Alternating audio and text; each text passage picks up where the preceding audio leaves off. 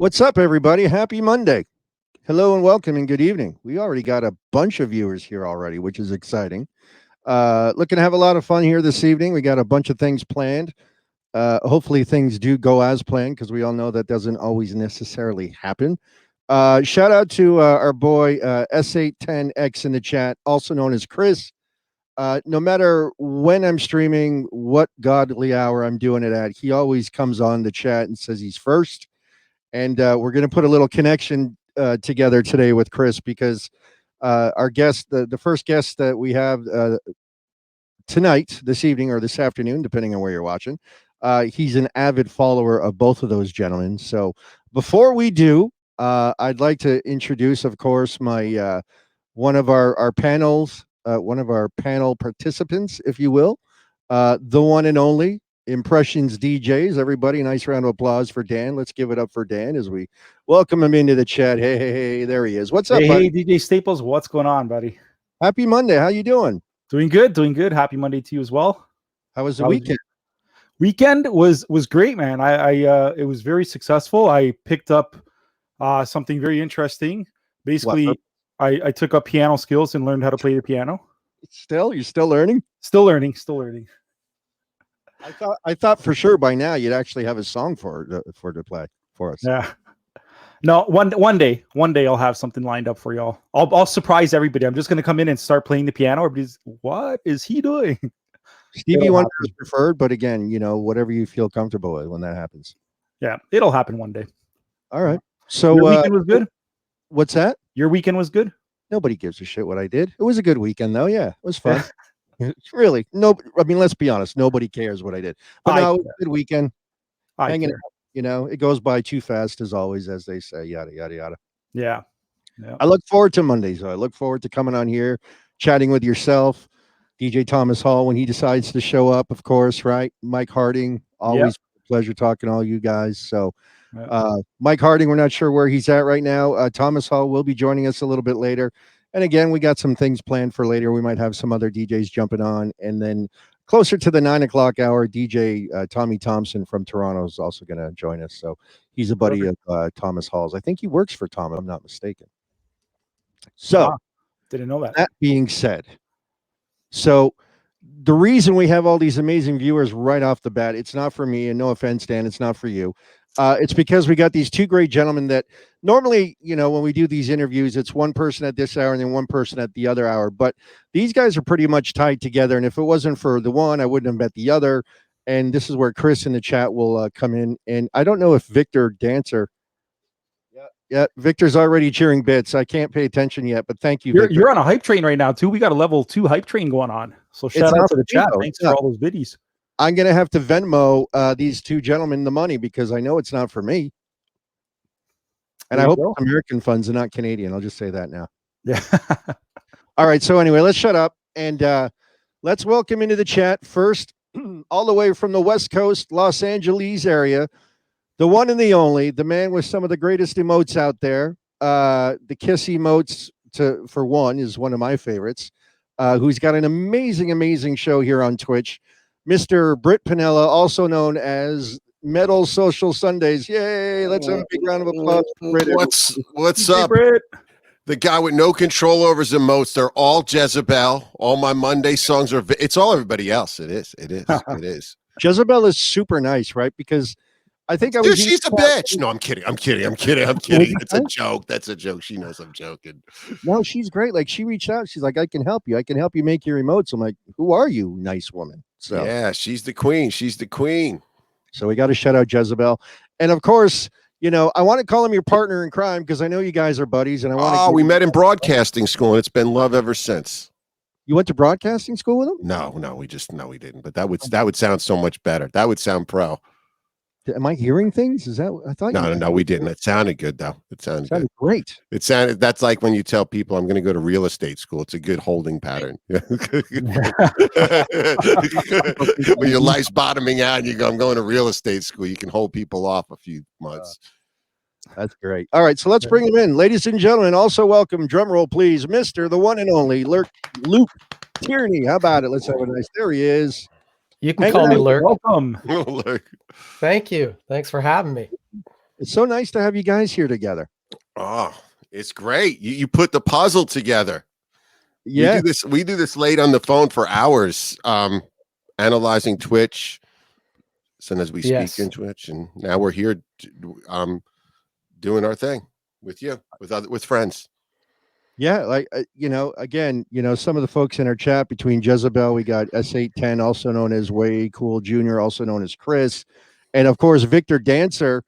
Victor was the one that turned me on to you, Britt. He had those kiss emotes, and I said, "Where did you get that?"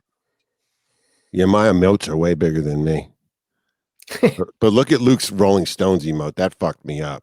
It's a race. Every week, someone does something goes, and now Luke looks like better than SNL on his set this week. But I'll come back swinging next week. I'll figure something out. All of them, though. What is the ultimate emote? Has anything top those two dancers? The two dancers really. Does anything top those two that dancing couple like those two emotes? I don't know what has. I don't know. We just had another gentleman for our panel here this evening. Everyone say hi to Revolution Radio, also known as Craig, who also has a show on Facebook. So welcome. Hi, guys. How are you? Well, thanks, guys. Thanks, guys. Thanks for having me tonight. Appreciate it. So we're just talking. This is we got Britt Pinella and Luke Tierney Music here, Twitch streamers and musicians, the both of them. So nice. Out from the West Coast.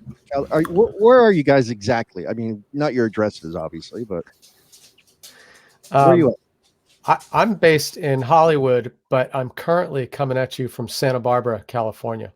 Nice. I'm looking at you already got a hype train. That was pretty exciting. You got to level 1. That was pretty exciting, man. I never get a hype train. Whenever you get a hype train on talk, come on. Yeah. Come on, man. We haven't even gotten to our best material. One of the first streams we were talking, somebody followed me, and my moderator, Mary, quite contrary, was laughing. She's like, "You got to follow her for this."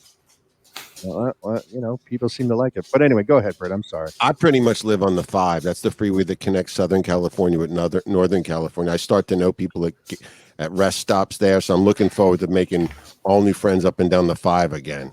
But I'm sleeping tonight in Northern California. I'm in my mom's house, 51, and living in my mom's house, my mommy's house.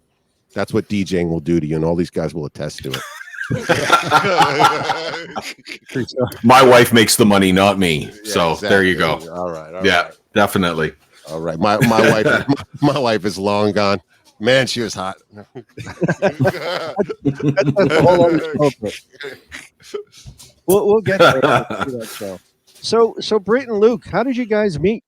I want to go back early before we get on to the Don't Twitch say broadcast school. No, broadcast school dropouts. We actually, that would be a good answer, wouldn't that be, Luke? We should just start saying that. How'd you guys meet broadcast school? I hear that a lot. Hey, I can help you out. I went to broadcast school. Cool. Backstory behind the whole thing and everything.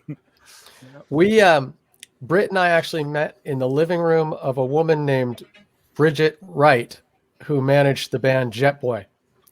And she ultimately, I don't even know if you could say she really managed our band. Maybe Britt has a different experience, but we were both dropping off, I believe, like whatever assets for the band for her to do managerial type things with. And we both met in that living room on Spalding. On Spalding, we did the same street Kurt and Courtney lived in and ruined their lives. It was off Melrose. They're better than that. Yeah. Wow. But Luke was way ahead of his time and way cooler than Luke was way more California as far as absorbed a lot more different type musics that I was soonly to absorb, like Hanoi Rocks and stuff. I was straight out of Jersey, Rat, Jovi. And I was looking at him and his buddy Chris, and they had Mohawk. The picture, I remember, it looked like a police lineup or something. If I remember, Bridget had you guys. Well, am I right? Maybe it was the picture you showed me the other day, but Chris was sideways. And that's an older picture. By the time we got to Bridget, we were had a little bit more of a cohesive look going. But that early one was definitely a mishmash of dudes in high school trying to get a look together. But yeah, Chris was ahead of his time. He was definitely he got busy early on the image game. Yeah. So let me ask you guys a question here because I see it in the chat already. Some people are asking it. Do you guys mind throwing a comment in the chat there just so they can see your name so we can Oh yeah, get you more followers there? A lot of them want to give you a follow. You guys are the guests. I'll type it in. No worries. I'm going to put a picture of myself from when I met shortly after I met Luke. And I met Luke, I think it's either 88 or 89. And he was never a dick. He was never a dick, but he always could play amazing. Sorry, I'm sitting here trying to type. And I'll put Brits up there in a second. So, you guys ever jam together? Did you? I mean, have you ever? I know you both are musicians by trade, if that's fair to say. But I have play in bands together. We didn't like back in the day, so to speak. But, we would have taken over the earth if we did already.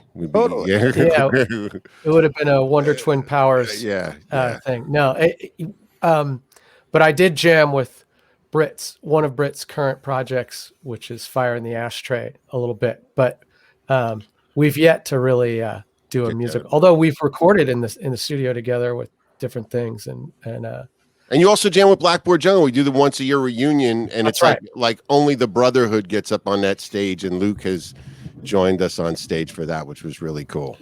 What instruments do you guys play? Luke, what do you play?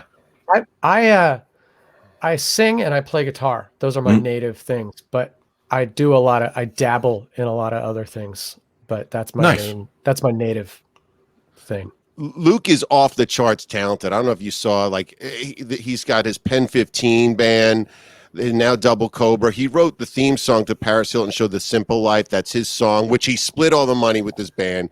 He's a great dude. He's off the charts. One of the most humble dudes you'll ever meet. It's just his talent is just out of control. And if you want to really see his talent, I have a commercial on my show where he plays the clavinet to Rat Round and Round, even though he says he didn't play it live, and that is just out of control. And he paints and he does. That's awesome. He's one of those disgusting dudes like that. It's just one of those guys that you absolutely hate because they can do it all, kind of thing. Yes, I do a lot of things, but I definitely I suffer from jack of all trades, master of none, to some extent. His Wi-Fi skills are where he suffers. What he makes up for a musical ability, he lacks in Santa Barbara Wi-Fi. Right. Yeah. And sorry, I joined a little bit late here, boys. Luke, are you in a bar right now? This is your drinks. In an attempt to create some sort of branding continuity. Okay. If you tune into my Friday night show, I will be standing at the bar playing music, and so that I wanted to do that. So fantastic. Looks better than my living room. A DJ Britt, you literally look like you're in a bunker. You're right. People say different things. Bunker.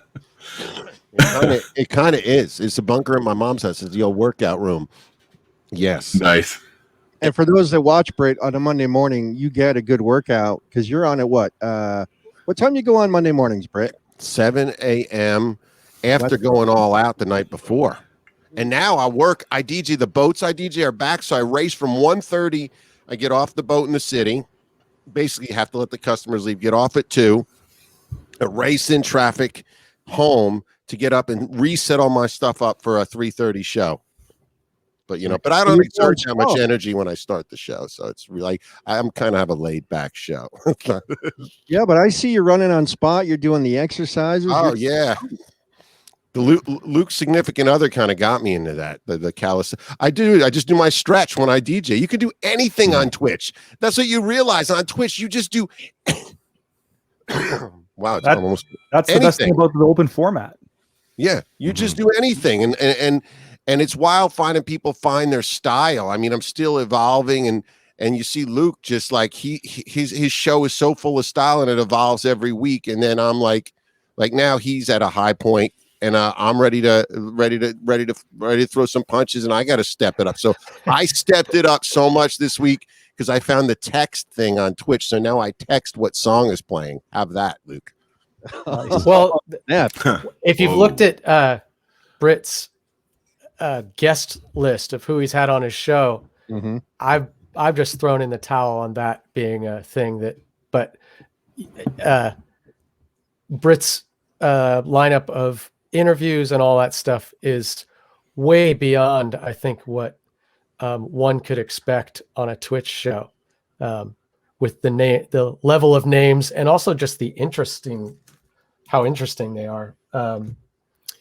So he can say what he wants about what kind of graphics I'm kicking, but I'd rather have the interview guests than the graphics. And my interviews are very based off Luke, because Luke tells a lot of people don't like I had the author of the Netflix series You this week, and it was one of my best interviews, but people drop like flies as far as my viewer count. I've had some BMX guys, but that's part of the shape, and Luke's the ones that's pushed me to go, you got to keep the shape, as opposed, and I play through. It's, you guys know from DJing, when you got to play through and keep a shape.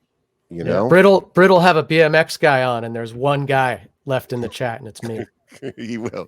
Luke gets it. That's it. That, when you DJ, you guys know when you DJ to that one guy or girl, and they're putting out so much energy that it's worth it than trying to play Uptown Funk again and just have everybody just kind of like, and sometimes you need to play Uptown Funk. For me, no less, because when you got that one person, you just keep them hanging on. One song in a loop. Well, if their energy radiates to other people, and Luke has that great energy that radiates to other people, and it's and that's what it's about. Speaking of BMX, speaking of BMX, you guys are, I'm sure you may be of the age. Do you remember the movie Rad? Sure. Well, yeah. Every time you play Real Life, Send Me an Angel, I get. Every single time I play that song, it takes me right back to Crew Jones and Bart Taylor on the, what was that, Wall of Death, I think it was called. Britt, did you have someone Eddie lined Fiola. up from the Eddie Fiola, the guy that Rad was based on, was on the show. He's actually my YouTube videos, and like him, he has 35 views. It's crazy. This is the guy Rad was based on. But I believe it so much, because what he said is they used to call him and interview him about the Rad, and then they made the actor dye his hair to Eddie's colors as opposed to the others, which was interesting. They filmed Rad down the house from my house growing up, dance, shout. And Chris, by the way, I don't know the favorite concert Luke and I were, but one of the funnest things was like 2 years ago, we went to a barbecue at our friend Rami from the Foo Fighters studio, and Dave Grohl was barbecuing hamburgers and running the barbecue while Robbie Krieger from the Doors jammed with our friends. And I'll say that was a pretty fun fucking concert. Yeah, that was cool. Yeah, that'd be all right. I got a hamburger from Dave. Did you get any? Did he cook? Did you get anything out of that? I did. I actually arrived at that thing so incredibly hungry, and as soon as he became the cook, it was like, well, now I'm like in line for a Foo Fighters concert, and I just want food.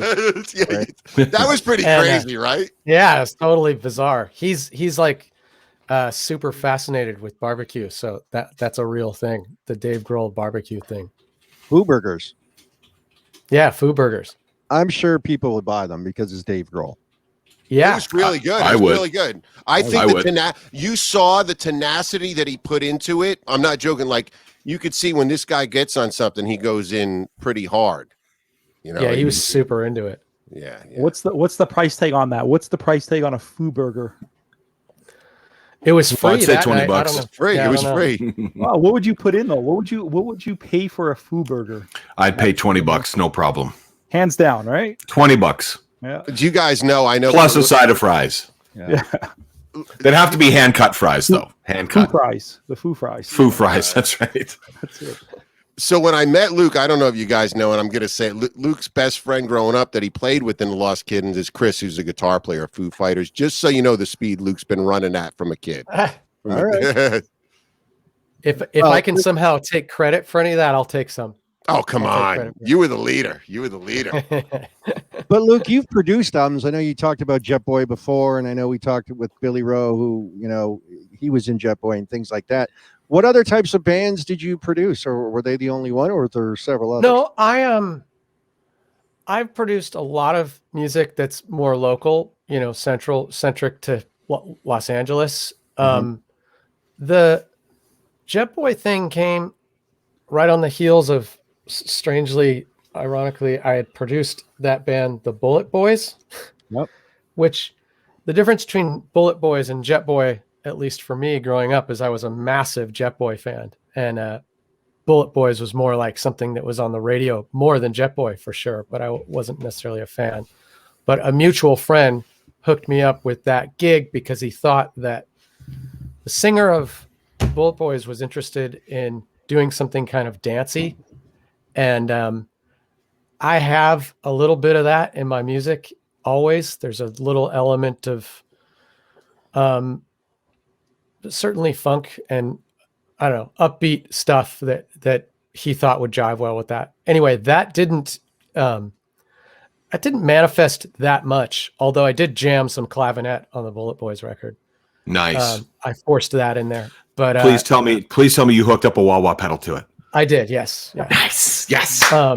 Good man. But so then the next thing after that was the Jet Boy thing came up, and now it's a totally different story because that's like a weird full circle dream for me because I was such a Jet Boy fan as a kid. But most of the stuff that I produce is either my records or local stuff. You know, I don't have like a big marquee discography of things I've produced. But and I actually, to be honest, if I'm be totally honest, I don't necessarily want to be a producer. I like producing music because I like doing it for myself. I don't like telling people what they should do. And I think it's because I don't really want to be told what to do musically speaking. I mean, in my bands, I'm not like a fascist, band leader guy about like, we have to do my songs. I'm totally open, whatever people want to bring. But I tend to end up in a situation where everybody's like, cool, Luke, what do you got? And then I just end up sort of doing that mostly. But yeah, producing other bands, it's not necessarily my thing that I want to do, but I do it, Sure. And now the band you have now, Double Cobra. Yes. What do you do? Are you singing and playing guitar in that band?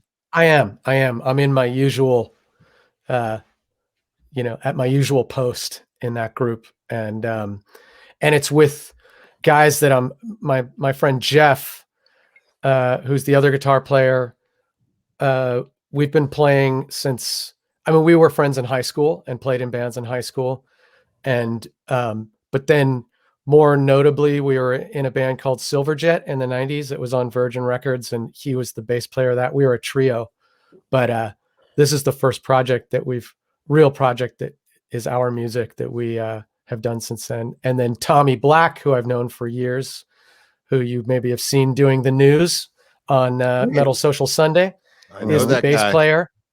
And he's another one of those guys like Britt, who I met really early on in my Los Angeles my move to Los Angeles. And then the drummer is a guy who I wouldn't say I poached, but the drummer of a band called Kill Lola that I did produce 3 albums for in LA, who are great. And they're one of the few that I would say like, oh, I produced this band and I loved the experience and I loved the band and I'm a fan of the product. And it wasn't just, I'm going to do this for money, or I should do this because it might help my career or something. It was just like, yeah, this is cool. This is in the family. And so Dan, the drummer of Double Cobra, it was in the band Kill Lola. And yeah, so that's Double Cobra. And that's the most current thing I'm doing musically speaking. Well, I got to be honest with you. And I was talking to Britt about this today on his show because I think he played it one show before the song Kick It Loose. Yes. If I had to sum that song up in one word, yeah, like Britt, put some shoes on, buddy. If I had to sum that song up, we get my new SE Vans that I paid a little. Yeah. Nice. Guy of your stature should be wearing nice, comfortable Crocs, for God's sake. I got Crocs. I'm going to get the new Yeezy Crocs. They're coming out in red. Guy, keep it laid back. Don't worry. Just keep it laid back.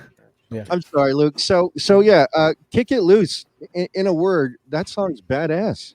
Oh, thank you. Thanks so much. Simple rock and roll.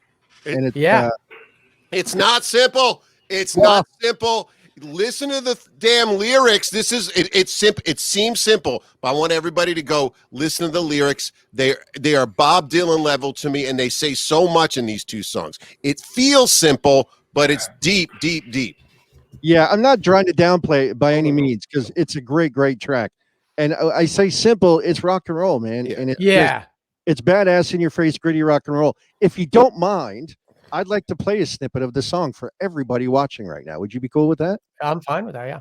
Our little free advertising. So this is a Take it. song called Kick It Loose, Double Cobra featuring Luke Tierney, vocals and lead and guitar. Yes. All right. So let's And check production. What's that, Britt? And production. And production. Maybe when we come back from the sample of the song, Britt will have shoes on. Here we go. I'm going to get. Put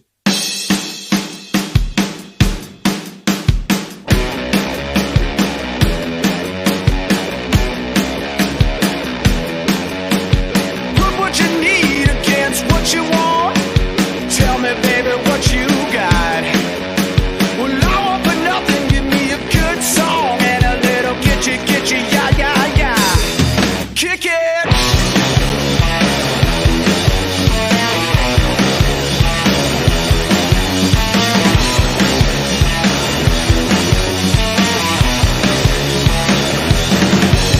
When life gets you down, you gotta kick it loose. Just keep it moving right on. You're feeling the demons, you're dealing with feelings. You better get a grip or it'll all be gone. Feel the weight of the world caving in. It's getting down to the wire. Is this really the world we're living in? Try to change it, but it ain't no use. You gotta roll with the punches, let it go. Kick it loose. So there you go. There's a snippet of Kick It Loose. That song rocks. Thank you so much. I heard an echo kick in there. I don't know if that was. Well, I didn't change anything. That has nothing to do with me. My Vans. Got my Fast Times Vans on, by the way. Love it. Goodness. So where can people find that? Can we find that on all the streaming services, the iTunes, Spotify, and so on? Yes, that song. I mean, that song and another one called "I Ain't Dead Yet" are both available on all the streaming things, and we have a full record coming.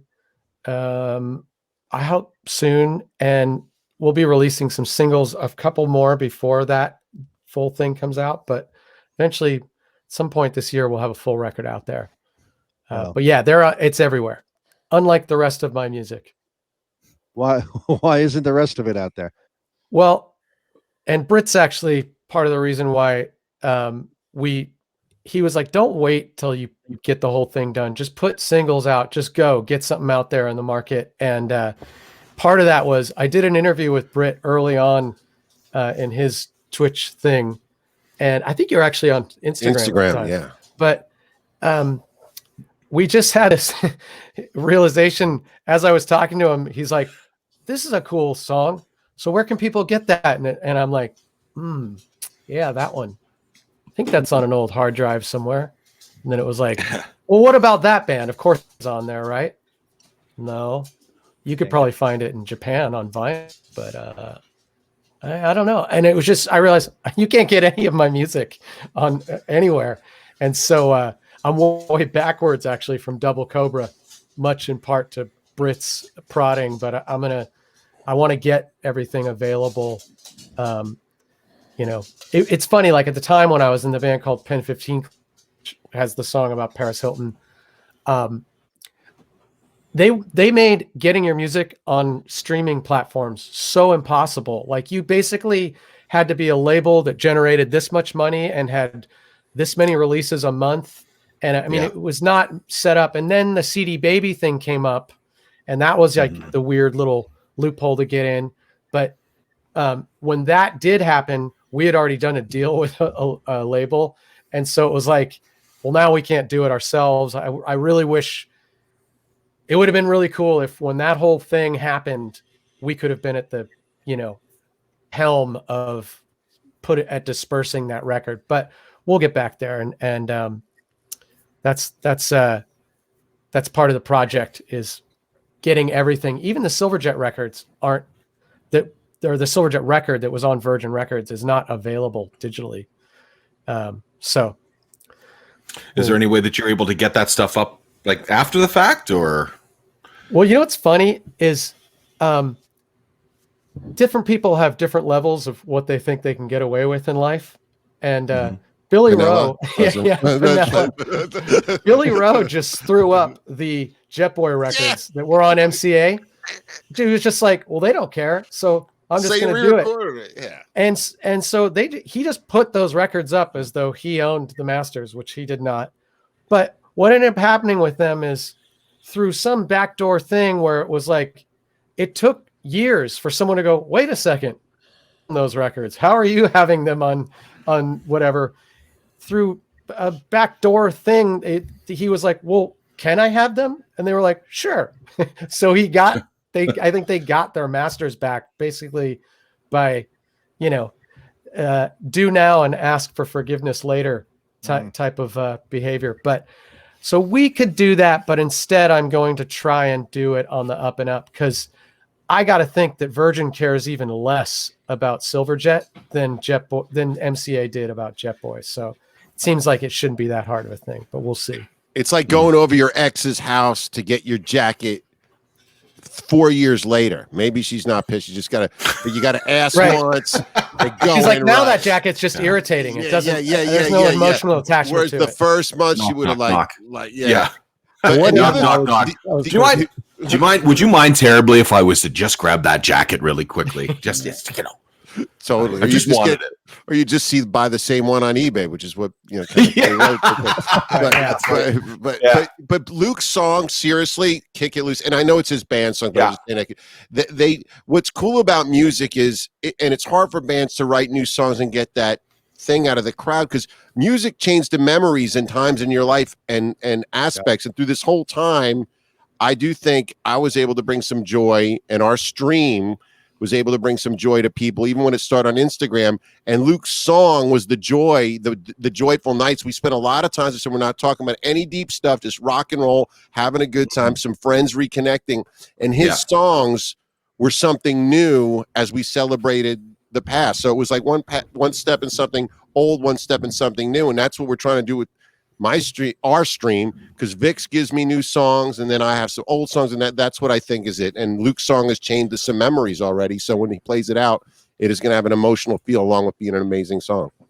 It's true. Britt pointed out that like our songs, those two at least, are going to be sort of tied to this weird time of isolation with the pandemic and everything, which is kind of cool, because it's even though that isn't a very enjoyable subject, it's cool that that'll be a cool, array of joy in the muck.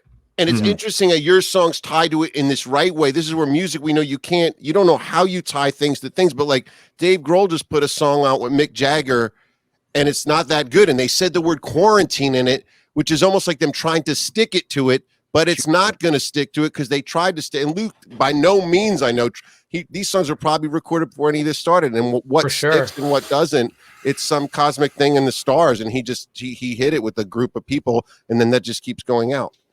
Yeah. Luke, I'm interested, if you don't mind, I'm interested. By the way, everybody out in the chat, apparently everybody's telling me my mic is it really hot right now? So this is one I don't use this. It's a blue microphone, and I'm not used to it. Is it safe? That sounds a little better. Does it sound okay? Sounds okay? All right. AMG and my buddy DJ Mike Harding were giving me trouble. So, Luke, when you sit down to write a track, music or vocals usually come first for you? If I've written, I don't know this figure, but if I've written 600 songs, 190 of them were music first. So yeah, music pretty much all. I mean, I know I've maybe once or twice, but yeah, it's pretty much always music first, and sometimes a subject matter concept or something first, but always music first. Yeah, because I'm always interested. Yeah, I'm always interested to see how songwriters actually approach their craft, because everyone does it differently, right? Yeah, in my high school band, I was in a band called the Lost Kittens in high school. Great name. That's a great name for a band. And that's a great name. So when we started that band, I really wanted to be in a band, but I wasn't much of a front person. I just wanted to be in a band and then I realized, now I got to be on stage and sort of deal with that thing. So no one in my band wanted to sing, and I basically lost the war of attrition in that group. That it was Another big word, Jesus. I know. I hate big words. Fucking big words. Check out the big brain on Brad. Let me Yeah, fucking get my- Google.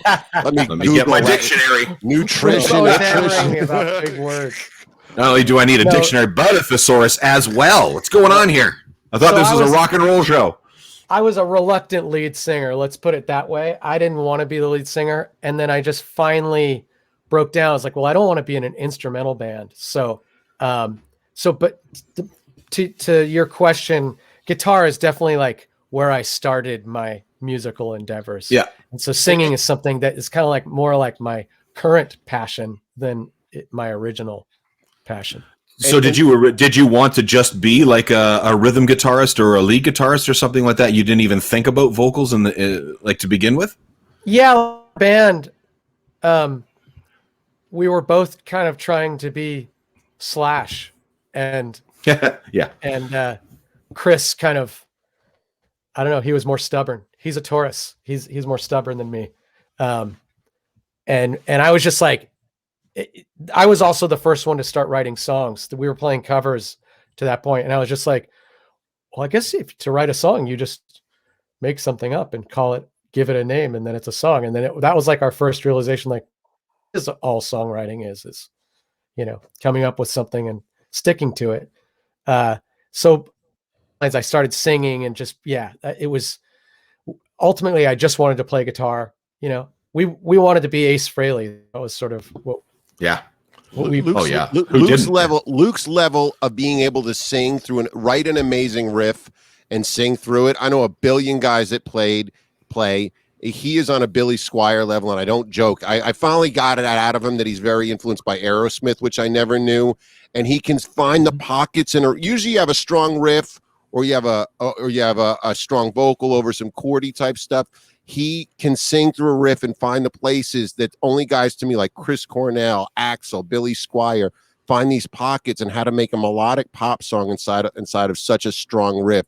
And that's just a gift from God. Or bad parenting. Yeah. a little mixture of both. Or a bit of column A and column B. Yeah. Yeah. My parents would totally cop to that too. Yeah. Britt, can I ask you a question? Of course. Tell me about this picture right here. We're Sunset Strip gods, man. Look at my hat, man. I read up a little bit. It said sleaze rock, and I thought that's not fair. It said sleaze rock, glam rock. I love it all, but Give it to me all, man. How old are you in this picture right here? Dude, I met in the living room right there. Yeah. Oh, really? Yeah. I think probably about 24, 25. So that's the name of the band, Blackboard Jungle? Yeah, we were named by Kim Fowley after the movie Blackboard Jungle, because he wanted older parents to know about the movie. It's a fucking amazing name, let's be honest. And I was gonna say that's a great name. It really is. It really is. You guys come up with Blackboard Jungle and Lost Kittens in the same broadcast. That's kick ass right there. Yeah. That's rock and roll. Yeah, and that's a pretty legendary Sunset Strip band there, and I look at that picture, go, God, I look cute, and I didn't cheat on my girlfriend once in those 8 years, and she left me as soon as the band kind of disintegrated. And what a waste of all that time that way. Do you still have the hat? Don't have the hat. You don't. What happened to it?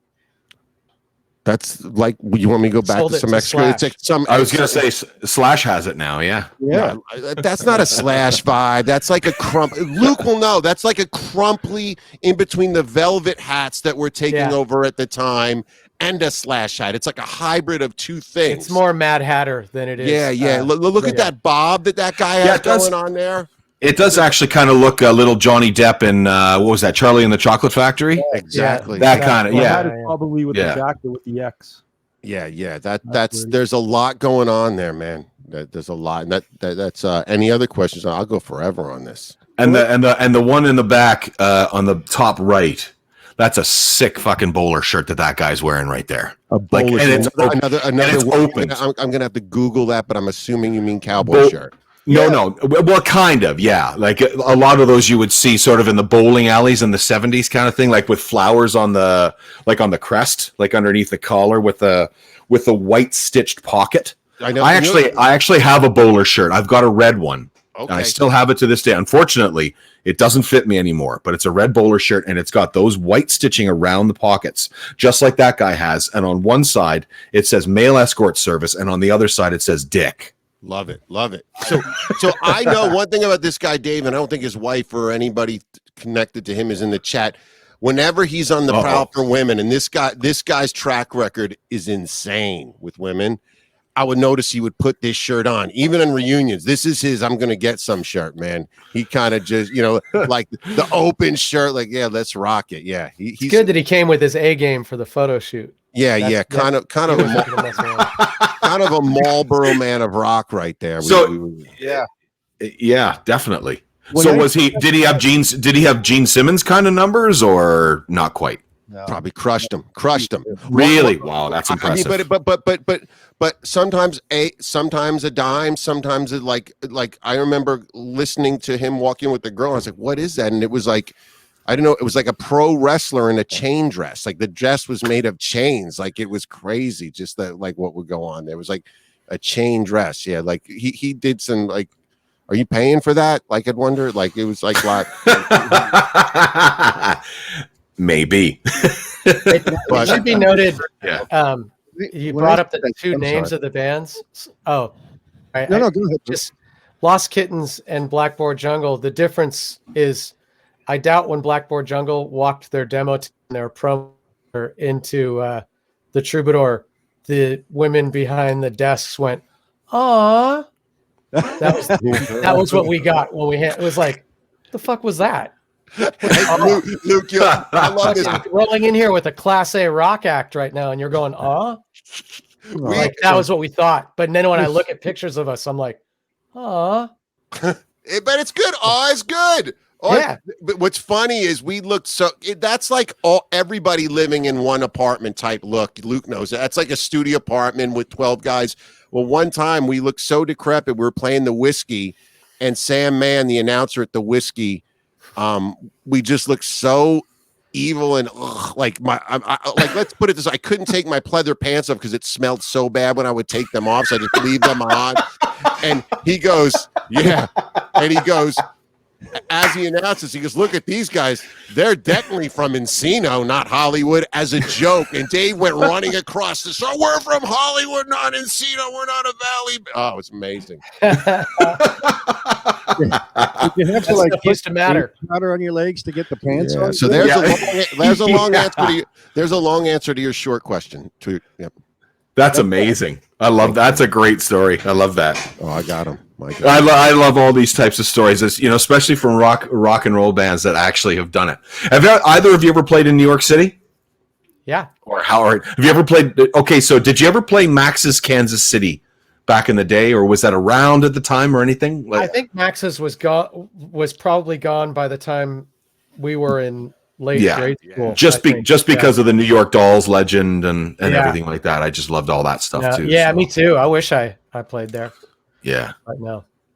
So once all the pandemic nonsense is over, you guys should come to Jersey and we'll hang out and go to all the clubs and the bars and whatnot. Dude, we go to my parents' backyard in Jersey and Tom's River better than any bar. Luke's coming. We're gonna go jet ski off the back.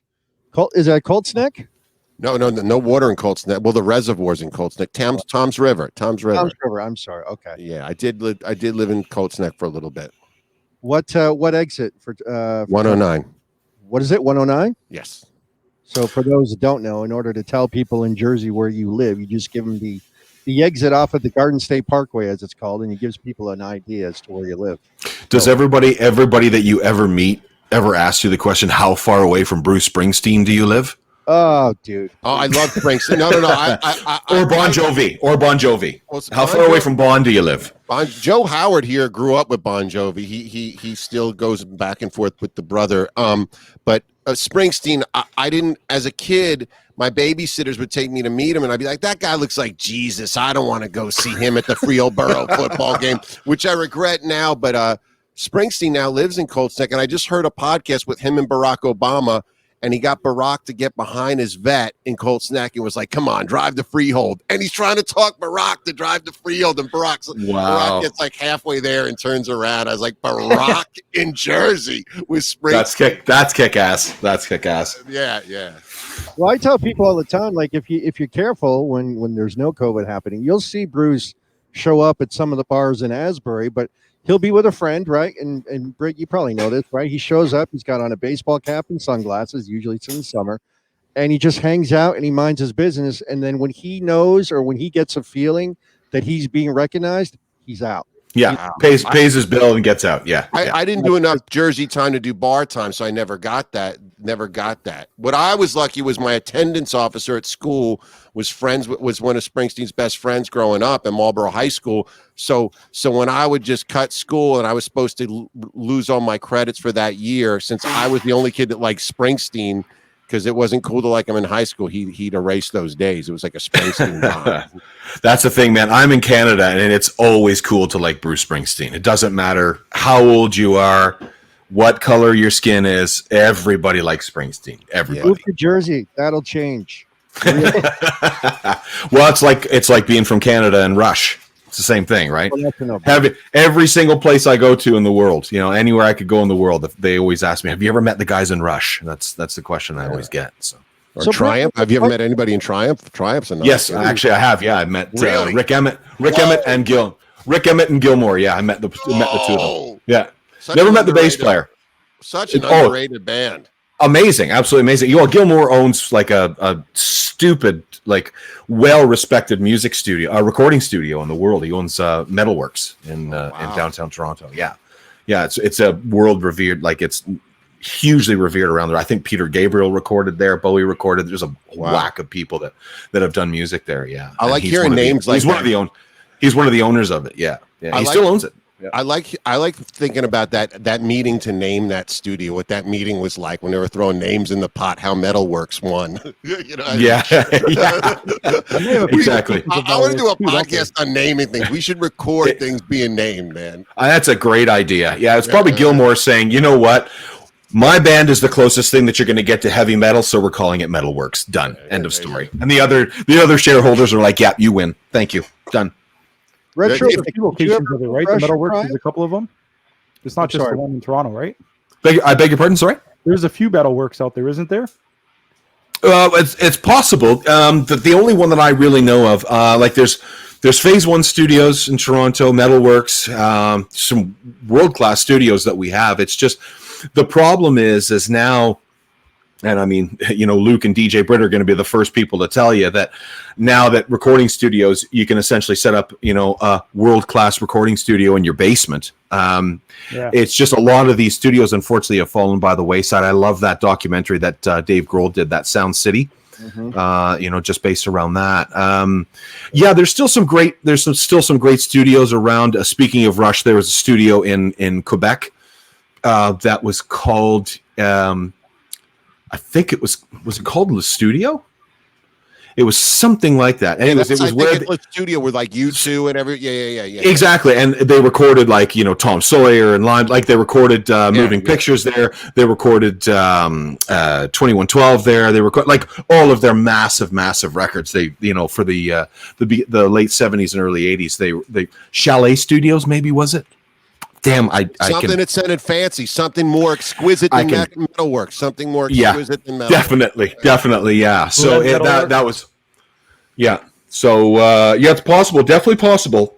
Pardon me, that there's more Metalworks around, and I don't know if Gilmore and the boys have opened it up around the planet, but Metalworks in Toronto, it's legendary in Canada. So, yeah. So.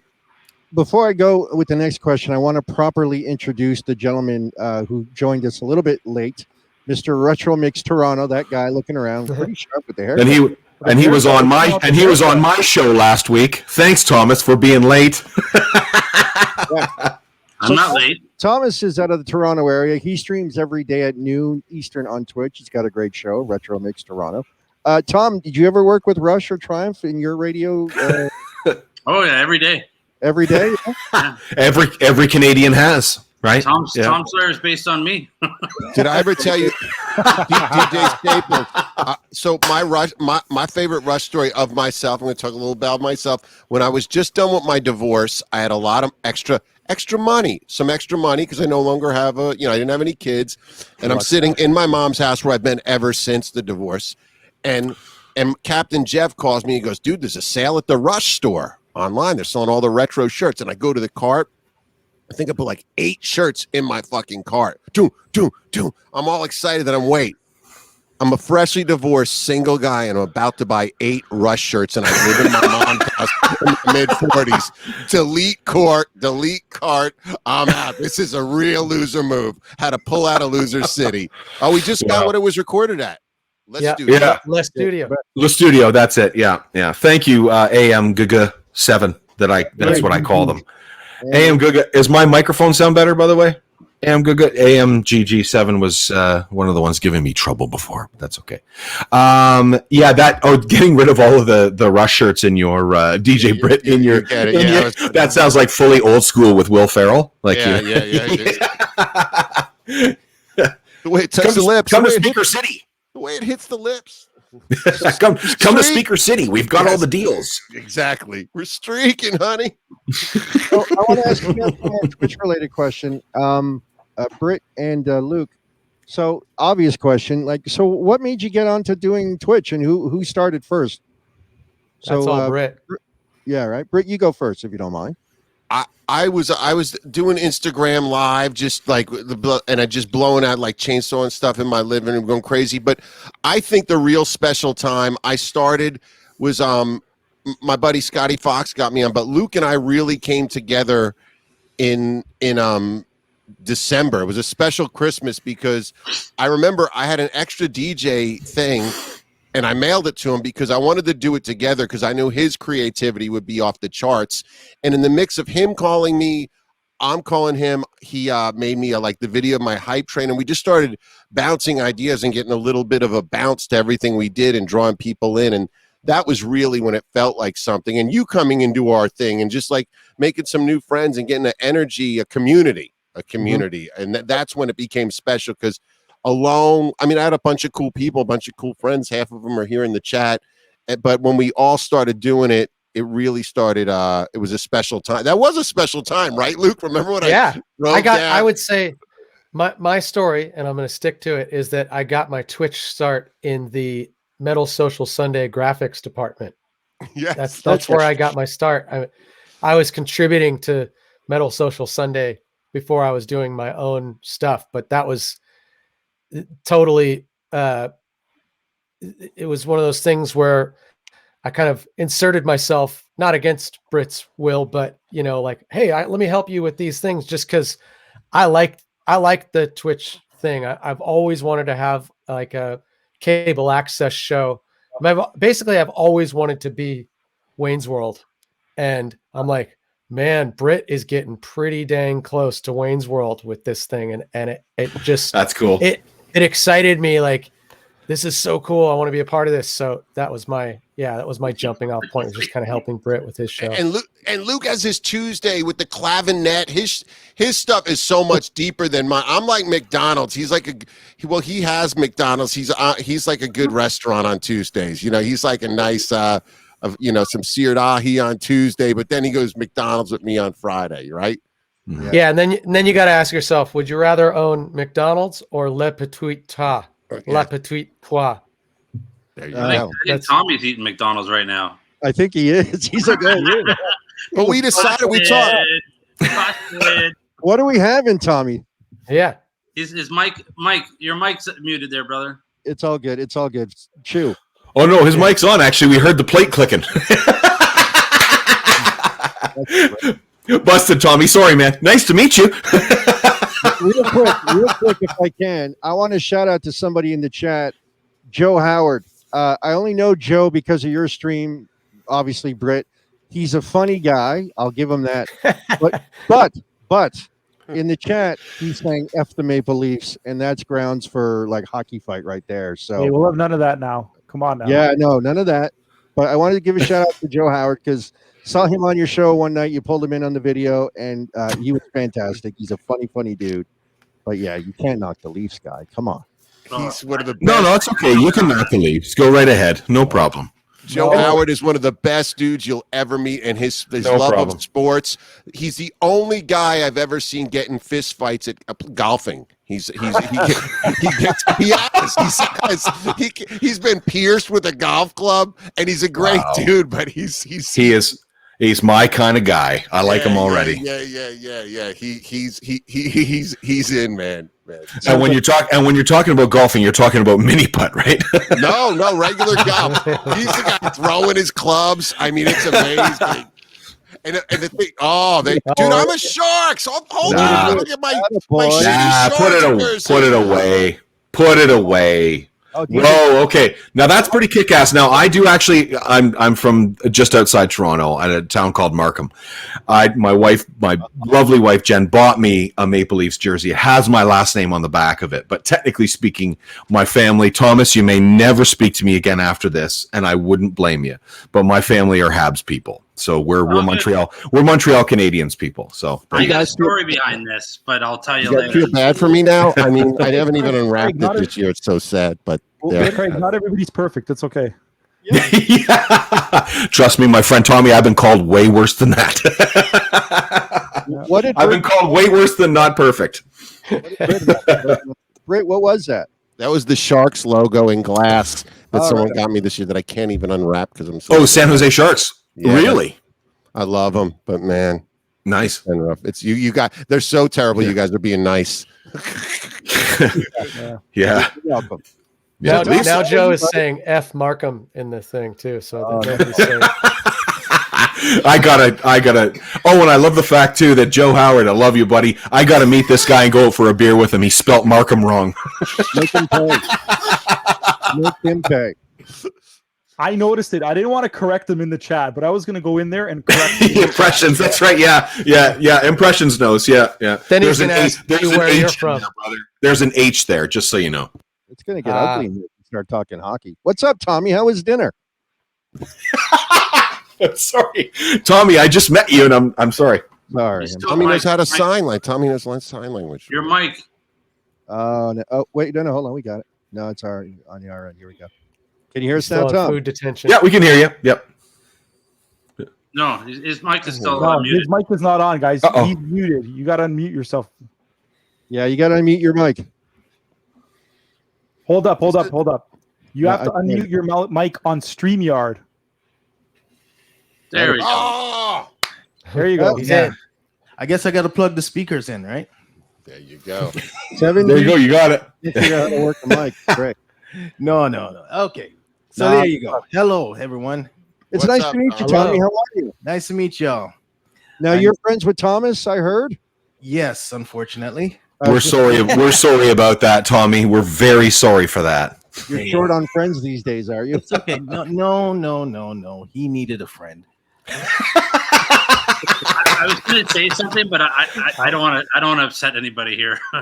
You can't upset me, Tom. You can't. Not you. Thomas, Other people in the say it. chat. Or me, Tom. You can't upset me either, buddy. I've known you for too long. It's something to do with what's going on in the States right now, and I'm not going to go there right now. Yeah, it's okay. Okay. Oh, okay. Yeah. You know what? In a good way, not in a bad way, in a good way. Don't worry. Everything's fine. Real Let's quick, not- before we go on, I want to just once again remind everybody, Metal Social Sundays, right, with an S at the end, right? Metal Social Sundays. Sunday, so- No, Sunday. No S in it. Sorry, how long have I been following you? That's Metal okay. Social Sunday here on Twitch. Follow Britt. A great show, a lot of fun. Let's do it. Let's just put something up here. Put it up there. The best heavy metal party on the damn internet. I don't care. And then Tierney, Right? I love it. That's great. Yep. Put the emotes up, and Mary, if you don't mind, putting their links to the Twitch in the chat. I'm not able to type in here. Is that because of the fact that I'm not a person that's actually logged into what is this? Love StreamYard? Is that what it is? Love that, Chris. You don't have. You can just type in Twitch. Type in Twitch. Where did I go? Oh, there Twitch. Oh, I see. Did you have to point Okay. out that I have no game in the You got thing? game. That seems unfair. There's a reason why it does that, because it's the way you set up your channel to be Right. listed. Because I don't play a video game. I don't have a video game. because I have people who are DJs and I give them a shout out and it says they have no game. They're like, what do you mean I have no game? I'm like, well, you didn't set your set your stream info, so it automatically will default to game instead of music. But I got plenty. I got to set that Definitely up. want to follow. I definitely want to be following DJ Britt here for sure. Oh, we have fun. Thank you. And if you know your metal, then come on and play the game show. We got a metal game show. By the way, Luke, I know my metal for sure. Oh, then you got to come on, man. You got to play the game, and then we'll get people to your channel. Luke, by the way, when people ask you, is that a real bar? Please just go yes. Just say yes. Just say yes. Yeah, actually, you know what? Yeah, he's right, Luke. Just go yes. It's like when I got divorced and people say, "How's your ex? How's Trish?" I go, "She's great." I just didn't. There's times you don't need to explain. Just go yes. Yeah. Yes, I am in a bar. Mix this up a drink and we're good to go. I own it. I own it. Yeah, it's closed. We're happy to be opening soon. That's all you got to say. We're happy. I'll make some drinks. Yes, we're happy to be opening. Luke, and you also have to get a couple of tap heads, like just to the right, like your right shoulder, right? It'll be perfect setup. When you come to my stream, I am actually behind the bar. I'm out in front of it now, but stream I'm fabulous. And I've as a new thing, I will be serving drinks. People keep ordering drinks during the stream, so I found a way to serve drinks. So we'll be. That's a great idea. Yeah. What's your pick of poison? I would say the thing I drink the most is beer, but for hard liquor, I'm a bourbon fan myself. Nice. Both great choices. I mean, you're in California too, so you're in the hotbed. I'm a huge craft beer fanatic.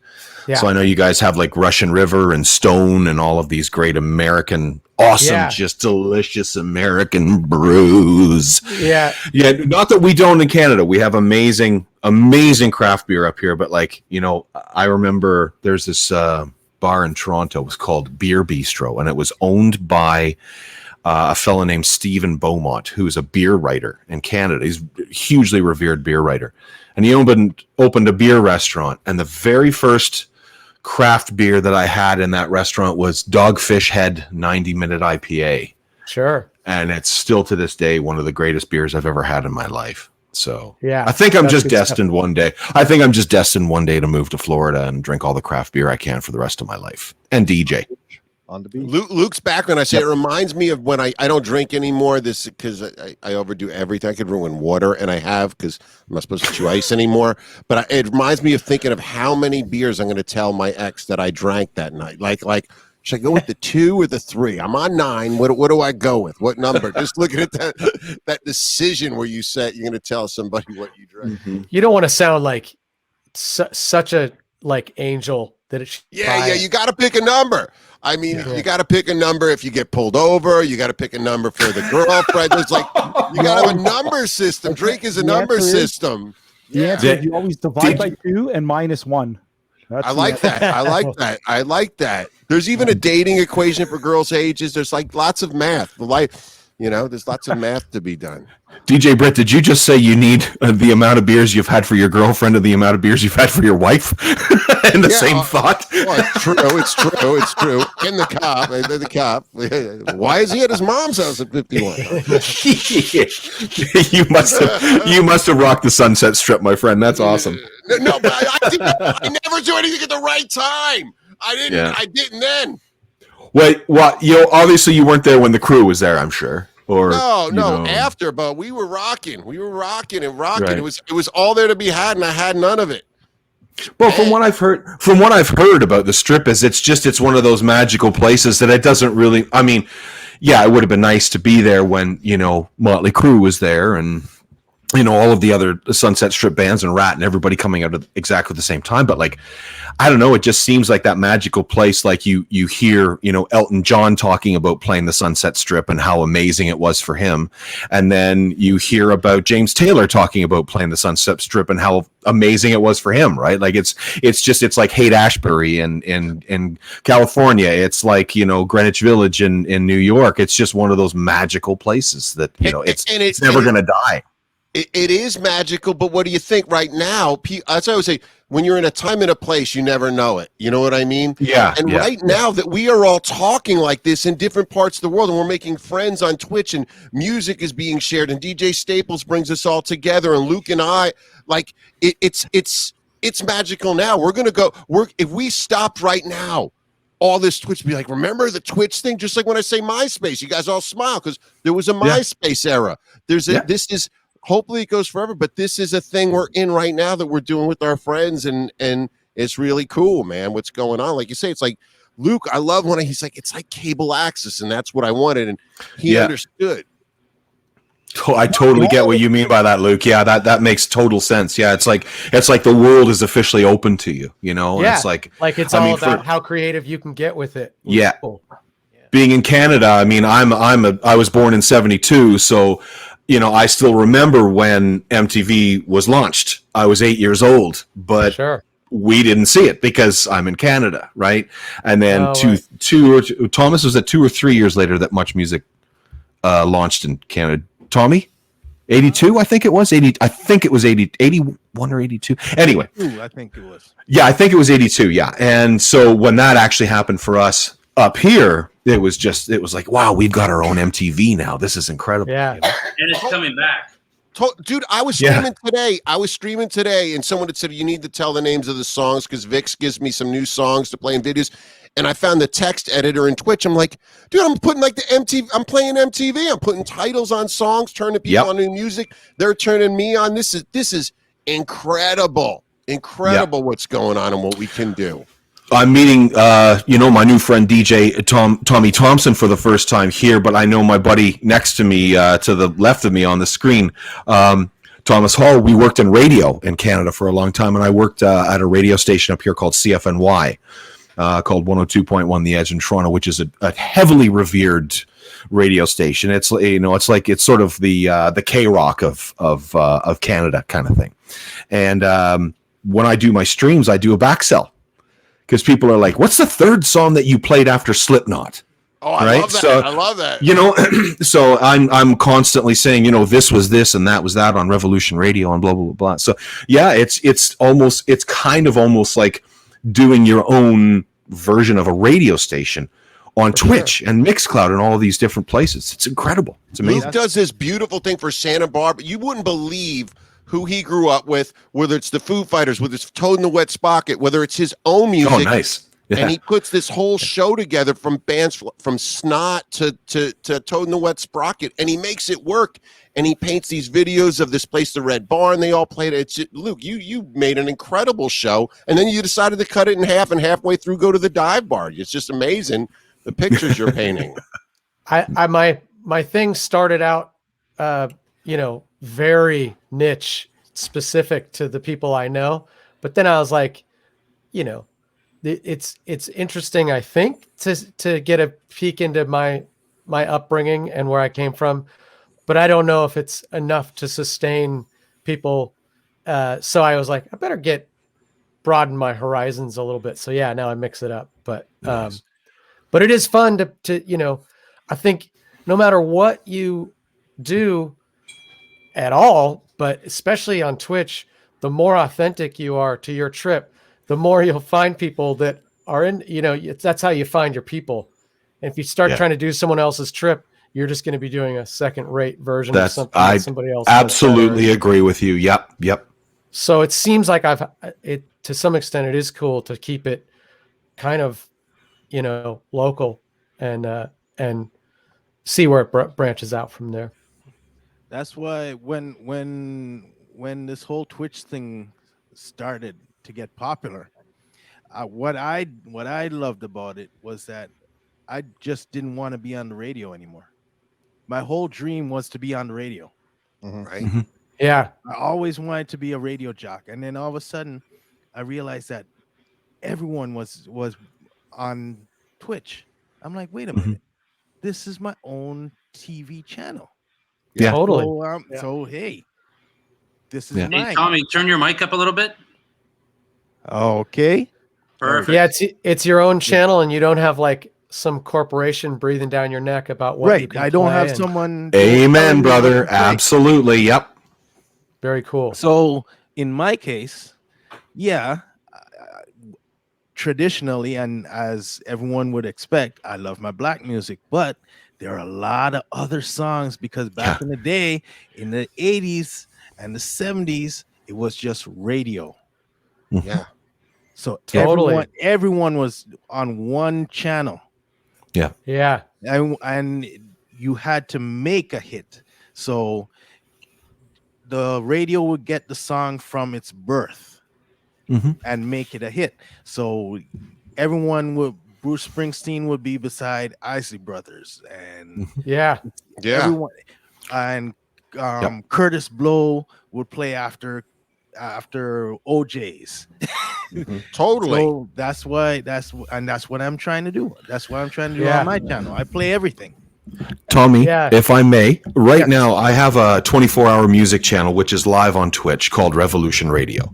Yeah. So if I may, Yes. this is what played in the last hour on my radio station. Is everybody ready? Yeah. So the Beatles, When I'm 64, Blur, Park Life, David Bowie, Golden Years, Kool Mo D, Wild Wild West, Classic. Prince, Kiss. Never heard of him. That was amazing. Hootie and the Blowfish, I Go Blind. The Band, The Weight. The Kings, The Beat Goes On, Switching to Glide, speaking of Bruce Springsteen. Classic. Amy Winehouse, Tears Dry on Their Own. Hooba Stank, Crawling in the Dark. Bob Dylan, Like a Rolling Stone. Bruce Springsteen, Glory Days. Chicago, Make Me Smile. James Brown, Papa's Got a Brand New Bag. Simply Red, Sunrise. And Laid Back, White Horse. That played on my radio station in the last hour. There you go. So everything from James Brown to AC/DC to like Slipknot to you name it. And that's the amazing thing about what we're able to do in this day and age. Now, listen, I've been in terrestrial radio before and I don't have an axe to grind, but I will say that if someone was to ask me to go back to terrestrial radio, I'd have a really hard time doing it now that I'm doing my own thing. Because not only, number one, can I swear, like I can say shit on the radio, like on my music channel, right? Sorry, Craig. We're gonna have to up here. You can. you off now, Craig, for swearing. Yeah, he just instantly gets. Sorry about that. Oh, No, sorry, Craig. That's it. Oh shit! Sorry about that. But it's just the fact that essentially now in this day and age, you're able to do whatever you want. Tommy, like you're saying, you can play Isley Brothers next to AC/DC. You can play, James Brown next to, which will easily go. You could easily play Bob Marley, but after that, you could play, the Everly Brothers or Beach Boys or something like that. I mean, And also, that's the amazing thing about what we're doing now is that you could never do that on major market radio. and also, I can play rap music like how I like it. Yeah. What do you play, Yeah. Tommy? What do you play? What's one of your set lists like? I'm really interested. What do you play? Oh, okay. So I play all kinds of stuff, and that's why I like working with Tom when there was weddings. Nobody ever. Tom's awesome. Just so you know, this guy right here above me is fucking awesome. I know you're gonna have to take me off the screen again, Staples. Go ahead, take me off. Take me off. Oh, you're good. You're I'm good. out. Okay, he's fucking awesome. Sorry. Because what happens is, Tom lets me just do me. So he doesn't put me with what he thinks I can do. Like in any wedding, he just gives me a wedding and say, do what you gotta do. So, and sometimes the weddings, the bride and the groom, they're kind of, Sorry. in the beginning, there's when is the DJ coming? I'm like, I'm the DJ. What do you want to? Oh, okay, you now okay. don't say that. I'm Really? telling you, it happens. It Oh, totally my happens. God. Wait. Let me be fair. Wow. Afterwards, everyone's happy. Of course. Okay. Tommy, Everyone's happy. They're looking at me like, wow, how do you know all of this? And it's because I just remember music. Mm-hmm. both Yeah. you got. Thanks, I- thanks, Joe Howard.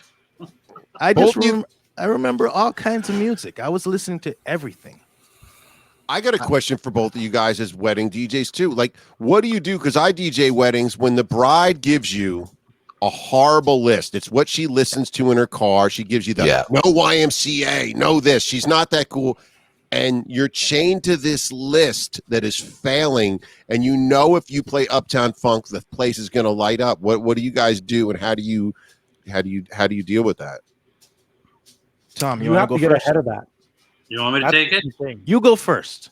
Okay, so in regards to our clients, we provide a wedding guide that details everything, and it's an amazing guide that I got off a friend of mine years ago. And yes, I do have clients, and they'll list genres of music, bands, songs, everything they want. And then the odd time, yes, you'll get people like, I don't want to hear anything top 40, and yet it's a top 40 crowd. How do I handle it?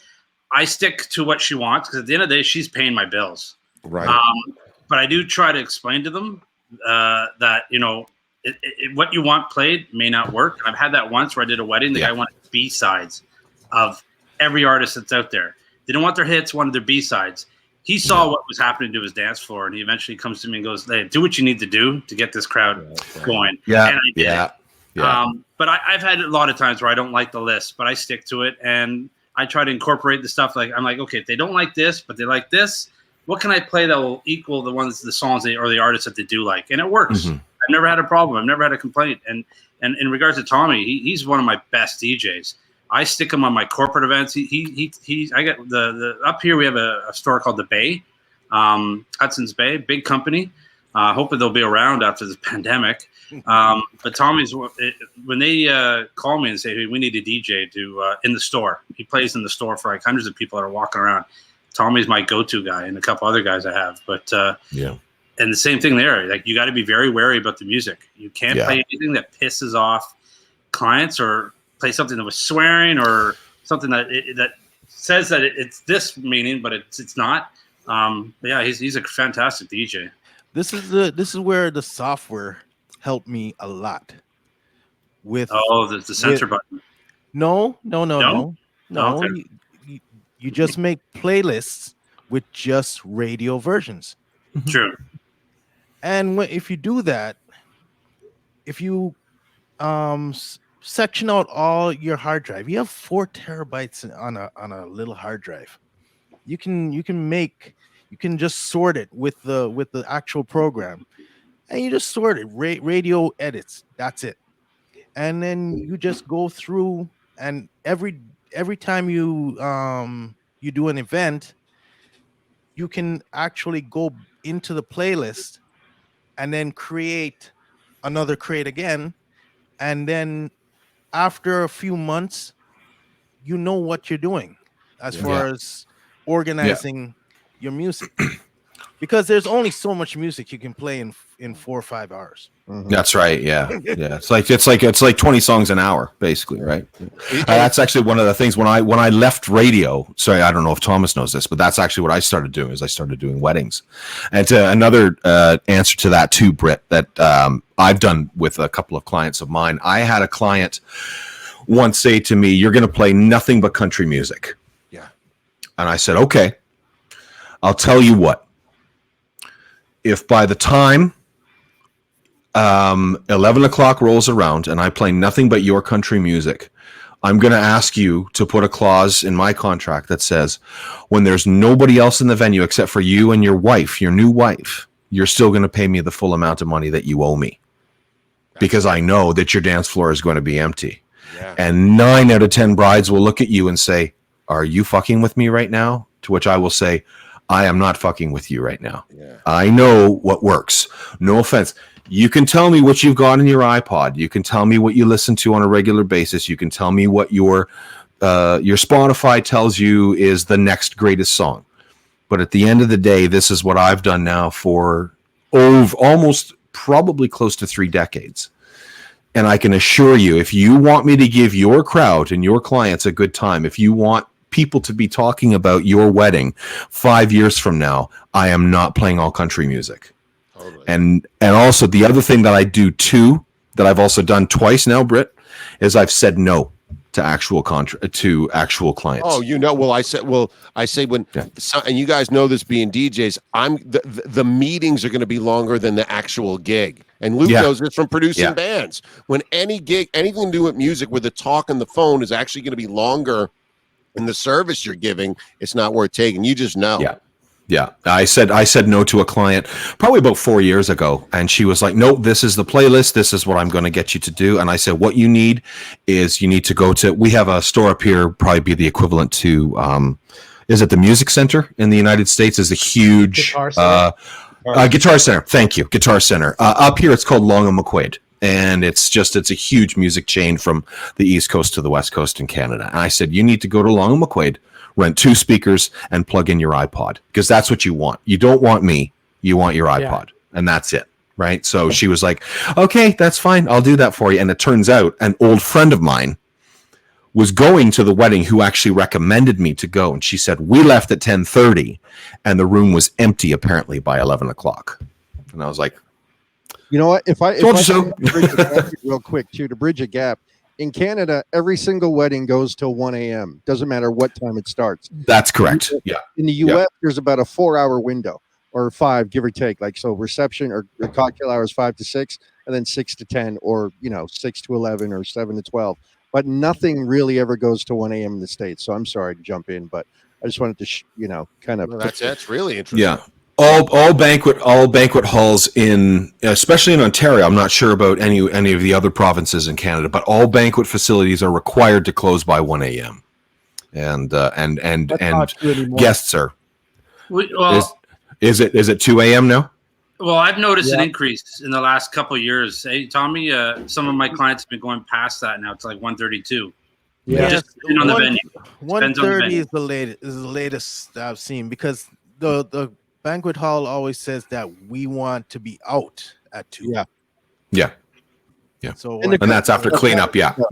The good thing about that, when you got a 1 a.m. or 2 a.m. hard stop, there's no chance in hell that if somebody's like, "Oh, can you please just go an extra hour?" Because if you end at 11 and you're having a good old time, like, "Oh, can you go an extra hour?" Well, A, you got to check with the maitre d' of the place or whatever. But B, you're going to pay for that hour.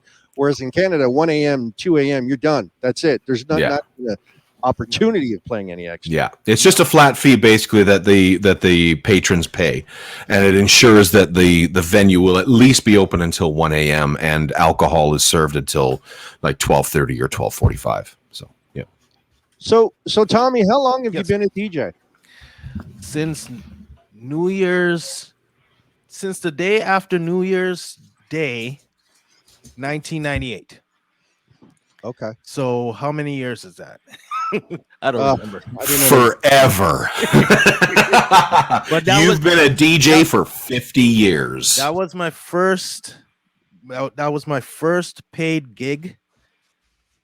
The day after New Year's, and I didn't think it would go good because of the date, but it was tremendous because it was a Saturday. There you go. Where was it, Tommy? Where did you play? It was in Scarborough. I know Scarborough very well. Whereabouts? There was a place, 55 Nugget. I forgot the name of the place. Was it? You sure it wasn't Caddies? No, not Caddies. No. I would remember. We all played Caddies at Kingston. What was it, Kingston and McAllen? No. I've been in Caddies, but I've never played in Caddies. Britt and Luke, Caddies is a strip bar in Toronto area. I played Caddies. Caddies is gone now. Yeah. Oh, long gone. Yeah. Yeah. They're building townhouses on that 55 Nugget. Was that around strip clubs in Toronto and in Montreal, but I can't remember the names of them. But I remember that they were of a quality that I thought was better than what I was. That's one thing. That's one thing I will say about Canada. We have some quality strip clubs. Not that I know or anything. Allegedly. I've never been to one. I've heard. Brass rail! What? Oh, my wife just said Brass Rail. My wife's been to the Brass Rail, which is a strip club in Toronto. Love you, honey. It's a good. That's a good sign when your wife will yell out strip club names. My wife is amazing. You have no idea. So 55 Nugget, we're going to look this up real quick. Yeah, 55 it used Nugget to be Scarborough. called. Yeah, it's been called various different things. It's now called Safety First Security Services. That's definitely not it. No. But it probably is right now. But yeah, it's been a nightclub for a while, and then Twilight Family Restaurant. That's it. It's been there for forever. Twilight? Yes, that's the latest. Twilight, yeah. The latest one, yeah. Yeah. But back then it was something else. Oh, it could have been Curves. Curves Gym? No. Where our buddy Jimmy Fallon goes? No. But yeah, Okay. that was a very good party. Starting from scratch was on that bill too. Oh, nice. Yeah. He's okay. And Starting then, from scratch just needs to work on his technique and he'll be okay. And then they let off fireworks in the party and he left. Wow. Tony, he was here a week ago on our show as we interviewed him. Last week. All Yeah, right. a week ago. He was No, great. he's cool, man. He's cool. Yeah, he's But great. He's a great cat. Awesome. Yeah. That was He's a years legend. ago. That was years ago. And then I've been a DJ at various different places and not too great places, and We've been there. been So- paid, been not paid. Yeah. So prior to becoming a DJ, though, Tommy, were you just like a guy that really liked music? And At first, I really loved music. Sure. And I would, according to my dad, stupidly buy all these records. And then the record buying became a real bad habit. Me too. Every Tuesday and Thursday. Yep. And Every Friday for me. Yep. And then I started buying crates to keep the records in. And then I bought real turntables. attaboy. And took me so long to get a Newmark mixer instead of the realistic mixer I had. Oh, yeah. And that I got a PPD, Newmark PPD. Oh, geez, I forgot the number. Mhm. But I think it was orange and black, something like that. It was some heavy piece of machinery, but it was a mixer, 19-inch rack mixer. Nice. Hey guys, I have an interesting question for everybody. So we've got some musicians here. We've got some DJs here. Let's start up on the top right-hand corner. Luke, what's the one piece of gear that the very first time you laid your eyes on it, you were just like, holy shit, I must have that?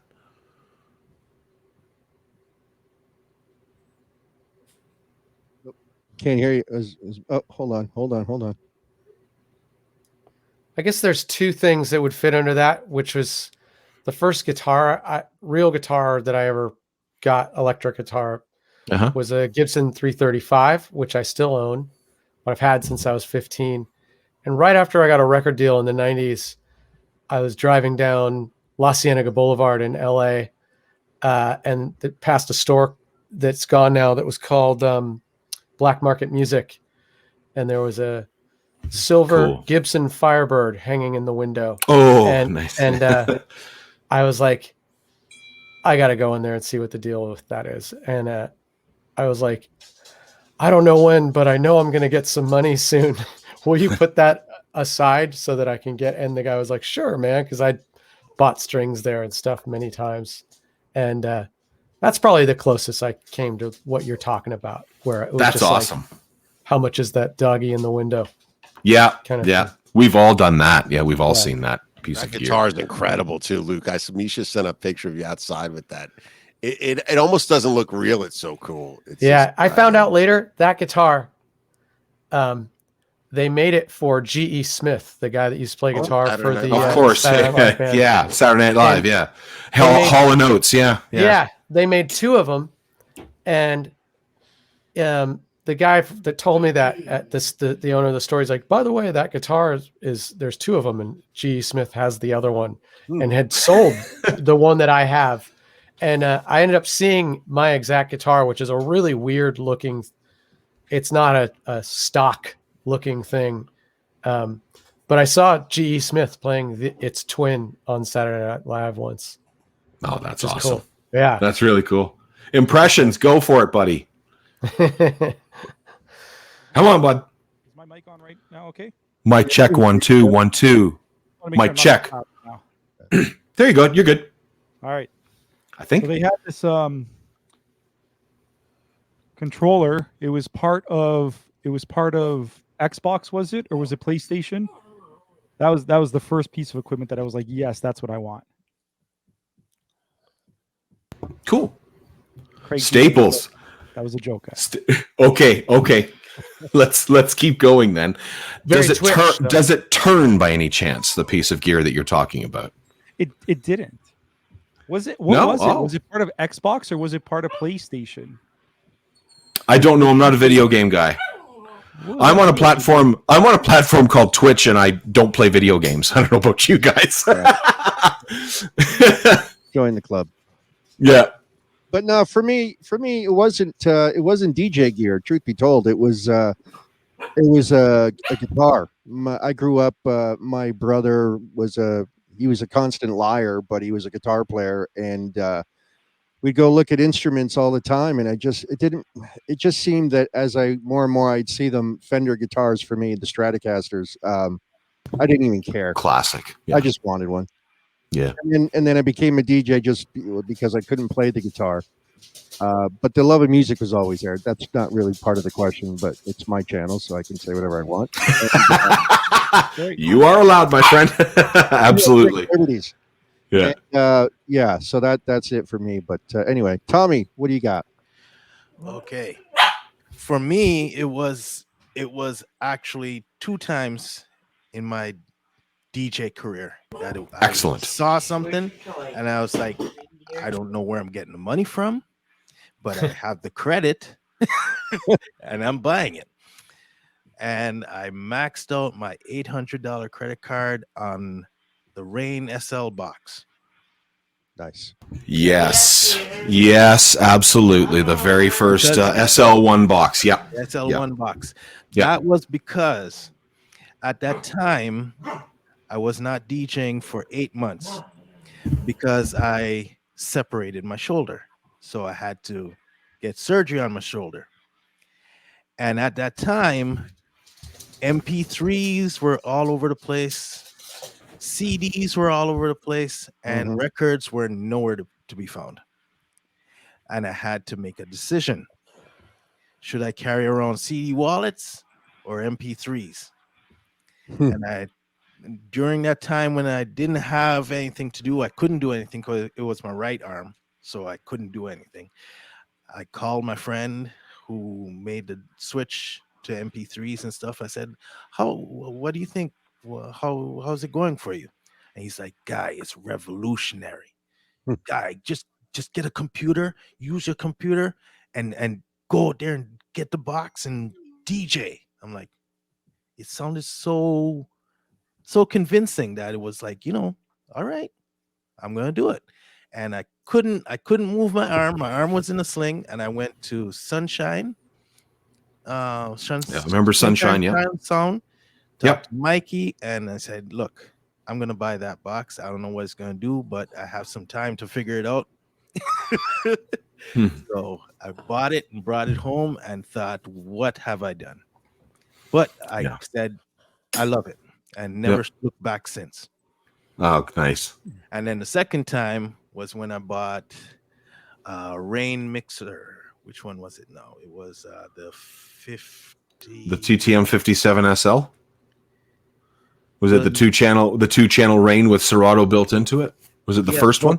Not the first one. The second one with the little colored squares that were the Q buttons. Oh, the Rain 21. Yes. Yeah, Rain 21. Yeah. Rain 21. I bought that. I loved it. It was brand new, clean. Took the paper out the box, the plastic off of it. I felt like $1 million. Nothing like ripping off that plastic, eh? Yep. And no, it's so good. And now I own a house and I can't do that anymore. I hear you. Never say never. What What about you, Thomas? Mhm. What was the first wake up? I'm here. Wake up. Okay. He's the gear that really got you excited. I have 3. I can say the first one. Do you remember the dual CD players back when we? Of course. buddy. That's the Den. Is that the Denon 2100F?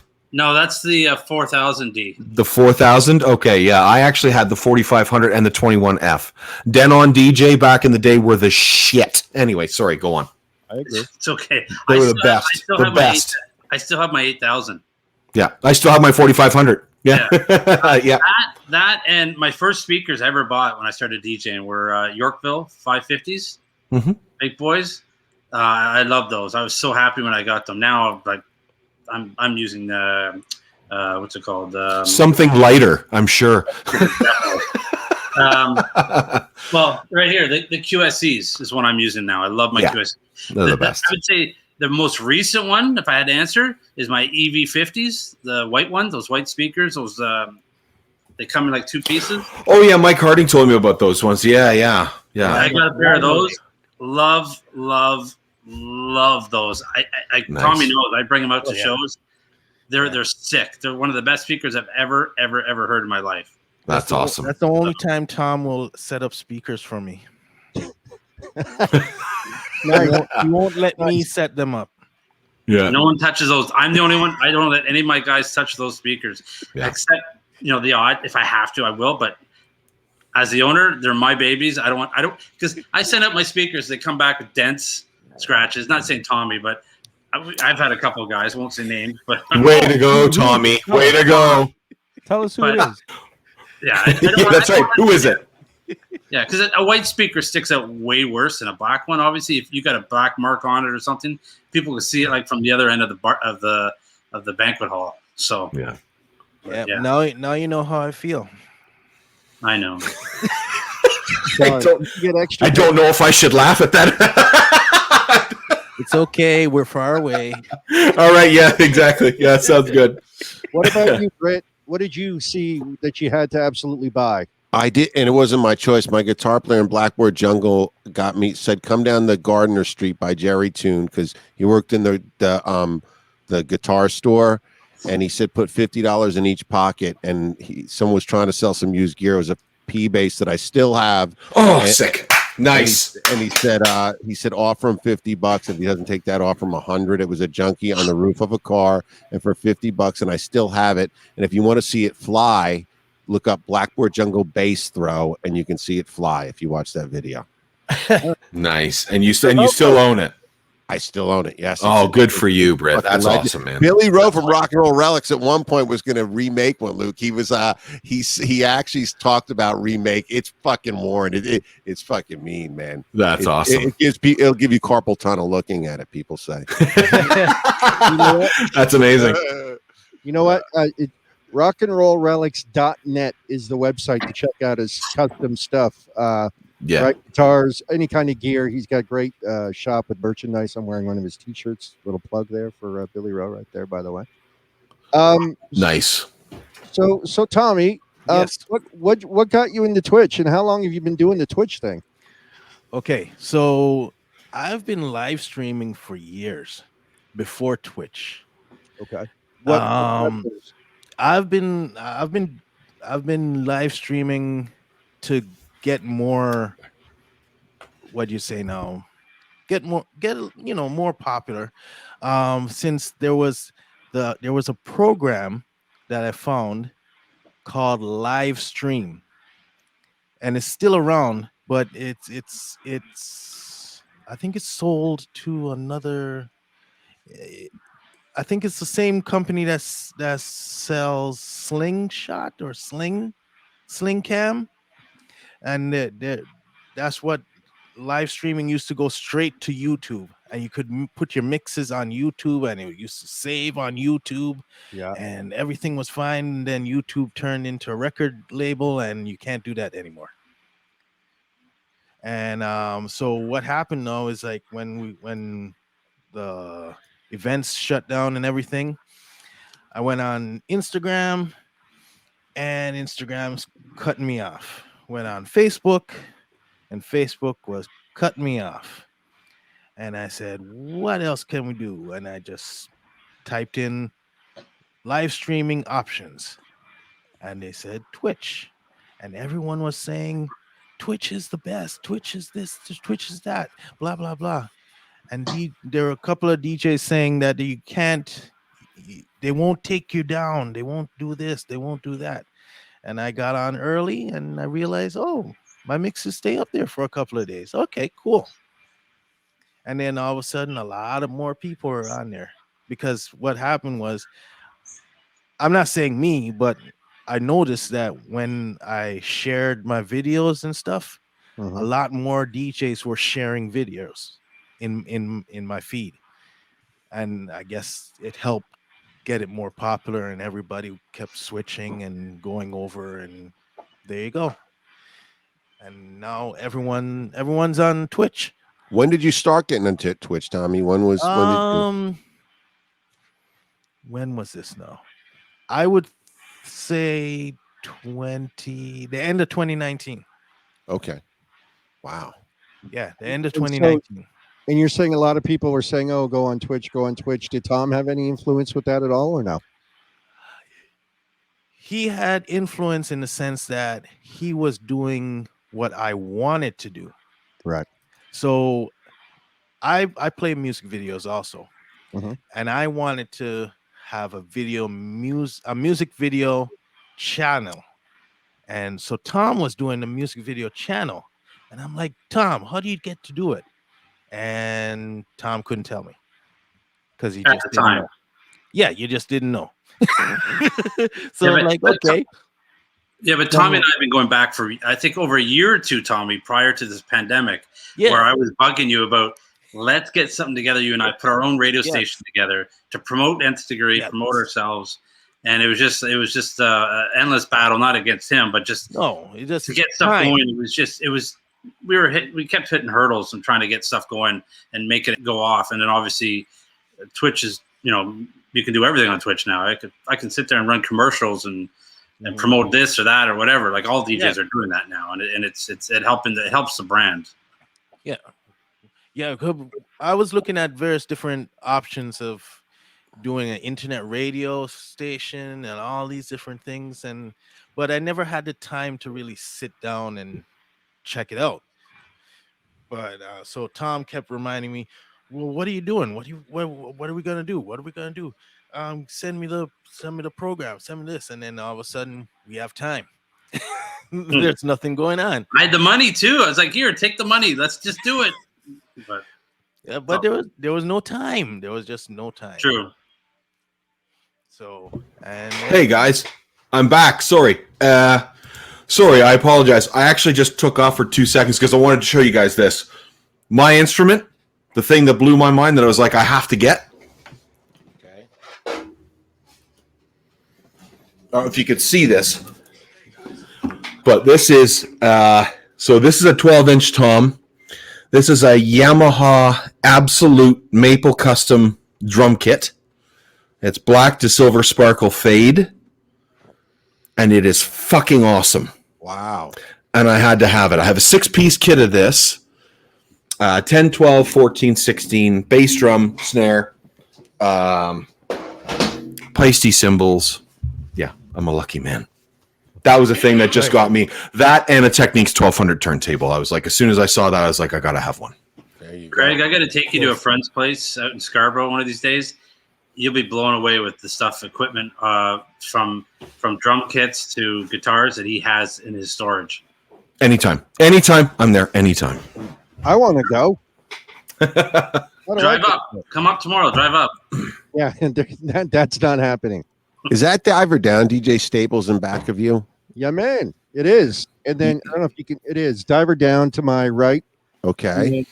I don't know if you can see it, but I got Van Halen 1 to the left. So you're a big you got the Van Halen emotes. You're big time into Van Halen, right?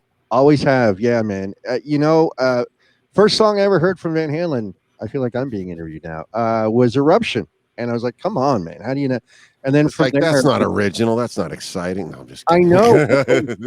Yeah, it's a piece of shit at work, right? And then until you really got me, and I'm like, wait a second, what's going on here? And then started listening to the albums, and I mean, I would just light up any chance that I could see Eddie Van Halen play. And then, I mean, come on, David. I'm not going to get into the whole David Lee Roth, Sammy Hagar argument, A lot of my friends like both inceptions of Van Halen and have said it's two separate bands, and I'm cool with that. Me too. But Yeah. David Lee Roth, easily one of the greatest, in my opinion, greatest frontmen ever.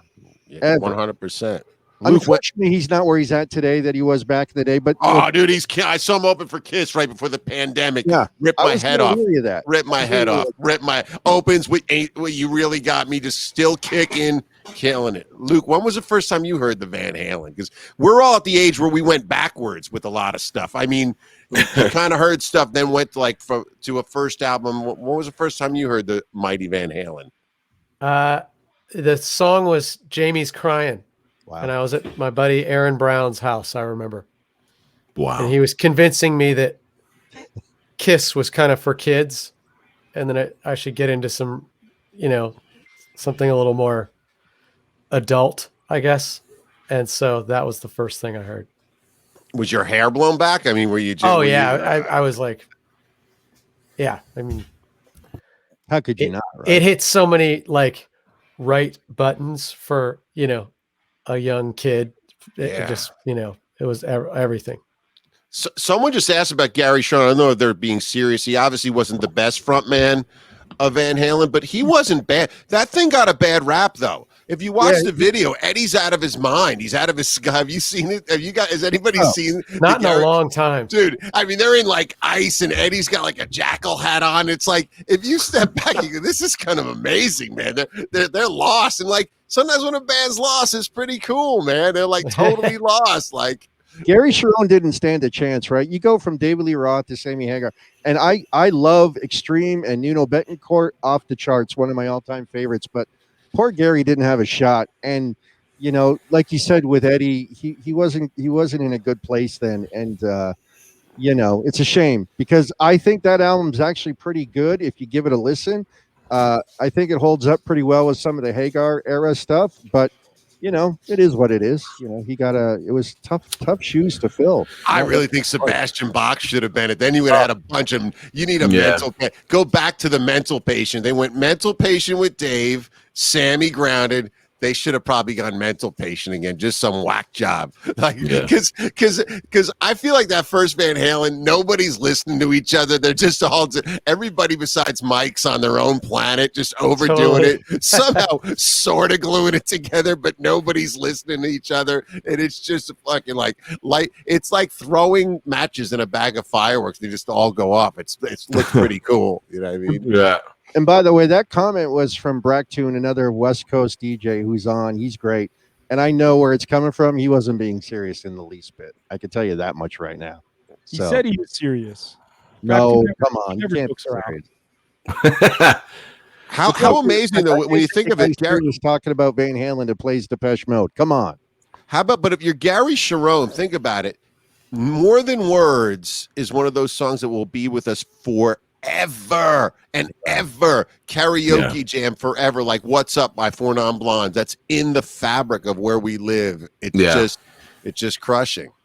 Yeah. First Van Halen song, I got to be honest, I got really, really lucky. The first Van Halen song I heard was Unchained. Oh, there you go. That was mine. Yeah, I got lucky. When I was my brother's first was Jump. So he was like, yeah, that's okay. It's still good. I mean, it's still, 1984, it's still awesome. But yeah, I got really lucky with Unchained. I want to tell a quick story, and then I want to go back to Tommy real quick. But when I was a kid, my dad, lovely gentleman he was, I said to him, please, please, please go buy me the 1984 album. And he came back with the Eurythmics George Orwell 1984. I was pissed. So mad. Well, but Roth knew what that book was about. That's what's cool. Dave was like Luke with the big words, like bringing some knowledge to the metal, bringing some knowledge into the stupidity. That's what I'm saying. Listen to a Double Cobra song. It's not rock dummy stuff. It's Big Brother is watching. Yeah. Luke's lyrics are way better than Big 10-inch record. Come on. So listen, we're almost at the top of the hour. So before we let our guests go, Tommy, what is your schedule for streaming? Okay, my schedule right now is every Saturday, 8:00 until ... Okay. So it's Just normal. Saturday? Yeah, around 3 hours, 3 hours, 4 hours. Last night, last Saturday was 4 hours. Thoughts are the best way to go. Yeah, I agree. So it's What just music do Saturday you night, play, though, Tommy? Just Saturdays for now because Okay. I now have a full-time job. You say it like it's a bad thing. There's Yeah, nothing it wrong is- with it that. No, it is a bad thing. I can't get to play anymore. I hear. I was almost late for this. Well, I'm glad you were able to have dinner. It's like dinner in a movie. I So, know it was dinner and dinner and a comedy. So yeah. Tommy, what music are you playing on Saturdays? I play mostly old school because it's for a certain demographic. I'm tired of all the new thumpity thump, Mhm. and now I'm talking like my dad.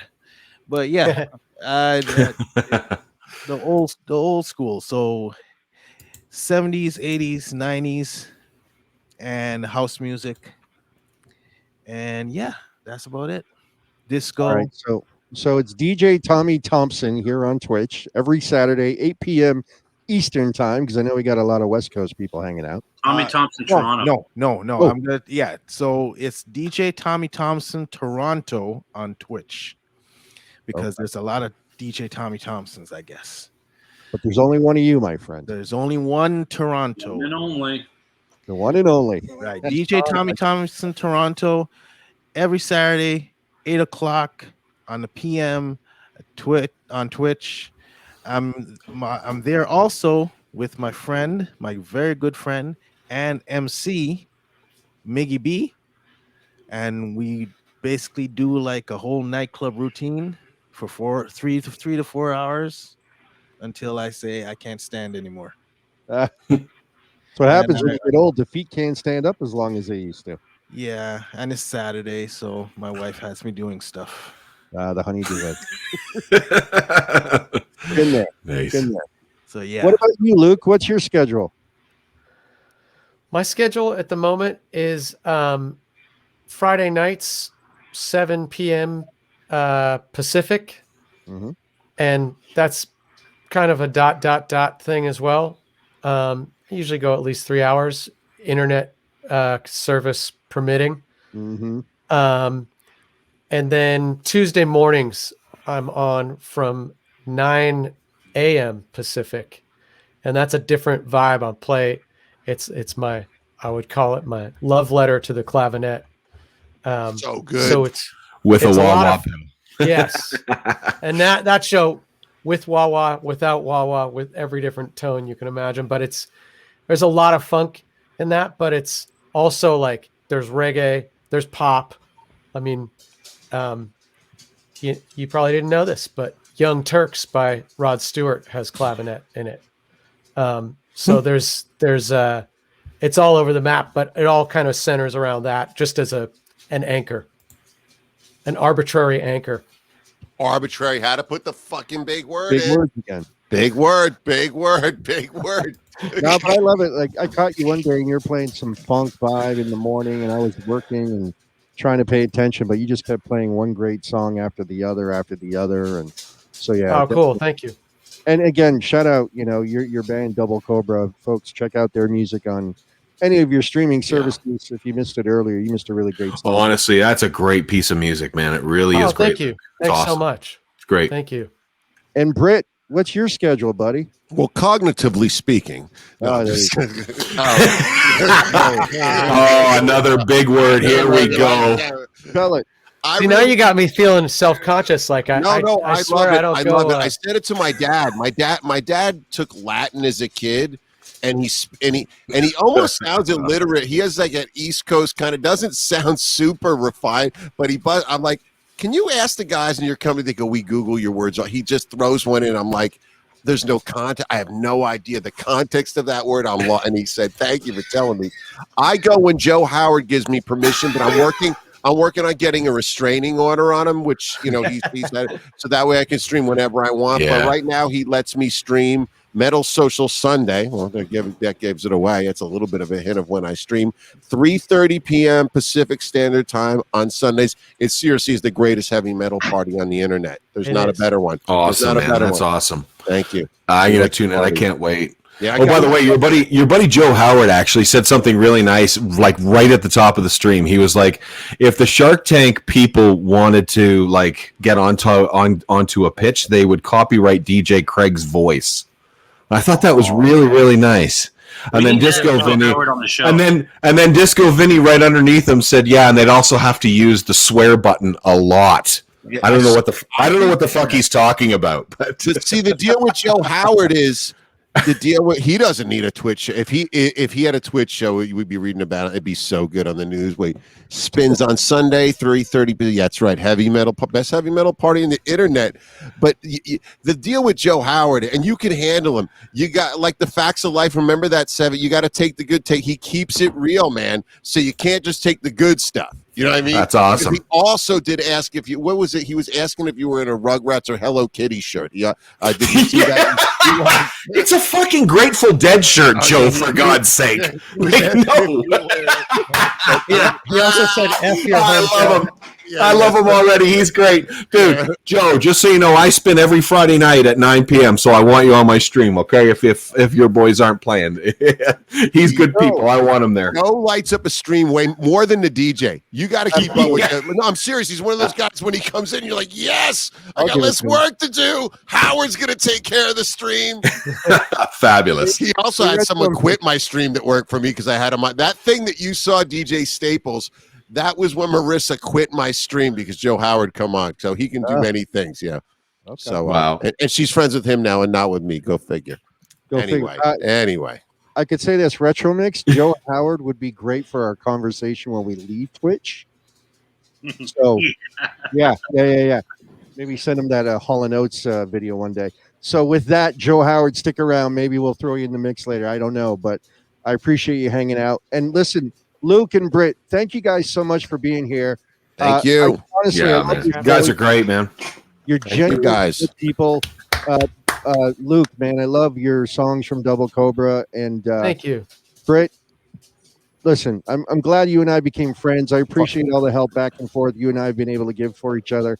And I'm so glad you guys came on. So thank you. Love it. And hey, and everybody, the Twitch thing is we're all going to be friends and we're going to be in each other's streams, but be like, I was the guy in the middle on the stream with you because it's in Twitch. You forget someone's MySpace name. I call it I don't know.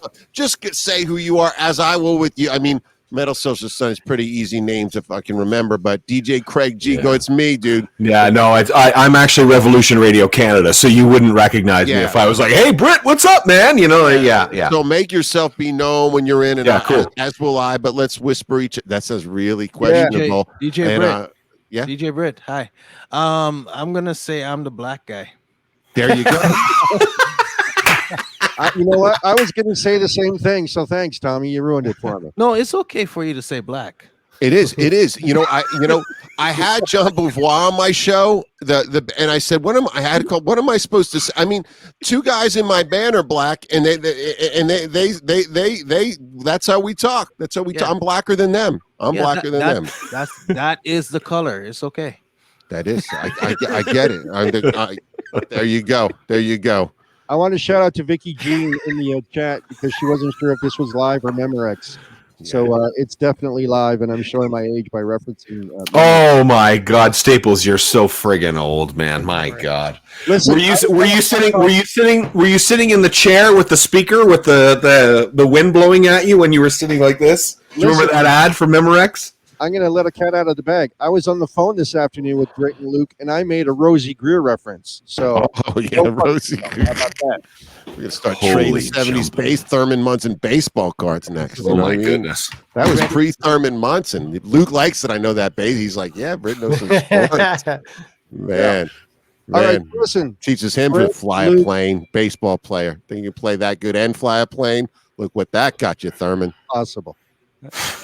I'm like the Billy Martin of metal. That's what I am. I'm like the Billy Martin of heavy metal. There you go. Another sports. Love it.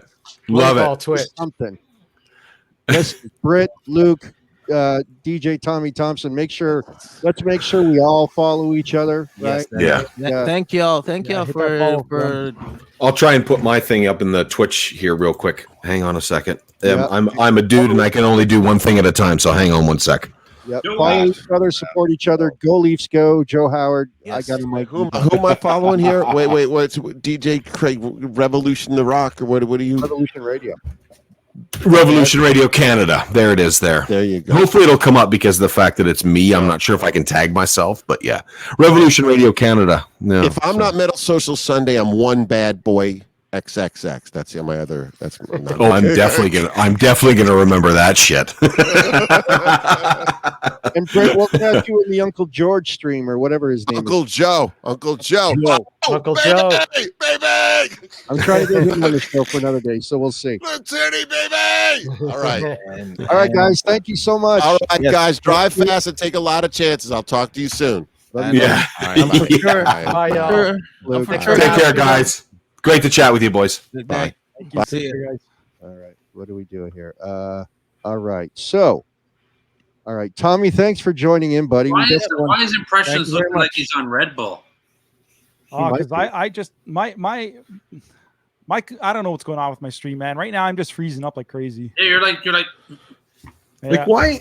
And that's the thing too, man. Like, why do you have to be sitting in the fucking great room right now? Like, like literally, I'm sitting in my basement with like a shitty poster behind me, and like Impressions is sitting in the great room in his house. There's this beautiful fireplace, a grand piano. Like, seriously?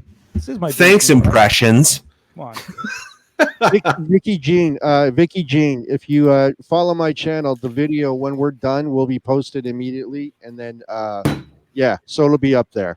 So if you want to go back and catch what, Oh man, it'll be why, guys? Staples. Yes, sir. Question, Staples. Why did I not get my friggin' haircut before our lockdown happened? Staples, I'm actually gonna. So my God, my hair just looks like shit. Like I'm just jumping out for a horrible. quick Like I second, can't do and then anything to it. coming back in. Eh? Look I at get Pearl to do mine. Thomas has got like this perfect coif. It's amazing. Pearl does.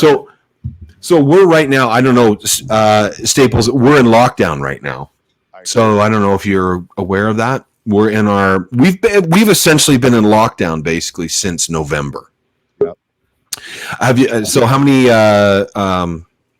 shots have you gotten? 1 or 2? Oh, about vaccines? Yeah. I don't want to talk about that on my show. Oh, okay. That's true. I just it's not my thing. I don't want to get into it. I'll talk offline about it. I just don't want to talk about it. That's cool. I get it though. Lockdown blows. All my family's up in Toronto. They just locked down again, and I know. I was talking to my girlfriend today. The border is going to be closed again for another 30 friggin' days. I mean, it's Oh wow. it is what it is. That's all. I'm not trying to come across as an asshole. I say that on purpose so that Tom will laugh. It's Yeah. all cool. It's all cool with me, man. It's all good. I just don't want to get into that here. So here's what we are going to do. We got a bunch of DJs waiting in the wings. What I need to do, hold on, 1, 2, 3, 4, 5, 6, 7, 8. All right. So Dan, you wanna bring him into the room? You want to Yeah, say? well, hold up. something? What we need to do is because I got to clear up a little bit more room and make sure I invite everybody else in there too. Okay. So Craig, what we're going to need to do is we need to clear a spot just because of the allowed amount of folks on here at the same time. All right. I'm glad you joined in the panel because again, you were awesome. Everyone check out Revolution Radio Canada for his stream Friday nights. Stick around, hang out in the chat if you can, and if we can get you back on, we'll definitely try to do so. Yeah. we got to clear up some space. Yeah, no, it's all cool. And I actually have a stream that I'm doing on Tuesdays, and it's a roundtable as well. So I'm going to be pulling you guys into that also. So we'll be talking about that. I'd love to be on. Yeah, definitely. Oh, you will. A little cross-pollination, like when Laverne and Shirley were on Happy Days, kind of a thing. Exactly. And go skipping down the street. Absolutely. Done and done. Boys, thanks a lot for having me. I really appreciate it. It was a lot of fun. And hanging out with Luke and that other crazy Californian DJ was a lot of fun. So thanks, boys. I really appreciate it. Have yourselves a good night, okay?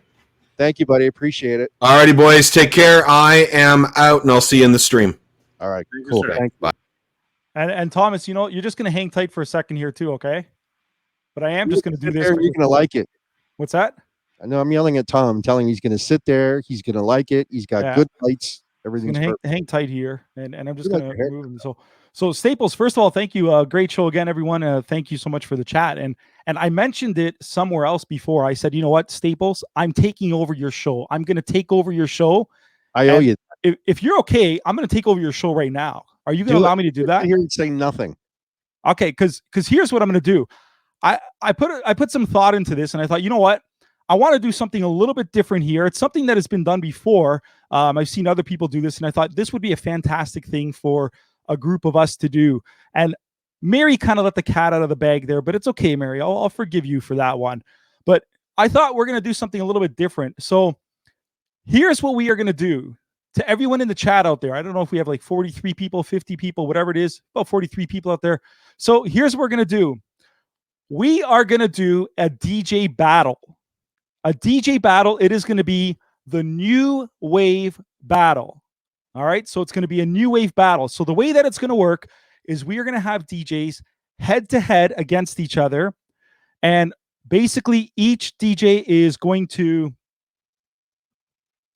yeah, that's why I want to get on this right away for sure. So what's going to happen is each DJ is going to select an 80s New Wave band, and they're going to go ahead against another DJ and battle it out song for song. The first 1 to 5 points within that battle will continue on to the next round. So it's going to be a bracket kind of thing.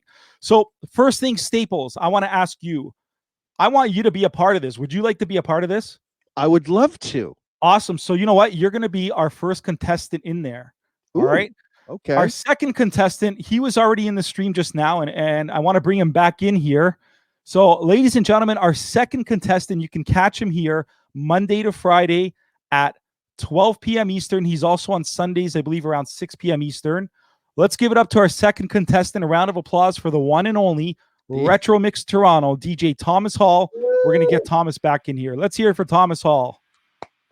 I gave him the clap. Thomas, you got to get back on cam, guy. Where'd you go? Where did you go? Come on. That haircut. We got to move this along. Let's go. All right. Just as he's getting back on camera here, our next contestant that we have waiting in the wings, he's actually going to be on in about, I think, another hour and 45 minutes. Mm-hmm. Is that right? Hour 45 minutes. It's going to be the one and only. He streams on Monday, Wednesday, and I believe on Saturdays as well. I know his Monday and Wednesday show is at 7 p.m. Pacific. Please give it up a round of applause for Bracktune. Hey, we're gonna make our dreams come true. Do it our way. That's right. Next, we have the one and only coming out from the other side there. It is DJ Jeff Moyer. Hello. Welcome, Jeff. Hello, everybody. Hopefully you can hear me. We can hear you. We can hear you, oh, Jeff. I got it right. All right. Awesome, guy. My DJ Dan, I know you're in the chat there, but I sent you a link. I need your link there. The next one, Tuesdays, you can catch him streaming. Speaking of a New Wave, you can catch him doing the Sad New Wave Club. He streams each and every Tuesday at 10 o'clock Eastern, 9 Central, 7 Pacific. Please welcome the one and only Vince Maxino, who's on mute. Vince, what's going on, brother? Vince, how are you? Hey, guys. How are you? Good to see you. All right, our next contestant we have coming out from Calgary, Alberta. Please welcome Jason One, otherwise known as Dance Shout. This is such a distinguished lineup. What am I doing here? What are you doing here, guy? I asked the same question. Me too. All right, so I'm waiting on a couple of other people to jump in here. See, I love it because this is what this thing is going to be all about. This battle is going to be all about the trash talking. It's all about the trash talking. So I have a couple of other people who need to join in here that I sent the link over. I know one of them is my DJ Dan. I know he's in the chat there. So my DJ Dan, if you're in there, jump in on the chat. We know what Tom's going for, number one. Yeah. Morrissey? No. So the way it's going to work, there he is. Let's introduce him right now. Ladies and gentlemen, a round of applause for my DJ Dan. Yeah. There you go, Dan. Let's shake you up. That's who you're going for. I know it. There he is. There we go. All right. Don't influence the other DJs, please. We have Staples, we have Jeff Moyer, we have Dance Show, Bracktune, Vince Maxino, Retro Mix. Now, I'm not sure where DJ Cody is. We originally had him in here. I haven't seen him in the chats or anything just yet. So what I'm going to do is if DJ Cody is in, That's fantastic. We'll get him in as the 8th seed. If not, I'm going to take his spot and I'm going to find somebody else to host. If he is in there, then I'll be hosting. So here's how it's going to work. We have these fantastic DJs. First and foremost, chat. I want you guys to please follow each and every one of these DJs. All right. Please follow all of these fantastic DJs. We are going to do a battle, and it's going to happen over a period of time. So we're going to pick the seeds right now. And the way it's going to work is each person, if you are selected in seed 1, you are going to pick your group or your artist or your band, any type of new wave artist that you want. That new wave artist is going to go head to head against your competitors. You're going to jump into the stream, and we're going to announce the show date. So make sure you follow all of the DJs here. We're going to probably start this off next week here on Tuesday. You're going to go head to head. You're going to play a few seconds of a song. The rules are that it must be the actual artist. It cannot be featuring the artist. So it has to be the actual artist. You're going to play maybe 30 seconds to a minute of the song, followed by your competitor leading it up with 30 seconds to a minute, 30 seconds to a minute of a song. And then the chat is where it's very important, because chat, guess what? You are going to vote on the song that you like the best. Now, the first competitor to get 5 points is going to move in the bracket to the next round and will face off another day against another DJ. We're going to keep going until we find the best new wave band that the chat thinks is number 1. So first thing, I'm going to just get something ready here. And chat, I want to ask you in the chat, who do you think is the best new wave band out there? If you have to guess a new wave band, who would you say is your favorite new wave band? Favorite or the best? The best. Yeah, the best. Dead or alive emotes from Disco Vinny there. I already know who's going to win this one. Mary says Depeche Mode. Yeah, I got to go with Depeche Mode as well. I would have to agree. I'll tell you, I've seen battles like this, and it all depends who plays what song. There's my favorite. So you can have Depeche Mode thrown up there, but they can go against another great band, and you never know what's going to happen with that. That's true. Yeah, I'm not going to give up a pick, but I would say Depeche Mode by far is probably one of the better ever, hands down. But, you know. And I was going to do this and say, hey, you know what? Let's cancel out Depeche Mode and not have them as an option. Okay. I was thinking about that as well. I think that's a tough one to beat in every front. But this is up to you guys. If you guys want to take out Depeche Mode, just put a show of hands and we can take them out. I mean, they were only number 4 on my list, so they were my number 1. So I don't know. Brad, want to leave them in there? Blotto. You like Blotto, don't you? Oh, love Blotto. Yeah, that's Canada's answer to Winger. I think, is that right? Don't knock it. Yeah. All right, so let's share here. Here's what we're going to do. I'm going to share my screen right now. We have our, we'll call it, what is it? What are we going to call it? The Wheel of Death here. So this is going to pick the top seed. Look at that. Amazing. Top seeds. Wow. We're going to click to spin. fancy. Once we click to spin, if your name is selected, This is amazing. you are going to be seed number 1, and you get to choose the artist that you would like to represent. All right? Are we ready to do this? Sure. Chat, are you ready to do this? Come on, I need some more excitement from the chat. Chat, let's get some fire emojis going in there. Come on. Is I this gotta anything see some like more. spin the bottle? It's like spin the bottle. That's it. I need to see some fire emojis or something. Let's get I'm some not going emojis in the going closet chat. again. Come on, chat. I'll choose Dare. Oh, wait a minute. Wrong game. Here you go. Sorry. last time I played Spin the Bottle with Dan, things went awry. We don't talk about that anymore, Jason. Time to All get right, out of here the we go. closet. Our first seed. Let's go ahead and spin. Our first seed, first contestant who gets to pick first is Wow. Jeff Moyer. Depeche Mode. No, I'm not gonna pick Depeche Mode. Oh wow. Are we leaving Depeche Mode in? I mean, we could, right? I mean, why not? What, leave Depeche Mode in? Yeah. Oh, yeah. We're leaving Depeche Mode in. All right. I will not pick Depeche Mode, even though I think they're going to win. All right. So, Jeff, who is going to be your choice then? I'll just have to go with New Order. They're my favorite. So Solid choice. Solid. I'm going to have to go with New Order. Hey, All right. New Order. pressure is off. I can't believe this. The pressure is, see, all of this pressure for sure. Okay, let's head on back over to our wheel. our next contestant. Actually, I'm just going to move people around here as well. Give me a second. So, Jeff, I'm going to switch you with me here. Wow. Very technical tonight. There we go. Next. I'm impressed. Next, we have Hi, Rodsboro. seed number 2. Whoa. My DJ Dan. There we go. My DJ Dan is the winner. All right, DJ Dan, let's bring you back up here. Who should I pick? Who are you picking? You tell us. No ice. I'll just go to Smiths. The Smiths. Ooh, Yeah, We didn't influence them, Retro Mix. that's a no good choice. influence at all. No influence at all. All right, the Smiths. Give me a second. Just Or this one's a good one too. Oh, that's a good this one. down. Okay. Never worn them. Perfect. The Smiths. Excellent. Next, let's see who we have. Heading back to the wheel. In seed number 3, spot number 3, we have the one and only DJ Staples 93. Red.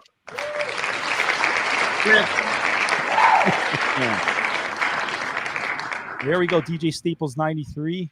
So many people I'd like to thank first. No, I'm going to go with Duran Duran. Ah, nice. All right. Good one. You're welcome. All of these have been on my list, so this is good. Perfect. Yeah. All right, Staples, let's head you back onto the top. We'll swap you out with Retro Mix there. Okay, look at Retro Mix is concentrating. You can see him throwing his wrong one. You can see him throwing his head down and looking at his list. Okay, let's see who's next. Next we have I like to buy a vowel. That's what I was going to say. The bingo. Okay, I'm actually gonna go last. So actually I should probably just take my name out there. Where did you get this? Yeah. Oh, this is just an online generator thing. Just search Wheel of Names or random name generator, and that's it. I can't believe I bought a wheel on Amazon. I would have gone this way. Next we have, he's been concentrating this whole time, Nice. Retro Mix Toronto. Retro Mix Toronto, so Retro Mix. Who you got? Sorry. So the Smiths have been taken. New Order's been taken. Duran's been taken. What else is available? Whatever you want. Whatever you want. All right. I'm not telling. Can I call a friend? I'm gonna go with. Okay, I've got this. I want the people in the chat. Should I go for Depeche Mode or OMD? I love Pet Shop Boys. Sorry, I love Pet Shop Boys too, but it's between OMD and Depeche Mode. Hey, Bracktune, you can answer. You're in here. You don't have to. He asked the chat. Yeah. All right, everybody says, "Oh, fuck me." I love Hey, OMD. you got to pick who you want. Who do you think I is the love better? Depeche Mode, but I love OMD too. But I'm gonna go with Depeche Mode. Oh. I knew it. All right. So we have Depeche Mode there. Let's head on back to our wheel. Thank you, Mom and Dad. Next, we have Bracktune. Yes. Bracktune, you're up there. Wow. All right, Bracktune. Is there an N? Is there an N? I will say, so my beloved Depeche Mode has been taken, so I will go with none other than Bobby Smith and the Boys, The Cure. Good one. Yeah, that's a good one. Excellent. I'd be pissed if no offense to who hasn't been picked yet. I'd be pissed right now because it's the, choices are limiting now. All right, My number here's one the pick advantage still though on the now. board. Seeds number 5, 6, 7, and 8, they get the home field advantage. So when we do the battle, you will be streaming just like we are in StreamYards, but you're going to be streaming on their channel, so they have the advantage there. All right. So it'll be streamed on Bracktune as well as the next 3 people here. So does Bracktune know this? Yeah. You okay with that? He does now. More the merrier. Come on by. All right, where's my wheel? There's my wheel. All right, here we go. Is it going to be Dance Shout? Sorry, don't mind my name again because we're going to get if DJ Cody's in, he'll go in. If not, it's going to be myself. So we have Dance Shout or Vince Maxino. Let's see who comes in here. There Oh, he it is. looks like it is. Dance Shout. Oh, that's good. Dance Shout. There we go. All right, let's just remove your name. All right, Dance Shout. Jason, who are you picking? This kept me up last night. Like I woke up in the middle of the night, like fretting about my decision making here and being not sure. But as it turns out, my number one's still on the list. So I'm gonna go with Talking Heads. Talking nice. Oh, well. Not bad. Talking No Pet Shop Boys from anybody, or Erasure, Mm. or Human League. All right, and just because I want to see his name come up here. Right. Yeah, like what happened? Keep it spinning. Keep it spinning. I wonder if I can just remove and have the single name. All right, you know what? Let's not waste everybody's time. We know it's going to be Vince Magsino. So Vince Magsino is the next one. Once I can get back to I would have dropped the green for me, but Hope he goes with the normal. That's what I want to see. Come on, normal. I'm surprised that no one said it until just now, but I'll go with it because they got a lot of songs. I'll go with Erasure. Nice. Erasure. What? Wow. Oh, good call, Vince. All right. And last but not least, myself, if I'm in this, I cannot believe you guys actually did not pick this one to win. Hands down, Impressions DJ is going with none other Madonna. than PSB, baby. PSB I was looking at them for the too. win. They were third on my list. What's that? Pet Shop Boys was third on my list. They got such great stuff. Yeah, I'm wondering, where did Pet Shop Boys land on everybody else's list there? Like, because it's got to be up there. Yeah, they were on there, but towards the end. Number 8 for me, Yeah, but I me made a too. list of 11. So Wow. Same here. I added other I had people 4. in here. I had the Human League. Yeah. I In had Excess, the Police, In Excess, Yeah, in excess. you, Thompson I had Twins, Oingo Tears, Boingo. Tears for Fears, ABC. David Bowie. David Bowie. I thought for sure I was going to pick David Bowie because I thought everybody loved Bowie, but nobody seems to. But if we were to pick Bowie, would we have to limit it to the 80s Bowie? I already asked that question. Yeah, see, Jeff asked that question. It really could be any. It didn't have to be 80s. And I'm All right. sorry if I confused you guys in the group chat about that. It That's didn't have to fine. be 80s. No. Yeah, there's some good new wave from the 70s that crossed over. I did like the Duran pick. That was pretty good. Yeah. Thank you, sir. Thank you. That was Yeah. down on my list, and I thought no one would overlook that. But good call. They could be a sleeper, in my opinion. That's I kind They do got a agree lot with of you. songs. They Yeah. have a lot of songs. So here's how it's going to work now. Let me just remove this. Click there. Close that. Close this. Perfect. Am I still frozen here? no, you're just glitchy. Yeah, you're Look like the not exorcist. drinking that Red Bull. All right. So here's how it's going to work. The final lineup. Now, chat, you're going to keep it locked in. Make sure you please follow. I'm asking, please follow each and every one of these DJs. We have Jeff Moyer, my DJ Dan, DJ Staples, Retro Mix Toronto, Bracktune, Dance Shout, otherwise known as Jason One, and Vince Magsino. They're going to post their, if Mary didn't already do it, they're going to go ahead and post their names into the chat there. Here's how it's going to work out.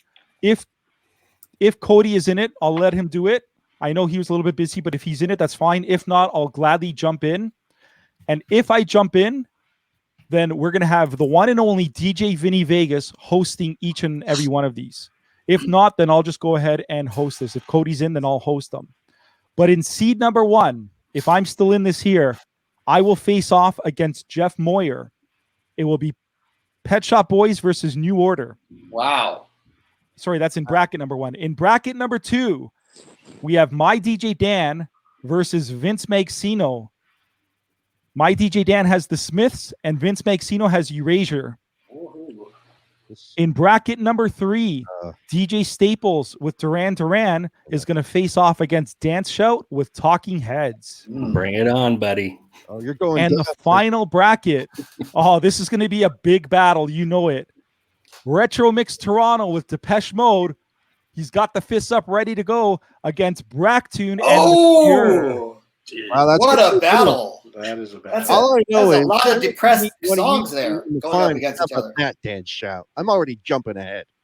Hey, let the trash talking begin. This is what I love. Right. Yo, mama. He's gonna kill me. If it's on his channel, he's gonna kill me.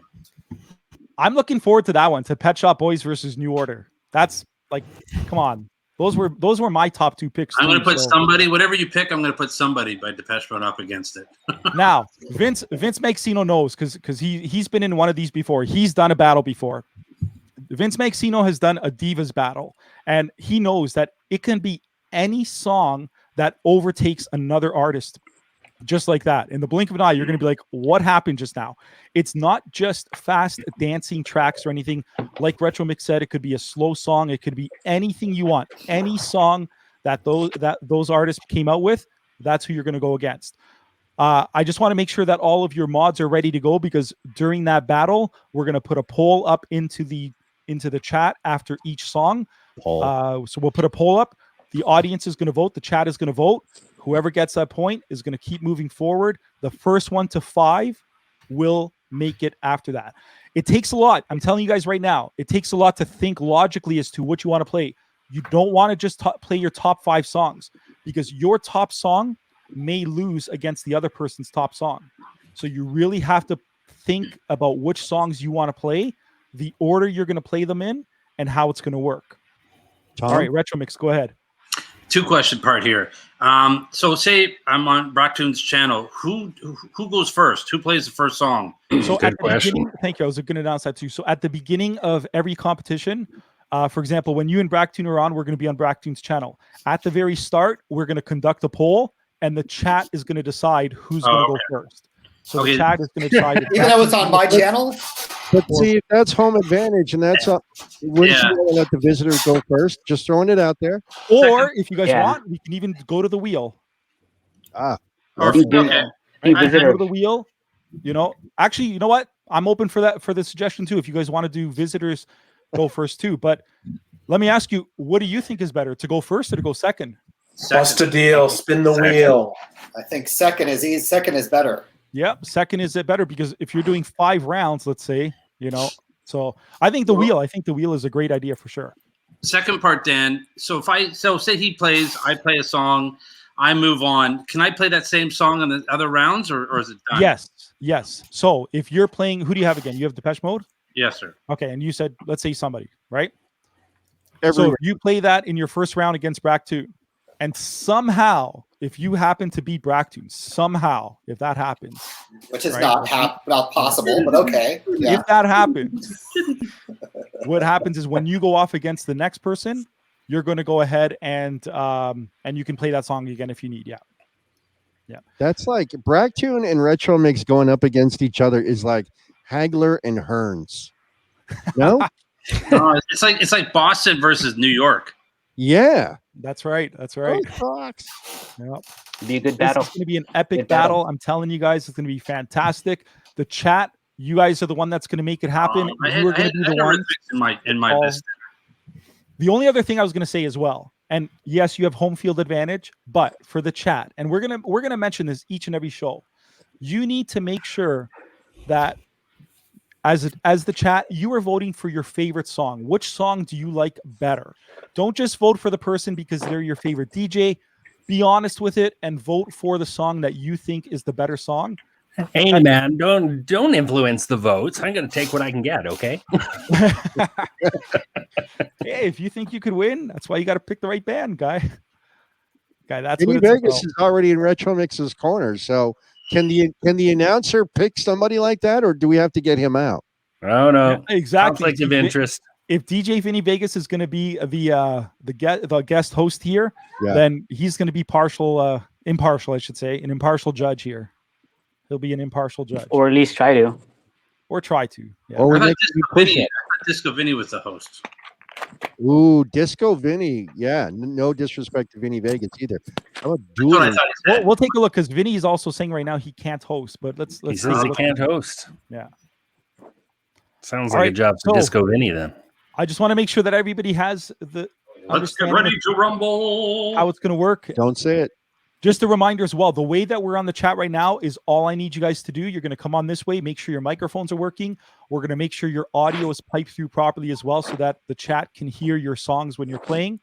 You're only playing a few seconds. You don't have to worry about video clips or anything like that. You don't have to worry about video or anything. All you're going to be doing is playing the song, and the chat is going to vote on that song.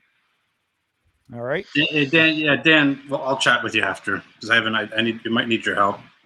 Yeah, we'll definitely work on things for sure. If any of you guys need help with it, we'll definitely we have from now until next week. And Mel is asking what time and date. 1 week. So keep it here, and all the DJs on the screen. I'm going to ask you guys to help promote this in the group chat that I have on Facebook. When it comes time for somebody to do a battle, I just want you guys to help please promote it. And yeah, just we'll let everybody in the chat know. Keep it locked in. We're probably going to start next week on Tuesday.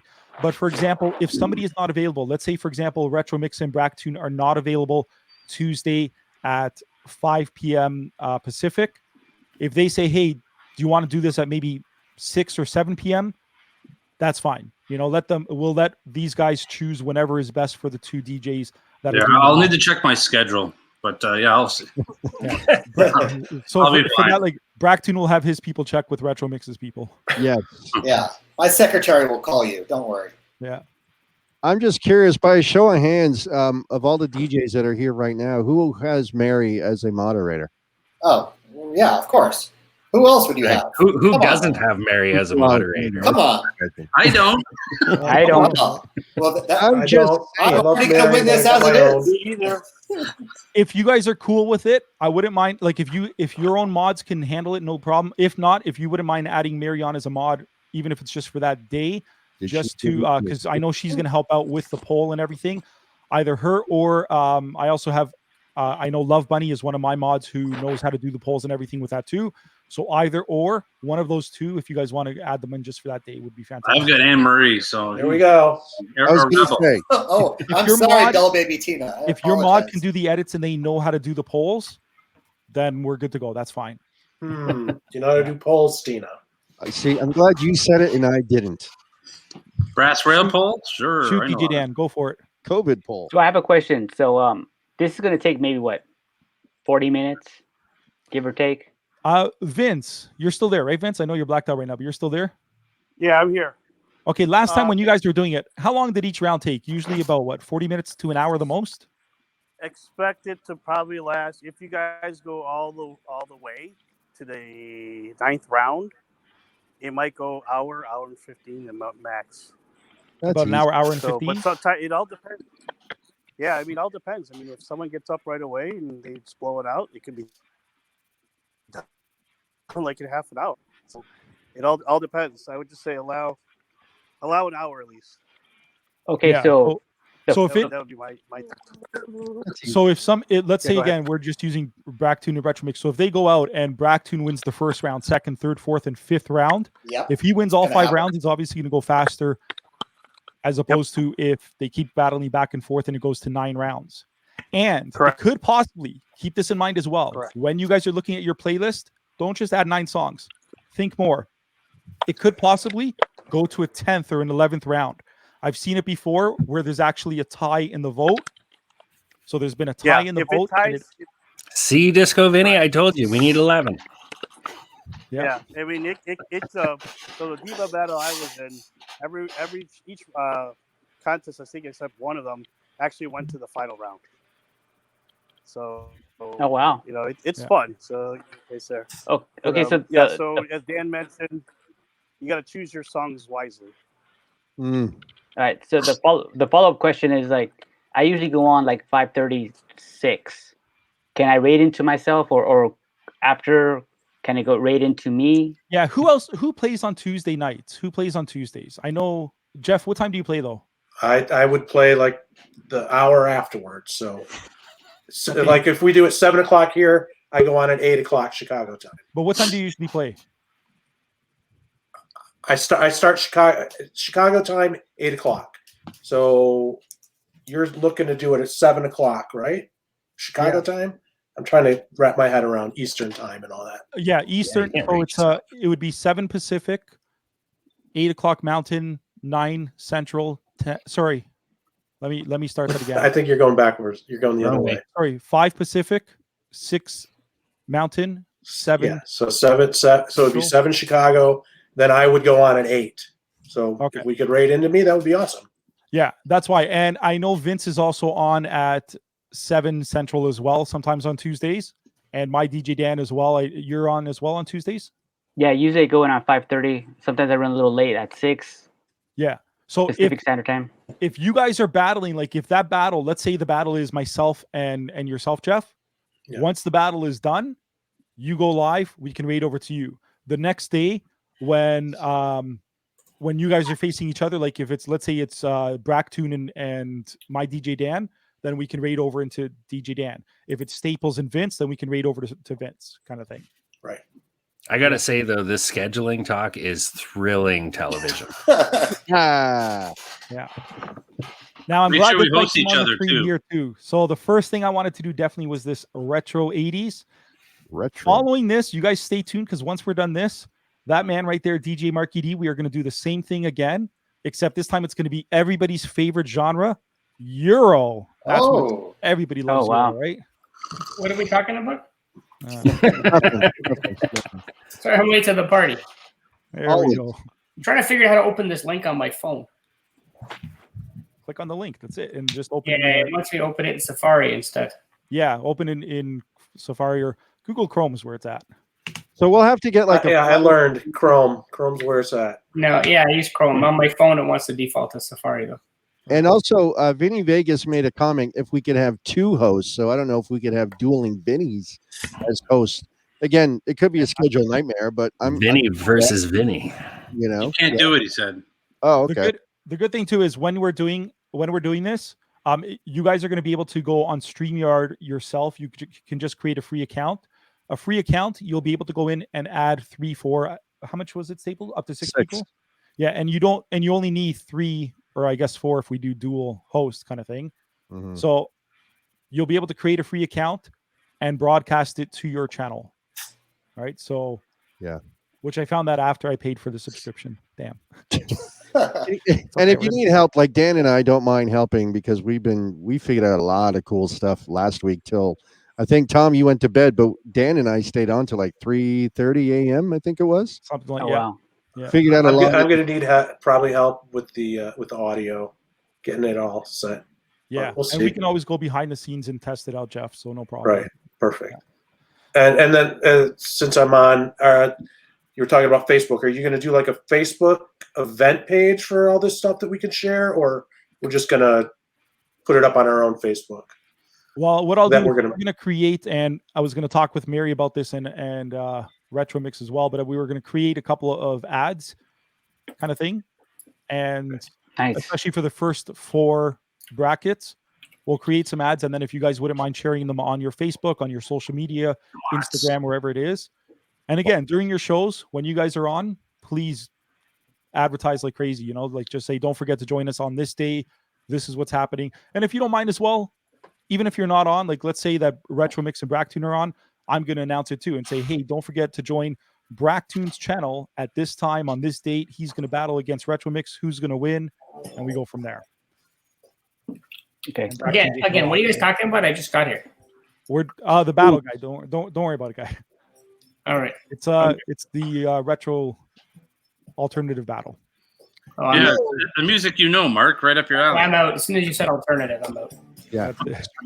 Speaking Just so of, Vinny wants to know how much this gig pays. I mean, I got some pocket lint and a rubber band. So, anybody else got something to throw in for him? I got some Canadian pennies.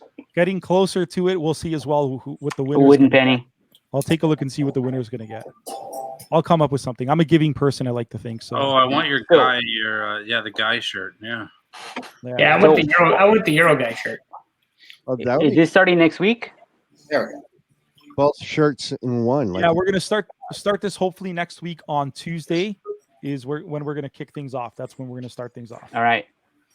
Because I had planned, or I was planning on doing something on Tuesday, but I'll hold off. I might just make it a Wednesday. I'll do another tribute night. Nice. Actually, the other thing I was gonna ask, and I know Staples is gonna do this anyways. Staples, if you don't mind me, just to go around who's on when, just to let the chat know. Yeah. So Start with Jeff. Jeff Moyer, what's your? Oh my God. It's okay. I'm sorry. What's your usual schedule? I'm on Tuesdays and Fridays where I play new music, where it's mostly post-punk and industrial, darker edge stuff.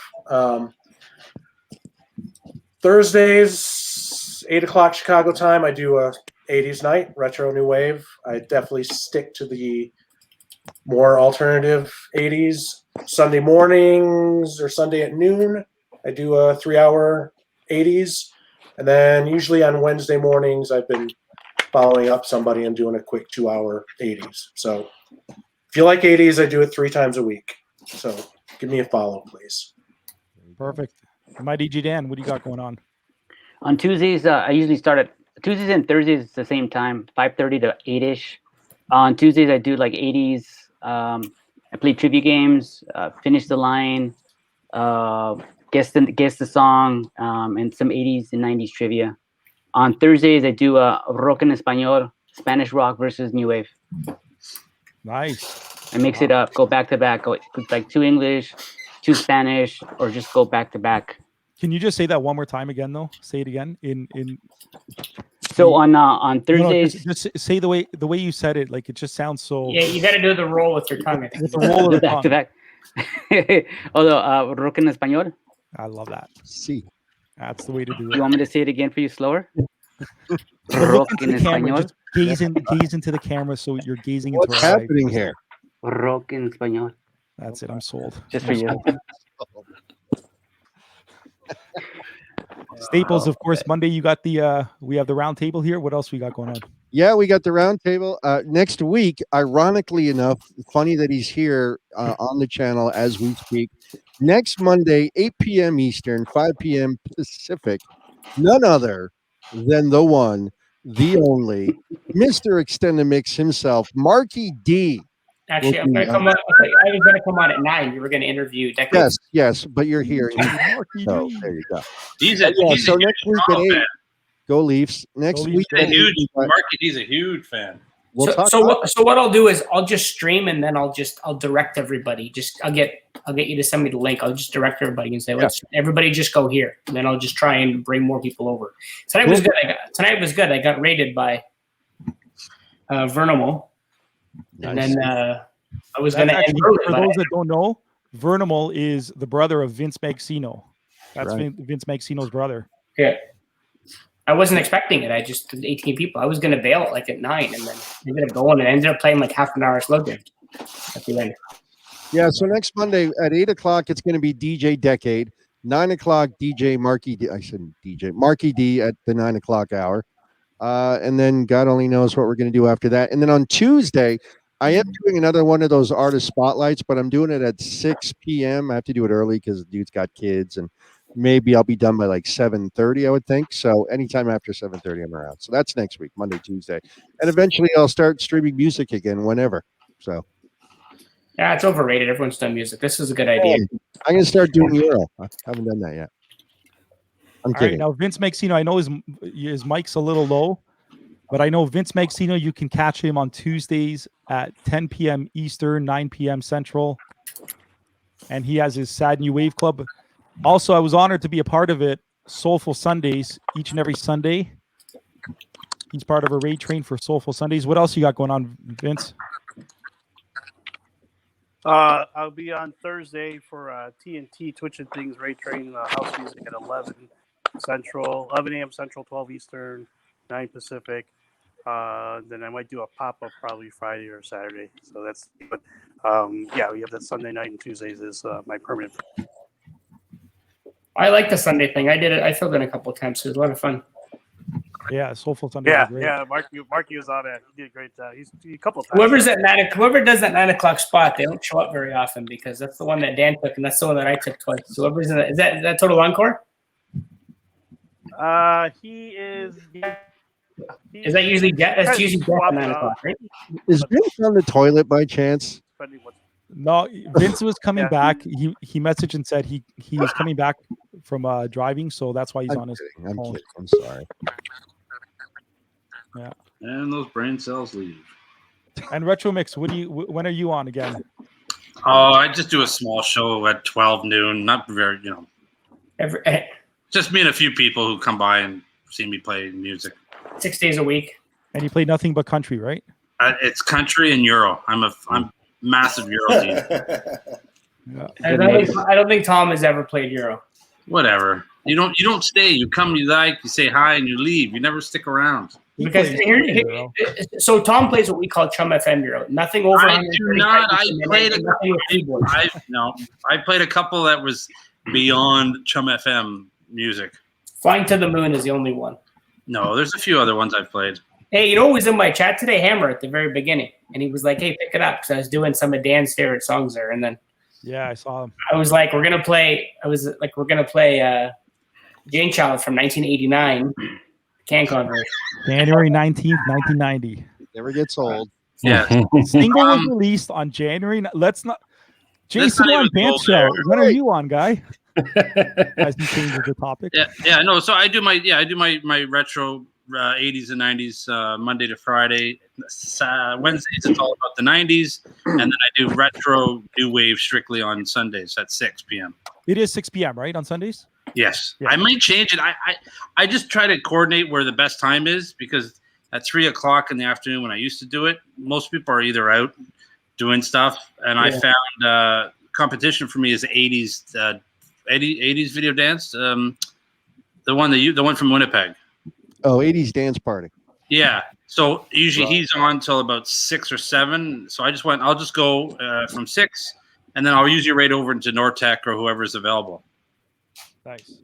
But yeah, it seems to be better for me to go 6 p.m. I don't know why. It's dinner hour for us, but everywhere else it's like 3 p.m. in the West Coast, so it works out. And Jason, what do you got, guy? Well, Fridays I do an 80s versus 90s show starting at 3 o'clock on the West Coast, and I guess that's 6 o'clock if you're in Ontario and the populous part of the country. And then Saturday nights we do the Quarantine Dance Party. We've been doing that for a year, 13 months now. Every Saturday night at 8 o'clock Pacific. I guess that's 11 in Ontario. The other Canada. Nice. Yeah, the rest of Canada. And then we get on the No Pants Raid train occasionally, as the schedule allows on Sundays. And then I've got this All Polka Power Hour I do at 4 a.m. on Monday mornings. All Polka Power Hour. You really? So you guys haven't caught that one? I got the Schmengi spotlight, but that was the only one. Yeah, thank you, Love Bunny. Even Love Bunny backed me up. What did she say? She said I did play Euro. She did. He does. He has. And I know he's coming up in about an hour and 5 minutes, so I don't want to keep him too long. But Bractoon, what else you got going on, my guy? That's right. I'm on Monday nights at 9 o'clock Pacific time for Blue Mondays. That's all 80s and new wave. Wednesdays, play a little bit of everything. Same time, 9 o'clock. Post-punk, goth, industrial, who knows, whatever comes about. Saturdays, I play a game called Song Fighter, where we choose our favorite song of the night with different themes. Although I am not going to be broadcasting this Wednesday and this Saturday, and I'll be back to my regular schedule starting next week. And I play exactly 35 seconds of Euro on Thursday nights, 4 a.m. So that's it. That's amazing. I also play, y también rock en español, lunes, y 12:30. He does it all. That's right. Yeah. And I have all my Canadian hour, of course, nothing but Canadian artists. I would hope so. And that, but that only happens every third leap year. So. Every Thursday. I'm kidding. And when do you play Blotto? Blotto, I play nothing but Blotto. Sometimes. Never. On Fridays. if the moon's out. You guys joke about the Euro. Back, the king of Euro himself. Best time to listen. 8 p.m. Eastern. Marky D. Marky, what else you got? You usually on Wednesdays? Wednesdays right now. That's right, Mondays and Wednesdays. But now, what's going on with the Monday? What are you doing there? I'm gonna cut it back in the winter, or sorry, in the summer. Probably either right out or just maybe back to an hour. Depends, because I'll stick with Wednesday. But I remember last summer, like when it's 7:30, 8 o'clock, and it's still sunny out. You know, it's not. Nobody wants to be indoors. Not me, and not other people that want to watch. Right. Last year was a bit more of a novelty, but maybe just cut it back to the one, and then maybe I'll do something during the day or something. Nice. But for now, we'll go with it. Tonight I played some slow jams at the end. It was kind of fun. So maybe I'll just change up kind of the format. I'll do some slow jam stuff. Maybe in a week or two, do some 2000s, just change it up. But tonight, half the show ended up being Euro. Right after Dan. Yeah, I heard some of the Euro in there. I had you listening in the background on the side. Sorry, Stables. You know what? I didn't record today. I just kind of left the mic on because kind of what Scratch was saying last week. Maybe it'll be a little more interactive. I didn't record it. I just left the mic on. Just had some more fun talking. Less podcast format. Just go with the flow. No real format. It was cool. But the podcasts are they do well, right? Yeah. There's 70,000 listens on less than 100 podcasts, right? And the Euro ones are like number 22 in Finland. They get like 1,000 some odd listens a week, so they do well, right? And their brand awareness, they promote the Twitch channel, they promote the company, they promote the other shows. Some people follow during the week. The only place they can be getting that info is from the podcast. So they're cool, but I mean, it's not as engaging for the people actually watching the show, right? And of course, for those that don't know, DJ Marky D is also the one and only Extendamix. That is his company there, Extendamix. So for all of you DJs out there, if you're ever looking for music or music videos, extendamix.com. There's your free plug. You know, it was so formal. That was a good plug. That was a good plug, guy. Yeah, checks in the mail. Tom, what song did you want from Vinny Disco Vinny? Well, I have him in the chat. Well, I told him it was My Heart Goes Bang, Dead or Alive. He's going to send it to you. Dan, when do you go, Mr. Impressions? When are you on streaming? And myself, I am on Tuesdays and Thursdays at 9 p.m. Eastern. We do Billboard Top 100. Each week we select a year. We take a look at the Billboard Top 100 songs. We carry that over onto Sundays at 12 noon Eastern for Smooth and Slow Sundays. So we'll take that year again and we'll just use we'll look at the slow songs and drop those in. And then Wednesdays as well. Wednesdays at 10 p.m., usually just after Marky D, we do the all cool, all request open house party. Nice. And it's just all request, every song for about an hour or so. Every song that I play, whatever the chat wants to hear, anything from 80s all the way up to today's top 40, whatever it is. If you want it, we got our music video. I'll play it for you. If we don't have it on music video, ask me for it, and I'll put it on. Yeah, but you know what? So a lot of the times, especially for the Billboard, I'll work on the show, and then literally hours later, I'm going in. So I want to kind of get ahead of it, and this way, if there's no videos that I need, then I can ask you for it. For the most part, everything's there, though. Everything's always there. A lot of the time, just because the artists never have the song. So now, DJ Impressions, based on your background, how long have you been living at Elton John's house? See, everybody thinks it's not real. Let me show you guys something. Hold up. Let me show you. Okay, watch the pot lights. Hold on. Hold up.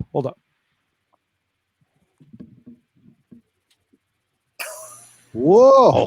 Oh. He really is there, guys.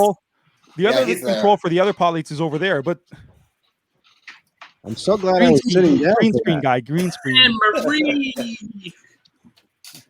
Everybody say hi to Anne Marie. House. Hey, we should bring Mary in. It's her birthday. We're gonna bring Mary's birthday. For Mary's birthday. Right. All right. All right. Mary's birthday, People, I told you I was going to take over your show. I'm done. So thank you. No, it's all good. So yeah, everybody check back, follow all the DJs, and I wasn't prepared. So yeah, and then I think the battle's going to be good. I'm just curious to who thinks everyone in the chat or who here, even of all of us. Anne Marie, I'm going to ask you. Don't pick any favorites, but who do you think is going to win the battle at the end all? Talking Heads. Duran. PSB. Sure. No, honestly, forget about it. I don't know. Whatever. I want to know who you think is really honestly going to win. Is my mic on? She loves Pet Shop. Yeah, we hear you. Yeah, we can hear you. Turn down your Twitch though if you have it up. It could be Pet Shop Boys, yeah. I don't know. It's a great list. It's a great list. Bracktune, you could say it out loud. You don't need to put it in the chat. Yeah, I know that, but if I type it out, it looks like someone else is saying it, even though my name is behind it. Who's that? Not me. All day. Who's playing that? I don't know why. I don't know who was that. Is that you, Mark? You're going down. No, it's Anne Marie. I know. thought she'd play the lockdown version of West End Girls, but I do like that. I didn't know about that version until I'm not playing them.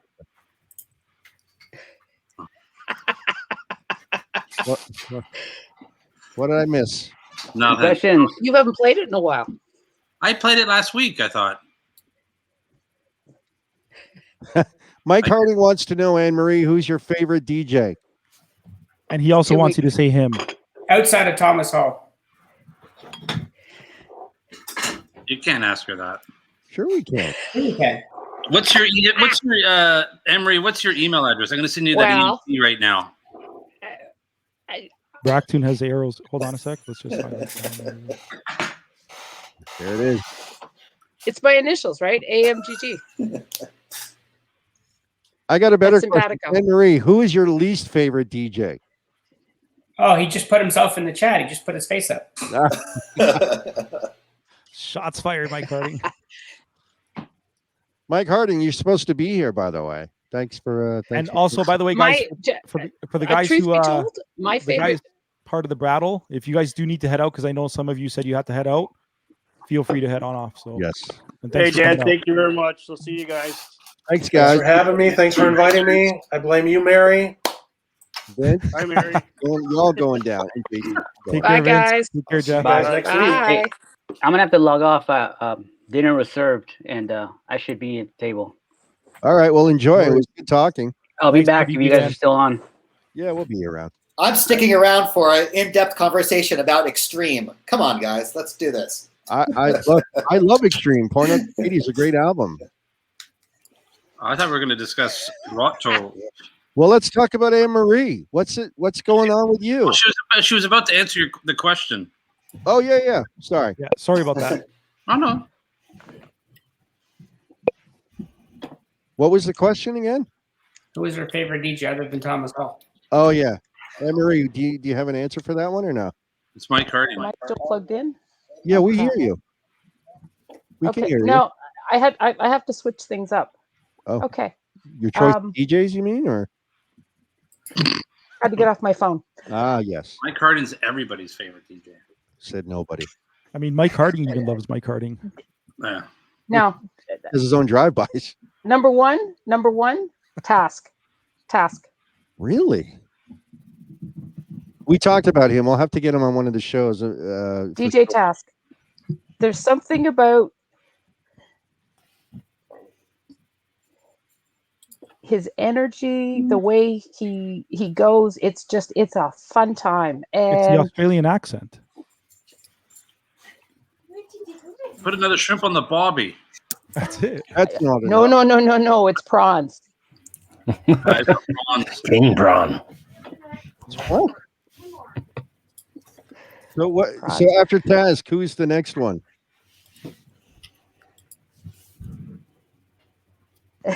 No pressure. I got all night. I got nowhere to go. This is jackpot. The problem is that all of you guys here love your music, so it's beyond you guys. That's the politically correct answer. Wait, Tom, who am I? So anyway,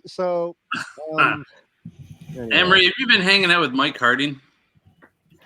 Mike is his show on Sundays. Love it, but I've been sleeping in, so I haven't seen it in a couple of weeks. That'd be a lot of people. I'm just joking, Mike. He does that show before I get out of bed.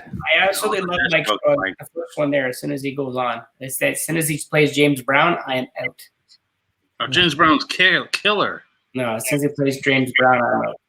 I think Mike's only able to do it on a Sunday morning because he has a 2-year-old that wakes him up. Well, listen, my Saturday is DJJ and Sunday it's Mike Harding. It's a good morning vibe with those two. Oh, Mike's going to come by and do a drive-by now for me. Shit, I'm in shit now. He's already downstairs. He's waiting He's for gonna me. do it at like 7 I hear a.m. music outside my condo. Holy shit, I'm dead. Who's playing the Beatles' birthday, for God's sake, so loud? It's him. So what's going on with you, Anne Marie? How are things? Are you busy, tax season and whatnot? I'll take that as a yes. No. 2 a.m. last Monday. Uh-huh. Everything went to the accountant. I'm done. Oh, good. I realized what it is just now. So I noticed she has her earphones in. Yes. I realize I think Anne-Marie is listening on her phone and there's a delay as opposed to listening through StreamYard. Oh. Kind of thing right away. Yeah, she's probably listening to I'm Twitch. plugged into my computer, Dan. Are you you? on StreamYards or Twitch, Anne Marie? You should mute Twitch and just keep StreamYard going. How do you get to this from Twitch? I'm logged into the StreamYard. Is it just Staples? Is it just your Twitch channel so I can rate it next week or what? Yeah, You when you set up your StreamYard account, you can merge it to any streaming, YouTube, Instagram, or whatever. And I went with Twitch. Next week, just give me the. Yeah. I just closed Twitch. Yes. And you can still hear okay? Yep. Oh, yeah. See, now it's a little bit, yeah. Okay. All It right. seemed like there was a little bit of a delay. That's why. It seemed like there was a delay. Definitely a delay. Okay. Yes. Well, that's better. On live, we'll send you the Hey, Anne-Marie. link, and you're good. Hey, Dan. Did you send Mary a birthday cake?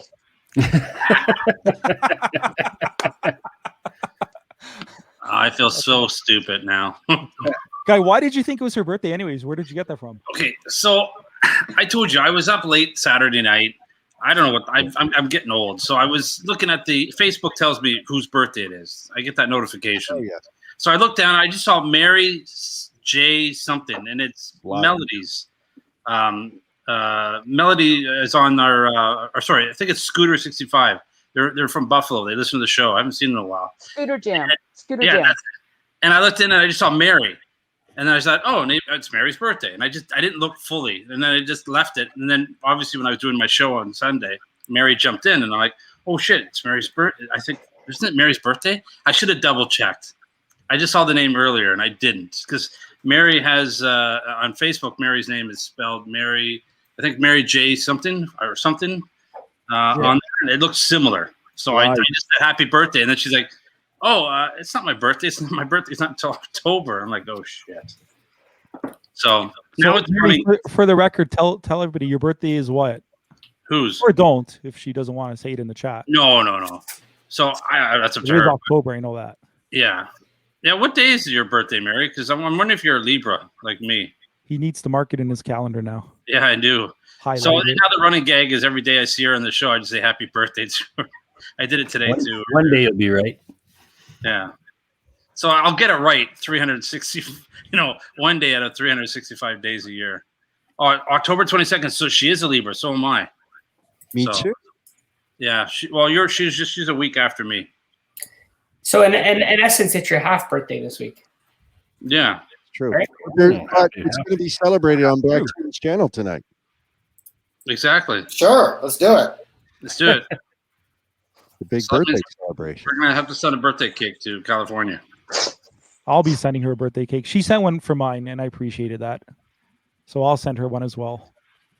Send her one from Baskin Robbins. Ice cream cake's where it's at, guy. Oh, they are. That was a fun show, Dan. That was a really fun show. Thank you. People have been asking, are you going to do another 24-hour stream? I'm sitting here like, yep. Never. Oh, no, I am. Never. Tom's if never. Marky D does it, I'll do it. But until then, never. I got too much work. To do. If I'm doing a 24 There hour, you go. So I'm safe. if I'm doing a 24-hour stream, then Buddha's got to watch the site. After 2 hours, my work was piled up. Yeah.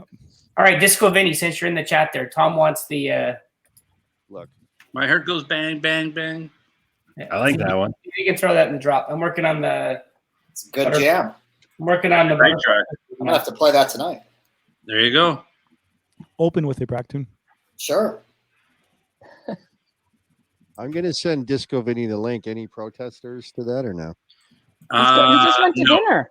No, bring them in.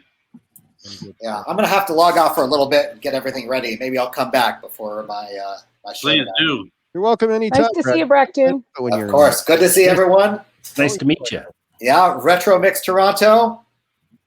You better watch out. All right, going down. That's gonna be good. That's gonna be an epic battle. I'm not. It's gonna be epic battle.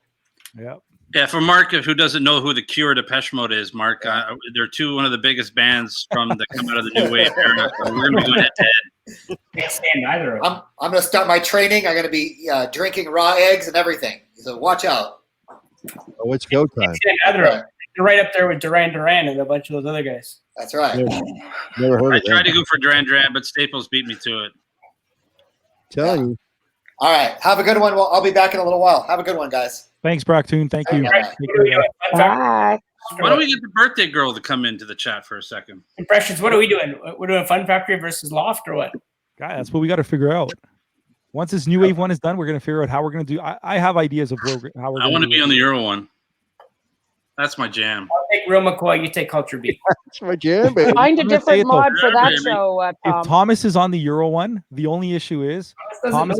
We already know what he's going to play. No, MJ would be up there, but I have other ones. It's gonna be LaBouche and LaBouche and LaBouche and LaBouche. Tom, I you got a Sweet Dreams by LaBouche. I played some for Mark while he was on the phone with me the other day, and he's like, "Whoa, you know that?" I'm like, "Of course I know it." I started off doing Euro when I became a DJ in '93. I was doing Euro before I went into Everything else was downhill from there. Yeah. And I will do Jellyhead Crush, which is not Euro, and maybe Dr. Jones instead of Barbie Girl. Is this Disco Vinny coming in? He says he's leaving. Or he's leaving the chat. I sent him the link. I He wish said it's dinner time. Dinner time. It's 8 o'clock on the coast. I What do you say? We'll counter with HL and Human League, and Human League. really wanted OMD. I love OMD, but You're reading the chat. You Well, said you Depeche were getting rid of it. great, but I'm just worried that people are like, "Oh, okay, I've heard Depeche Mode a million times. They love them, but I've heard them now on every single show." OMD is great, but they're so obscure and they're just good stuff. Mm. I'm happy OMD was on my And by list. the way, I got to point this out because it bothers me. I'm going to highlight this message. Love you, Disco Vinny, but every time I see this, Human League, just so everybody knows, it's the Human League. I don't want to be The picky. Human League. Yeah. It's the Human League. Technically it is, but who cares? Anal. Can you can pretty much just play the cocktail bar version of Oh yeah, game over. No, I don't play it over and anymore. over. Nobody wants to hear it anymore. Just play it over and So, over. so Brad, Yes, Anne Marie. when are you going to do you could do a showdown with roller skate music. Maybe. Yeah. I mean, if anybody wants to do it, I'm always open. Yeah. That was a fun show. That was a lot of fun. I got to tell you, I was going on 3 hours of sleep and I didn't want to do it. But you get involved in those things and then the energy comes to you. And yeah, it was fun. Thank you. I'm glad you enjoyed it. It gets the chat conversation going, right? Everyone starts remembering, oh, I went to this roller rink, or I got high at this rink, or whatever. I'm not that old. How old are you, Jason? Jason, the chat was crazy. Absolutely crazy that night. Like, I couldn't keep up. As one of the mods, it was just insane. And that's never the case on one of my shows. It's easy. All the roller rinks were closed before I was born. Breaking the silence once in a while. What's that? Thank God for Stream Elements breaking the silence once in a while. Oh, exactly. I think it was Mary that was yelling at me because I had one of those Autobot messages going, and I put up the schedule, and I think I had it like timed so that the schedule was coming up like every comment, basically, like every other. It was every other that was comment. wicked the other day. That was wicked. So I shut that off. I try and time my stream elements, like I spread them out. So I won't do like 5, 10, 15, 20. I'll do 11 minutes, 18 minutes, 23, like things like that. So No, Dan, this was like every other comment was a stream element. It was like you couldn't Yeah, it read was the a chat. It was stupid. It's It was a confusing. lot. Like when you put, I think anyway, sometimes when you put him in there, it's like, I don't know, want to do it too much, you know?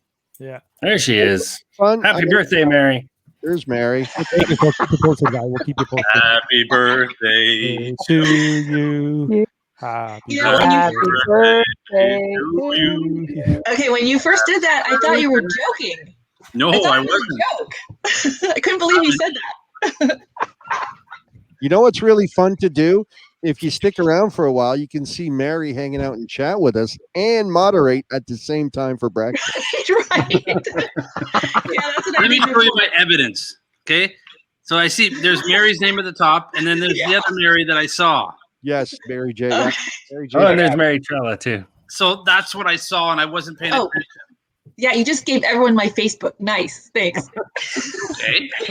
I don't have to add you. All of a sudden, Mary has 140 new followers. Stalkers. Trying to stay anonymous here.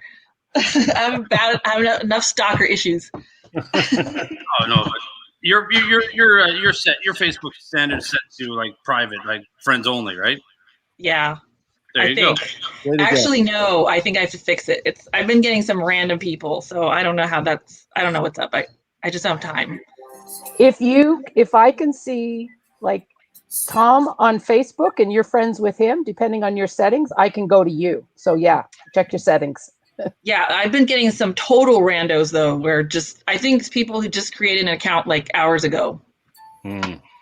Oh, I had one of those recently. Yeah. Yeah. I've been getting very Those weird. every day. They're usually like scantily clad young Eastern European ladies. I don't get those. I get guys. I've been adding them. I thought they were retro mix family friends. Added them. Yes, those are your followers. I don't care.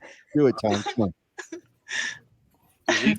So speaking of stalkers, did you get that shirt I sent you for your birthday? Retro mix.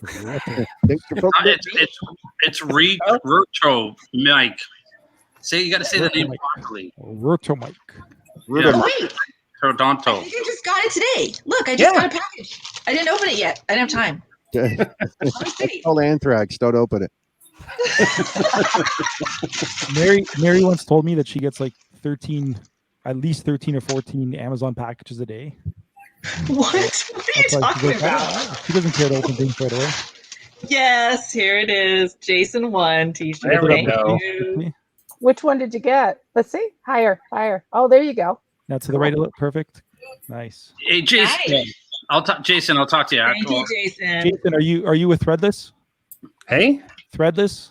No, that's Stream Elements. Oh, yeah. Yeah, I'm going to talk to Jason. I definitely want to talk to you, Jason. I promise you I'll talk to you. I got an idea I want to ask you about. You All see, right. Stream Elements is, I want to talk to you. Threadless is Right. better. I'll tell you guys. I tried Stream Elements 1, but there's so much more selection with Threadless. So much more. I'm going to wear my Morrissey shirt tomorrow. So did you? There's been a lot of talk about the Morrissey episode on The Simpsons. Did you see it? Because I did not. I did. No. What was it about? What did they do? So basically, Lisa's in a kind of a rut, I guess, at school or something. And Homer ends up buying a brand new truck because his doctor showed him an ad for something. So he buys this truck, comes home. Lisa's obviously against, any truck or anything against the environment and stuff. So she goes in and looking up music, and everything she listens to is garbage. And so she finds, she lists everything. She went through the whole, instead of Spotify, it's called something else. Yeah, what was it? It wasn't Spotify. I did see this episode. Yeah, so she found it, and then she saw the group something his name and the Snuffs, and she listens to it, and she hears his voice, and she's like, "Oh, I love this. Who is this guy?" And next thing you know, he shows up in front of her as an imaginary friend, and he starts just talking, and his hair is like, his whole thing, and he's talking to her, and she finds out she's really in tune with this guy, and then she finds out that he's actually coming in concert. So she steals her dad, Homer's credit card, goes to the concert. He comes out, and he's all bloated and fat, and he's eating a sandwich like supposed to be a vegan. Eating corned beef sandwich. Sausage cannon, and he starts shooting sausages to everybody. And he goes off about in foreigners and refugee people. He goes, all these countries are foreigners. Everybody's got foreigners. He's like, and people yell at him, "Go, you're a foreigner here in the States." He just goes all off, and then everybody starts trashing the place and going crazy and trying to kill him. So I got to check that out. I don't watch The Simpsons. Spoiler alert! Save the day. It wasn't bad. It wasn't bad. They The made big fun of- objection. The big objection that I read from what he posted apparently was the way he was portrayed as being overweight, t-shirt up so you can see his gut, that whole bit. And I'm like, it's The Simpsons.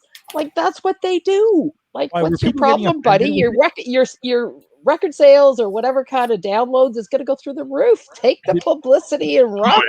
Were they offended with it? He was. He is totally offended. He released a statement saying that they're racist and they've gone downhill and yada yada. Yada. What, did he not voice it? No. You know who voiced it? I do. Yeah, the guy, the Doctor Strange. Mm-hmm. Benedict Cumberbatch. Oh, Benedict Cumberbatch. Oh, nice.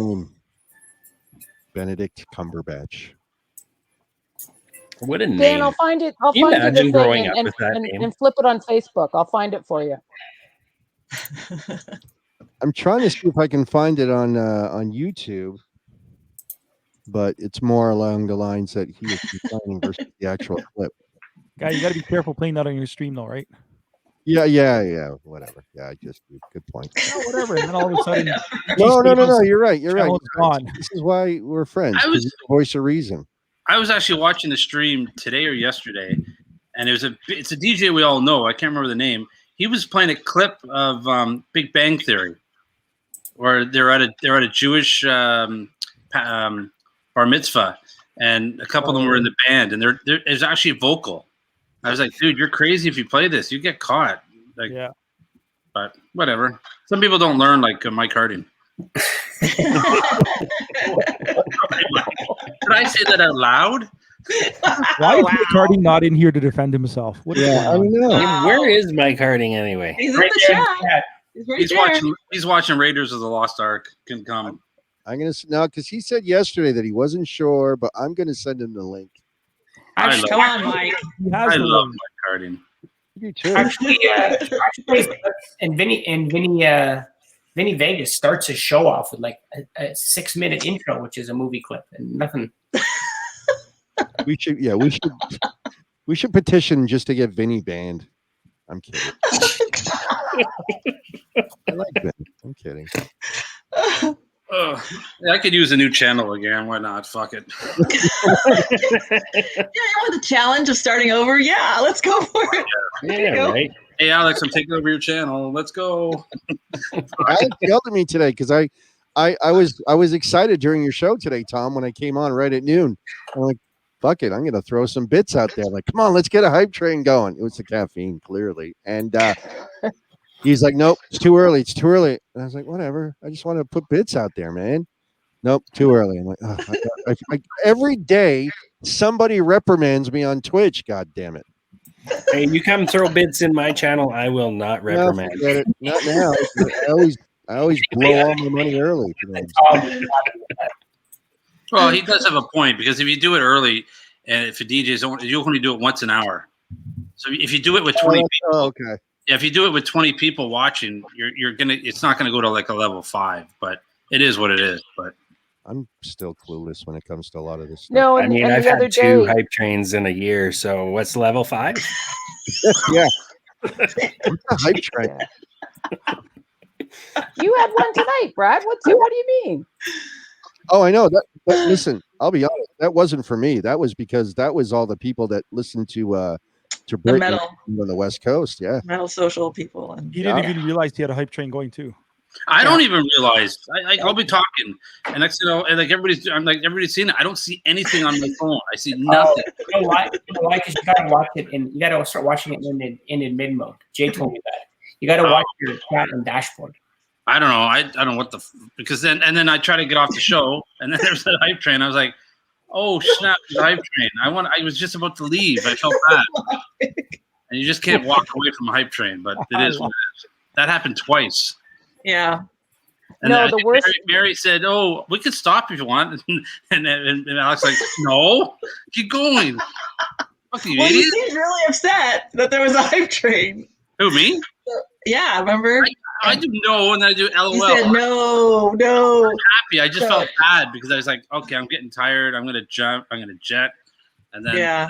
it is. I didn't want to go 4 hours, but I thought Nortec goes on at 9 p.m. Now he doesn't go until I thought now he's going on at 10. He was late yesterday. Yeah. It's all right. I felt so. Get Yeah. Nortec and Eyeliner. It's his fiance, right? I'll keep playing. Yes. I'd like She's to have fiancé now. them on here one time. He proposed It'd be fun. online. I think I saw that, right? That was very Wow. exciting. Yeah. I remember that. Yeah. Mary was whispering me that day. She's like, "You got to come see. They're going to propose online," and she's saying like, "I want to see them say no." I didn't say that. Mary, that's so And then weird. right after. And Mary, stop being so negative. Oh my God, you are such a liar. Say it. I'm a brat. Say it. Well, I deserve it because I spoiled your surprise. I'm sorry about that. I jumped the jumped the gun on. I thought everyone knew what was happening. And then she wonders why I don't tell her things. Yeah, Mary, I may need your help. You know, Mary, I'm part of it, and I didn't even know what was happening. So, way to go! I gotta pick all the best. Communication, Dan. I sent the longest message to these guys with the details and information. So if you still didn't know after that, guy, Yeah. too long. Didn't read. It was too long. Look at how long that message was. Their eyes glazed over. Yeah. they just scrolled on by. It's like as if we started talking about the metric system, Mary. Hey, Dan. Yeah, any mention of metric system and I'm out. Hold on. Don't even say that. My 500 milliliter water. Hold on. Oh, stop. Just stop. Dan, is that the instructions for the DJ battle? It was. Can you flip that out somehow? Or somebody needs to create a messenger group for that maybe and get it flipped out somewhere so the mods can see it. What I'll do is I'll send it to everybody else, like to the DJs or even to the mods there, of what you guys need to do for it. Because what I wrote here is a lot of what we already did. It's pointless. Okay. Well, and really, it's only the home channel mods, right? Because who's mod right now on Staples channel? I am. Okay. Do either of you know how to do a poll? Yes. Okay, start a poll right now. See if you can do it in here. All right. There you go. And start before you bring him in, Staples. Before you bring him in. Yeah. Okay. Start a poll and ask in the poll: is Mike Harding wearing a hat? And we'll see. What the chat says. Good one. That's a good poll. There you go, Mary. Mary, I you felt did so poll on bad there. last week. Hold on, for, Mike. Hold on. Yeah, but impressions. A poll won't work on my phone or iPad. It only works on my computer. For Yeah, me. you have to do it on You're a not going to computer. worry. You're not going to worry about doing the poll. You focus on the music. Let your mods do the It's poll. the mods. Let the mods do it. So it's By the way, there. by the way, real quick, there's a slight echo. So if anyone has Twitch open, turn the volume down. It's not me this time. No, it's all good. I'm just Not throwing it me. out there. All right. So is the poll up? Yes, it's there. Yeah. All right. Is Mike Harding wearing pants? Oh no. Oh, I thought it was a hat. Oh, it is a hat. I'm sorry. I'm gonna vote. Stop, Dan, the Audio Brothers. I Oh, see Mike's you. coming in. I better jet. Wow, we gotta go. He's gonna come in and kill me. Oh, there's Pearl. Come say hi, Pearl. All right. Do we bring him in now? Impressions. What do we do?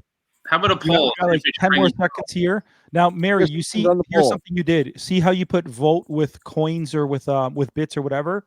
Oh, I just left it as at the default. I Yeah. didn't really pay attention to During the that stuff. competition, you can't do that. Ladies and Okay. gentlemen, Right? boys and girls of all Everybody ages, gets one please vote and that's it. welcome. Okay. Yes. Do it Yeah, again. you totally got to do that because I just skid the total Pearl. vote. Yeah, I'll do that during the battle, but right now I just left it as the default. Hi, Pearl. How am I supposed to win? Chat, you were wrong. Look. Oh, look, we should have had a poll. Is Mike Harding's phone still a piece of shit? Sorry, Carol. I used A to roast? Hi, buddy. How are you? Where do you? Hey, there you- Mike. Hi, Mike. Hey, wait a minute. Let me turn myself sideways here. First of all, where am Oh, I here? boy. Thomas? Got a fucking bone to pick with you, buddy. Tell you that. Mike, why do you live in a tin can? How long you been living in the can? I'm using my phone. Do you like it in the can? Hey, I cut my own hair today. Look at that. Oh my. Yeah, it looks like it. Yeah. Yeah, it looks like a free haircut. How do I like your haircut, by the Oh way? shit, Lockpick's here. Is it me or is Mike quiet? Emery, I want to go back to the question. Who's your favorite DJ? You're number two. You're number two. Number Wow. 2. You hear that, Thomas Hall? Thomas is not number 1, right? No. No, it was past. Thomas Right is number from 1. number 2 is poop. 10? Yeah, but Mike, it was based on who wasn't in the chat. So all the other DJs were above that. You're not first or last. I was being politically correct. I see. But now that Thomas is here, who do you like better between me and Thomas? That's all I gotta know. That's like asking which kid do I love more. Oh, my 9-year-old. Totally. Well, which kid do you love more?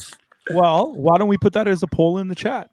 Who I'm do you just like loving better, you guys. DJ How is Mike everybody? Party or Retro Mix? And you have to take into consideration that Pearl is in there as well. So Okay, she's I gonna can. get most I'm of the votes. actually looking at the poll again, so I can add another poll. What is it? I'm going to do it this time with No, don't. Good poll. Well, I want to do extra vote. I want to do it without the additional votes. And what are the options? Mike, how's it going? How are you? What's going on? What's new and exciting with you? I'm on my phone. I listened to your show today. Very, very well done. You guys held it down. Impressions. You did quite well holding it together. It was very nice. Very good to see. What was your favorite part? I'm very curious, Mike. How is it that your boy Craig G had such a hot mic and you have such a quiet mic right now? I'm on my phone. I'm on my phone. If you want, I can hang up and go get my computer, but I'm lazy. Okay, Mary, there's the poll. Should Mike hang up and go get his computer?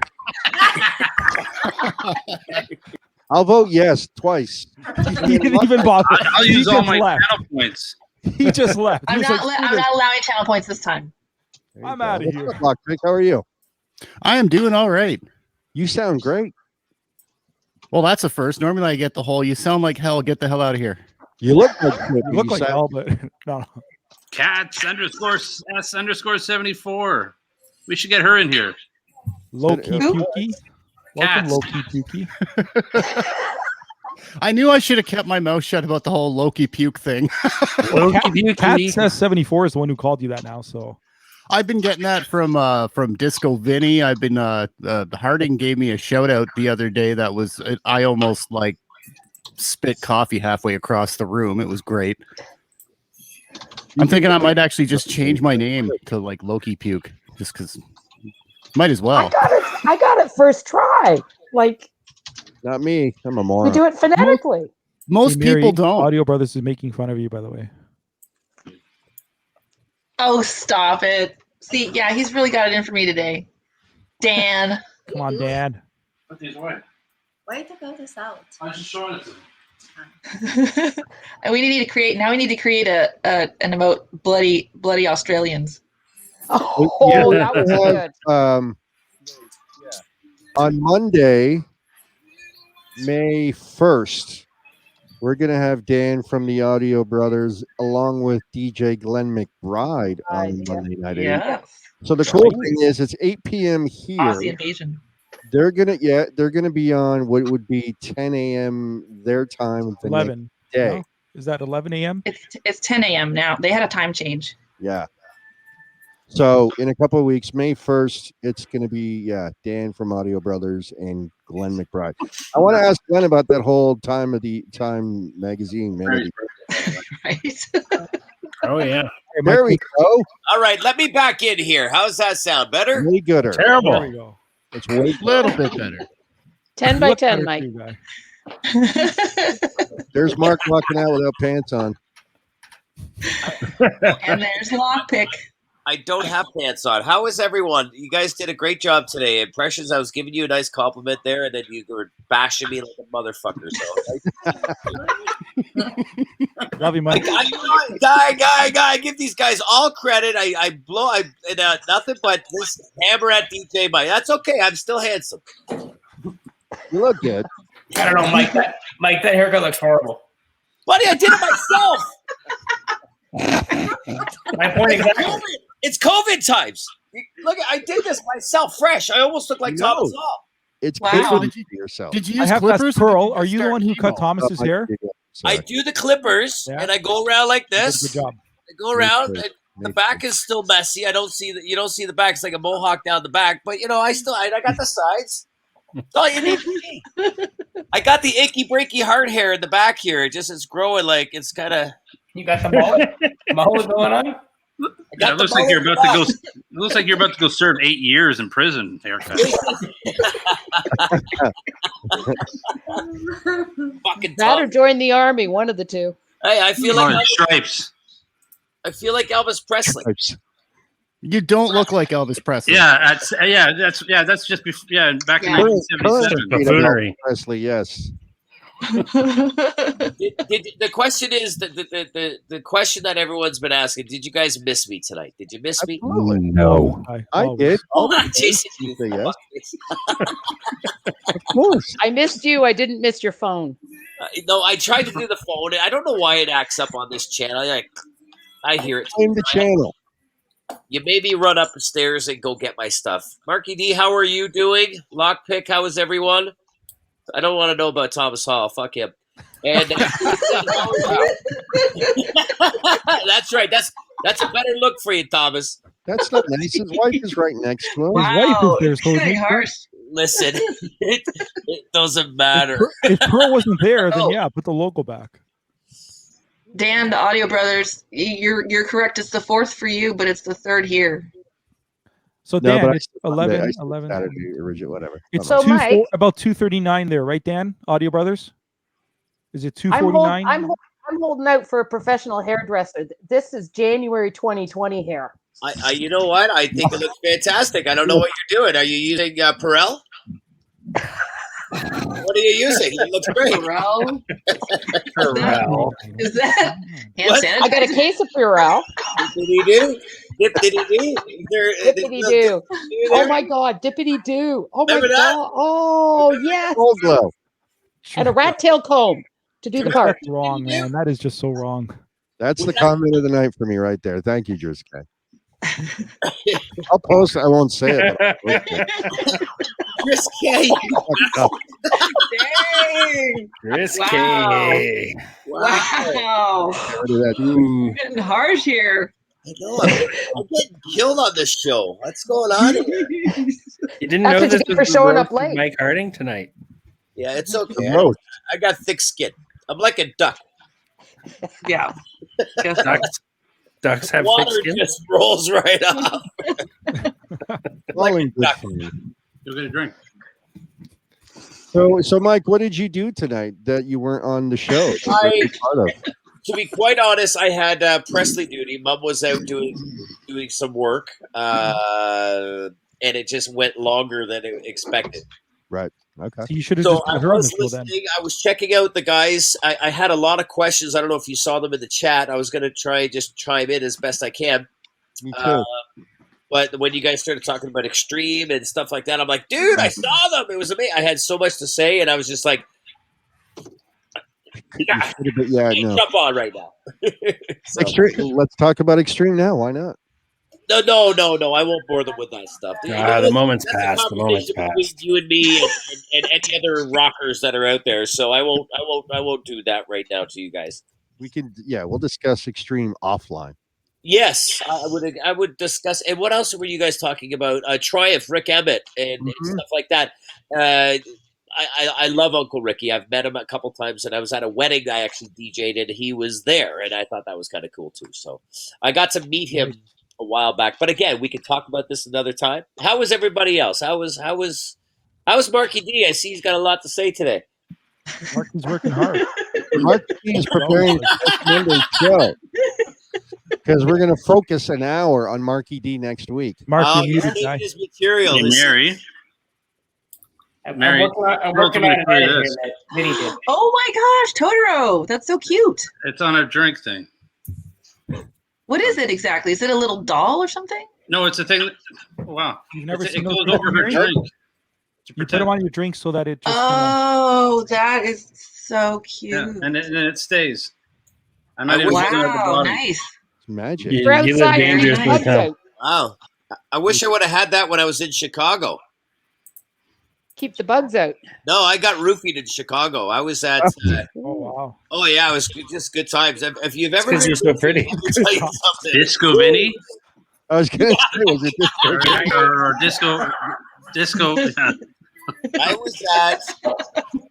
went He's to not go here to defend himself. Stone Temple Pilots at the Blues, whatever their blues. House of Blues? House of Blues Mhm. in Chicago. Love it. And I was there and went to the bar. And the people, because we got front row, we got there nice and early because we wanted to be, it wasn't really seated. It was just like, get there early and you can have front row. I got front row, which is great, for this amazing show before he died. And we're in Chicago. So I go to the bar, and because we met a couple of people that were beside us, I'm like, I'll go to the bar and get us some shots. Let's have some shots. So I get to the bar, and they have these huge cans of beer in the States. I don't know how many States friends we have here. Emery, where are you from again? Where are you guys from again? Yes, everybody's from Ontario here. I think I'm the only non-Canadian here. Okay, perfect. Well, they have these huge beers in a can. Massive in a can. Yeah. So I couldn't carry the big beer and the shots. So I said, listen, can you just hold this beer here and I'll just bring the shots over, and I come back and there was a coaster on top of my beer. See, I love Thomas. He doesn't listen to any of my stories. I got great stories. I'm listening. You never listen to me. I'm looking up roofie stories in Chicago. I just want to see about Totally the roofie. tuned out. There Mike, is video. If you want us to listen to your stories, you got to play music and then talk right over it. That's the only way. I'll do a Eurobeat for you. Then you can talk. Man, it's getting harsh around here. So there is video, and why I'm saying this. So I went back, and they had a coaster on top of my beer. That's what Thomas thing reminds me of, that little coaster thing that goes on top. So I get back, and I'm crushing this beer, and next thing you know, I'm like, whoa, what the fuck? And you're still going. Like, your body's there, but your brain is just like, see you later. I remember the first 3 songs of the opening act, but my body tells me I was there because there's video somewhere. If you look up Scott Weiland and the Wildabouts on YouTube at House of Blues Chicago, you'll see a very high DJ Mike going, yeah! That's what I was looking for. Oh, God. It was messed up, man. Why would someone want to roofie me? Jesus. You get high on your own eating cookies on a Twitch stream. I have no problem getting You can do that all on your own. Listen, I like to have my drinks. I like to have shots. I like to, I'm already gonna get high. I'm already gonna get fucked up. Why would you waste it? You know, I'm a cheap. Waste of a good roofie. Honestly, it's happened to me before as well. It's not it's fun. bizarre. It's bizarre. I felt like Scooby Doo. You know how Scooby Doo walks with that foot, like his feet are first? That's how I felt. Like, I was messed up, man. If you were a girl, if you were female, Mike, you'd know rule number 1 in a bar: you never ever leave your drink. And if you leave it behind, you abandon it and get a fresh one. You never leave an open drink. I leave my drink just sitting around in hopes that I'll get laid that night. You're like running around somebody. Yeah, but Jason, I was going to say, I thought that was, wasn't it at a gay bar that you were telling us about last time? No. I didn't get roofied there. Oh, no, sorry, not was Jason. roofied, That was but I didn't get Lockpick. roofied there. Was it Lockpick? I'm sorry, it was Lockpick.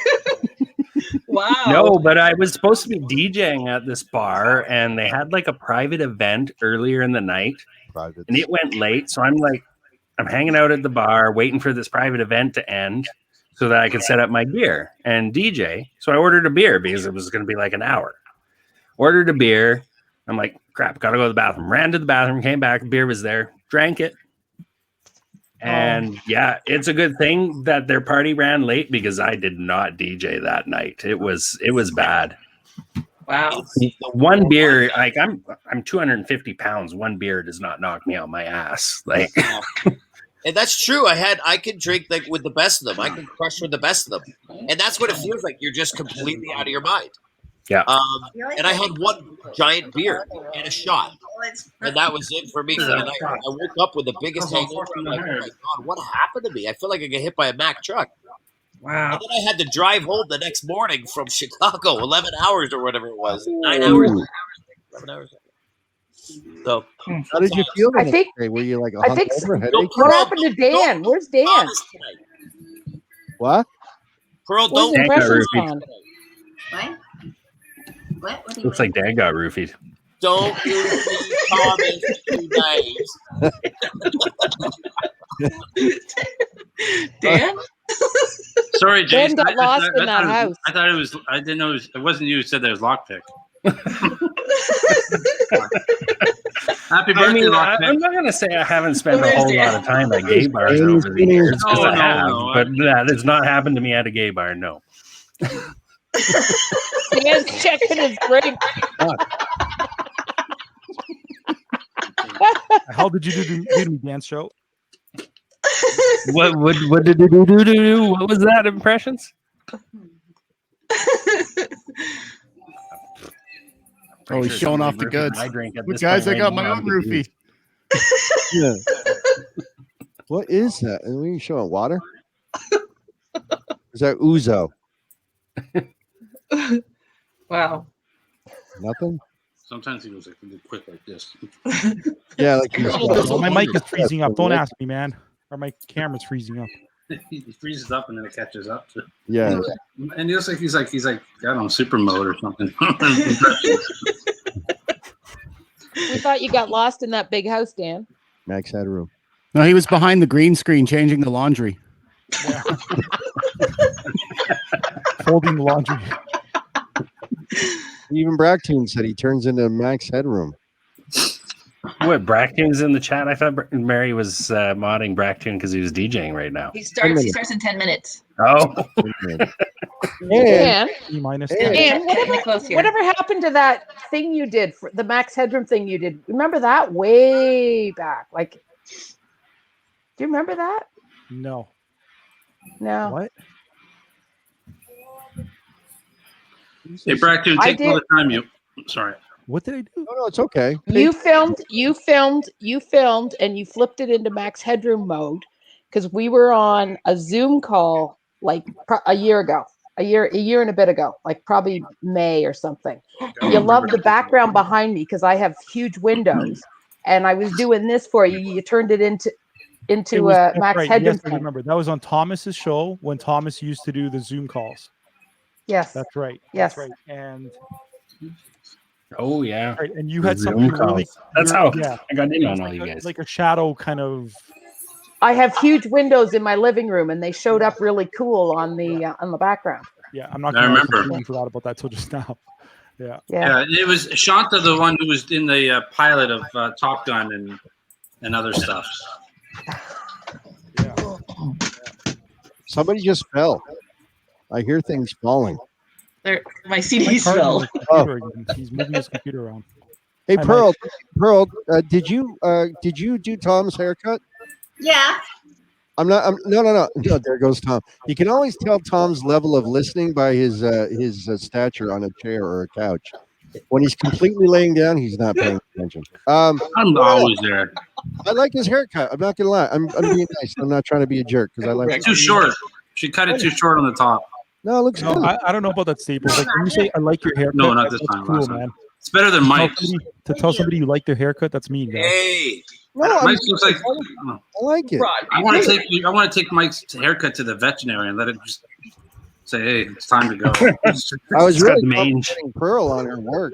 That's all I was trying to do. All that money you make, Mike, at the drive-bys, I thought you could do something better with. Oh, listen, okay. All jokes aside, here I got a moral dilemma for you guys. All right, we'll open it up in the chats. All right, Thomas, you just gave me a little light bulb went over my head because you're trying to be funny. But anyway, here it is. Here's my moral dilemma. Are you ready? Fill it. Yep. I have next week on Monday, I guess this coming Monday, the 26th, I think it is, whatever it is. I've been asked to do a DJ drive-by for a 96-year-old World War II air pilot. Okay, he's 96 years old, or 96 years young. My moral dilemma is this: I'm doing it for free because they asked me what would I charge, and I said I'm not going to charge him a cent. I'm going to do it because I want to. I figured he's given enough of his life and just to do this, so I want to be a part of it. Moral dilemma: the government has shut everything down here in Ontario. Would you do it? I would. Just don't play any German music, but I would do it. Well, like, if What are they going to do? You can get a huge ticket. They're saying because I'm non-essential, but I honestly believe what I'm doing because I see the faces of the people that have these parties. It's not, a lot of it is fun, yes, and a lot of it is like, oh my god, when I do a 77 or an 80-year-old's birthday, they're just like, I never thought I was going to have a birthday, and they start crying. It's the fact that it's a vet from the Great War. Any cop who shows up, as soon as they see who you're doing it for and why you're doing it, even if they do give you a ticket, that'll be thrown out so fast because they're going to be worried about you making a phone call to the newspapers and turning that into a coast-to-coast shit show. Well, yeah, I was going to do something. Listen, I'm going to do it.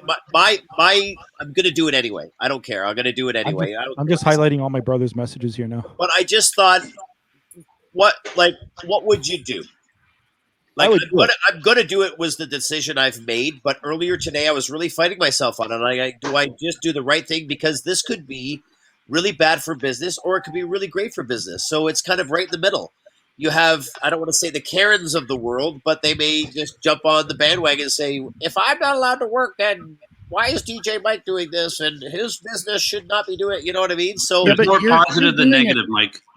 You're doing it for a guy that there's no such thing as bad press. Okay, hold on. Now, the day before, there's twins that are 5 years old, twins that want me to do their part. Do I do theirs?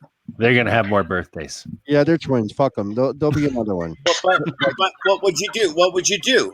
They're gonna have more birthdays. It's different. They have more birthdays. Those twins didn't watch some of their friends die way back in the day, so they could have the freedom to complain about you doing a drive-by. Okay, whoever it might be, do you just do it because you feel like it's that you're helping people? Look at all the teenagers. Like when I do these parties, even if it's a 16-year-old birthday party, little shout out.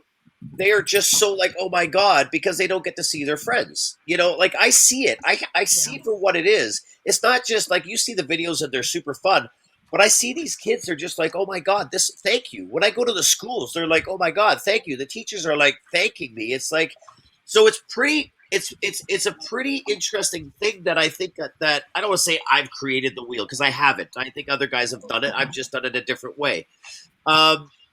But I honestly think, and not to take away from any of the frontliners, but I think it's just as important as a job to make people music. What we are doing, all of us collectively on Twitch are doing something spectacular for people that are sitting at home going, fuck, you know, what would I be doing? You know, were you doing the drive-bys during the first run of lockdowns? Because I went along with Eric on a couple of those, and I know what you mean. When you pull up and you see the look on people's faces, it's incredible. That's worth the ticket. If they do give you a ticket, that's worth the ticket. It's worth it. It is worth the ticket just because you see their faces and the response that you get, especially as you get older. When they get older, when they're in their 60s, 70s, when they think maybe they have a heart condition, maybe they have something wrong with them. You know what I mean? They're not like there's about 30% of them that are just fun. So I'm not going to be that guy. I don't want to be that guy because I think you should do it. Right? I'm going to start by saying that. But it's not about the money of the ticket. It's more so the moral issue if you should do it. right? Like, is that also then promoting another person to say, well, if he's doing this, like you said earlier, like if he's doing this, then why can't I do this? And it's for this cause, and then nothing happens, and our numbers keep going to shit the way it is. Well, what are the rules right now? But you know what? No. In Mike's defense, they're he's allowing really parks. safe. He's in a trailer. He's distancing. He'll have a mask. He'll have 100%. whatever. I have a screen. I have one of those clear glasses over my stuff. I'm in a box. Technically, you're on the street, right? You're not on there. Right. In I'm the not on yard. the property. Yeah. What is the rule for that? Are we allowed to be driving around? Like, Are you more than 6 feet away from them? Yes, 100%. Easily, If not more. And do you make sure that they have less than 10 people outside? If they do, I mean, listen, because sometimes neighbors and people hear music. It's almost like, The Walking Dead. They hear music. They're like, I haven't heard music. And yeah, but I mean, if they stay in their yard, then that's separate gathering. Oh, it's thank you. You have a They're dog? here all week trying to deal. Do you have a dog? Because you could tie up the dog to the outside of the thing and just have it drag along behind you. And if they stop, I'm just out walking the dog. Lockpick. You can't drag the dog. Well, it's got legs. It can keep up. Just don't go very fast. My dog is tired. That's it. Get Lockpick out of here. Come on. Look at this guy. Look, he looks like he's ready to be dragged down the street by Lockpick. How fast can you run? He's got a better haircut than you do. Yeah. That's after a drive-by celebration. That's what I wanted to kind of post at you. I know 90% or 95% of the people would. I don't know who say what in the comments, but why don't we put a poll and check that out? Looks like Mary? your dog is roofy. Ask it in the poll. Should Mike Harding do this event? So, Mike, I think the 96-year-old one is a no-brainer. That's a no-brainer. Mike, as per enforcer, who's a cop. But as a whole, if I wanted to do the twins that are 5 years old, if I wanted to do that one, would you or would you not? I would not. Depends how far it is. What do you mean? Well, if you're going to be the more you're on the road, the better chance. But you're not going to get pulled over. It's 15 minutes. I would do it. It's money. You have to make a living. You know how many people are out there saying, fuck the government, I'm going to open up my gym. I'm going to open up my salon. I would just do it. If it's down the street, if you get pulled over, you can just say you had service done. You're moving it to somewhere or something. They've taken that right away from the cops. Or the cops are saying that they're not even going to enforce that. But people have. I've seen some people, unfortunately, due to their color or other reasons, have been pulled over. But I doubt you'd be pulled over. I doubt so too. But with the emphasis on the whole mental health thing, you're doing something that is safe. It is adhering to the distancing, and that's very beneficial for when you park in front of someone's house. Yeah, that's a big deal to them. That could literally make somebody go from having to sit in the corner and cry for their birthday, and a few other people in the "Oh my neighborhood God, too. I just had a birthday that I'm going to remember for the rest of my life." Like that's a big deal. it is a huge deal, and I'm glad, Lockpick, you're now on the Christmas list. Thomas, you're off the Christmas list. You're getting coal, and Lockpick, you're taking Thomas's place with a nice gift from Santa. But that's how I look at it, and I don't want to take away from anyone being like the teachers, the frontliners. I am not saying I'm even close to that because they are the real people that are putting this together. But I just thought, for mental health, if a cop were to give me a ticket because I'm out trying to make someone happy, I don't care if they're 5 years old, if they're 3 years old, if they're 16 years old. It's a mental thought for them. It's like my 5th birthday sucked because it was COVID, or my 16th birthday sucked. I'm going to go in my room and, you know what I mean? Like, I really think if you it's 15 minutes and I'm safe and I have hand squish if people get near me, and I have masks if they don't. I carry a box of masks in there too. So I'm kind of prepared, but they're telling me I shouldn't do it. So there's your dilemma. Impressions, I don't know if you're doing the poll, but that's my view on it. I want to put it up. Put a poll up. I'm on back 2 now. I think Can't mod Marky 2 D channels at once. Marky D Come on, wanted you're to Mary say Copeland something. Cherry. And do a Zoom chat. Come on. Focus, Mary. Focus. Priority. You guys. I think we should scour all the channels we follow and see exactly how many of them she's in right now and one of the active people in chat. And let them know that it's a birthday on every single one of them. Oh, Every one of them. Staples, why don't you put a poll up, right? It's your channel. I would ask my mom, Emery, can you put up a poll? Because Mary's not busy. here. It doesn't matter. It doesn't matter. Let's move on. I just it doesn't. Well, Just it do it, sounds, guys. you know what? That's it. Just looking, everyone says to do it. Everyone, like, The chat even said it before too, guy. so many people in the not chat in are saying just because do I'm it. just on this, so I don't see the chat. So I'm not. I think you should just do it.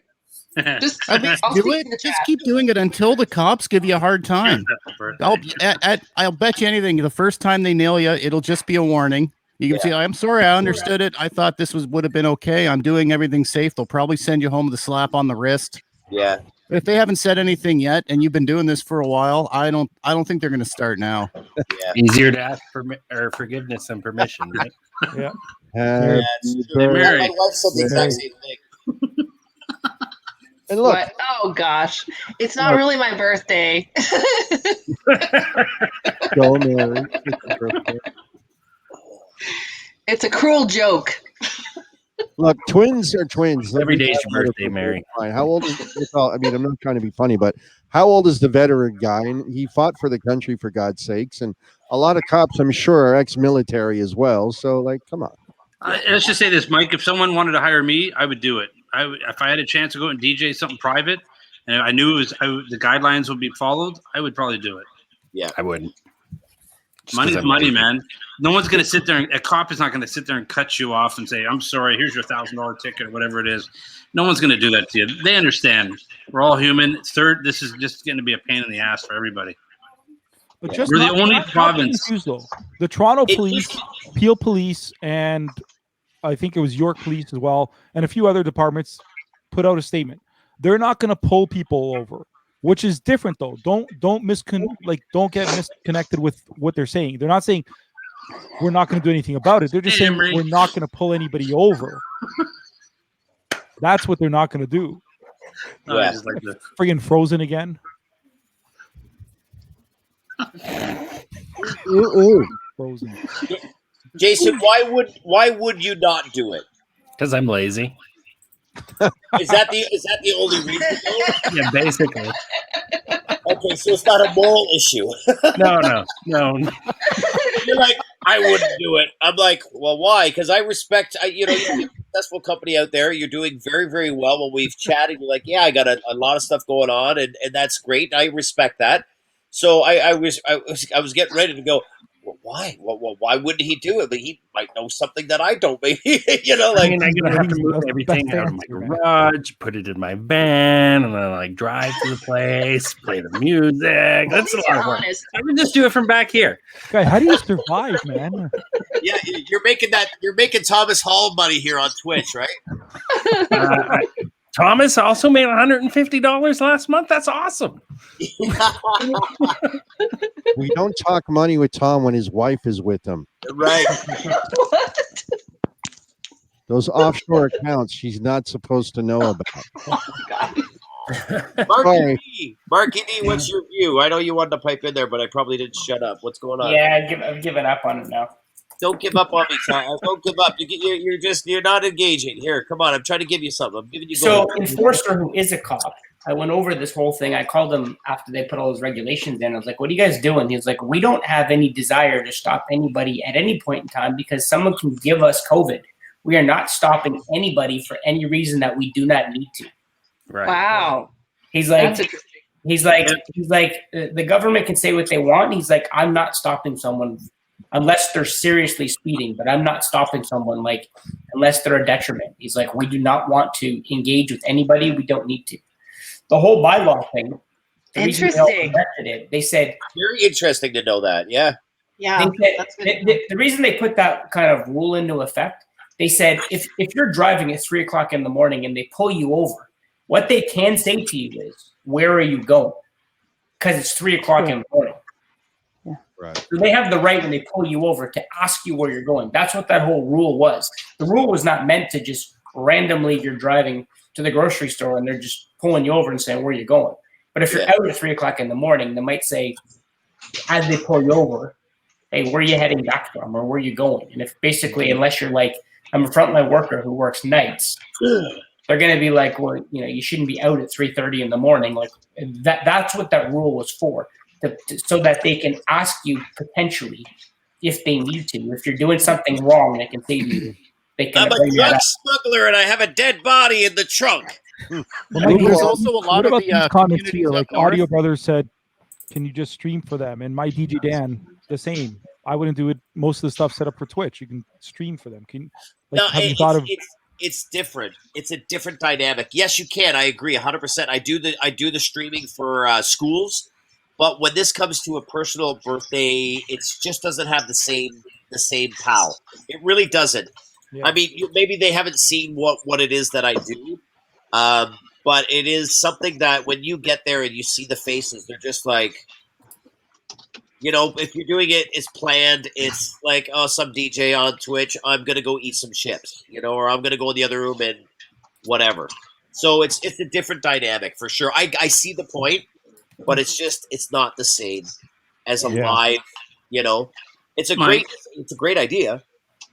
But my question for you: what would you play for a person celebrating that type of birthday? What music were you thinking of? There's a lot of 30s and 40s, but I've asked. There was Doris Day, Hey Sarah Sarah, he wanted. There's a lot of, I don't want to say morbid songs. He's asked for a couple of songs that have meanings of, you know, like Oh Danny Boy. You know that you guys are familiar with that one. It's kind of like, oh Danny Boy, the pipes. You know, I'm off to, you know where. You know, I'm off. So it's, you know. You want to play funeral Mike, music for the old dude? This is going to be a tough one. I'm going Mike, to I tell know you. you don't see the chat, but here's another interesting thing. You ready?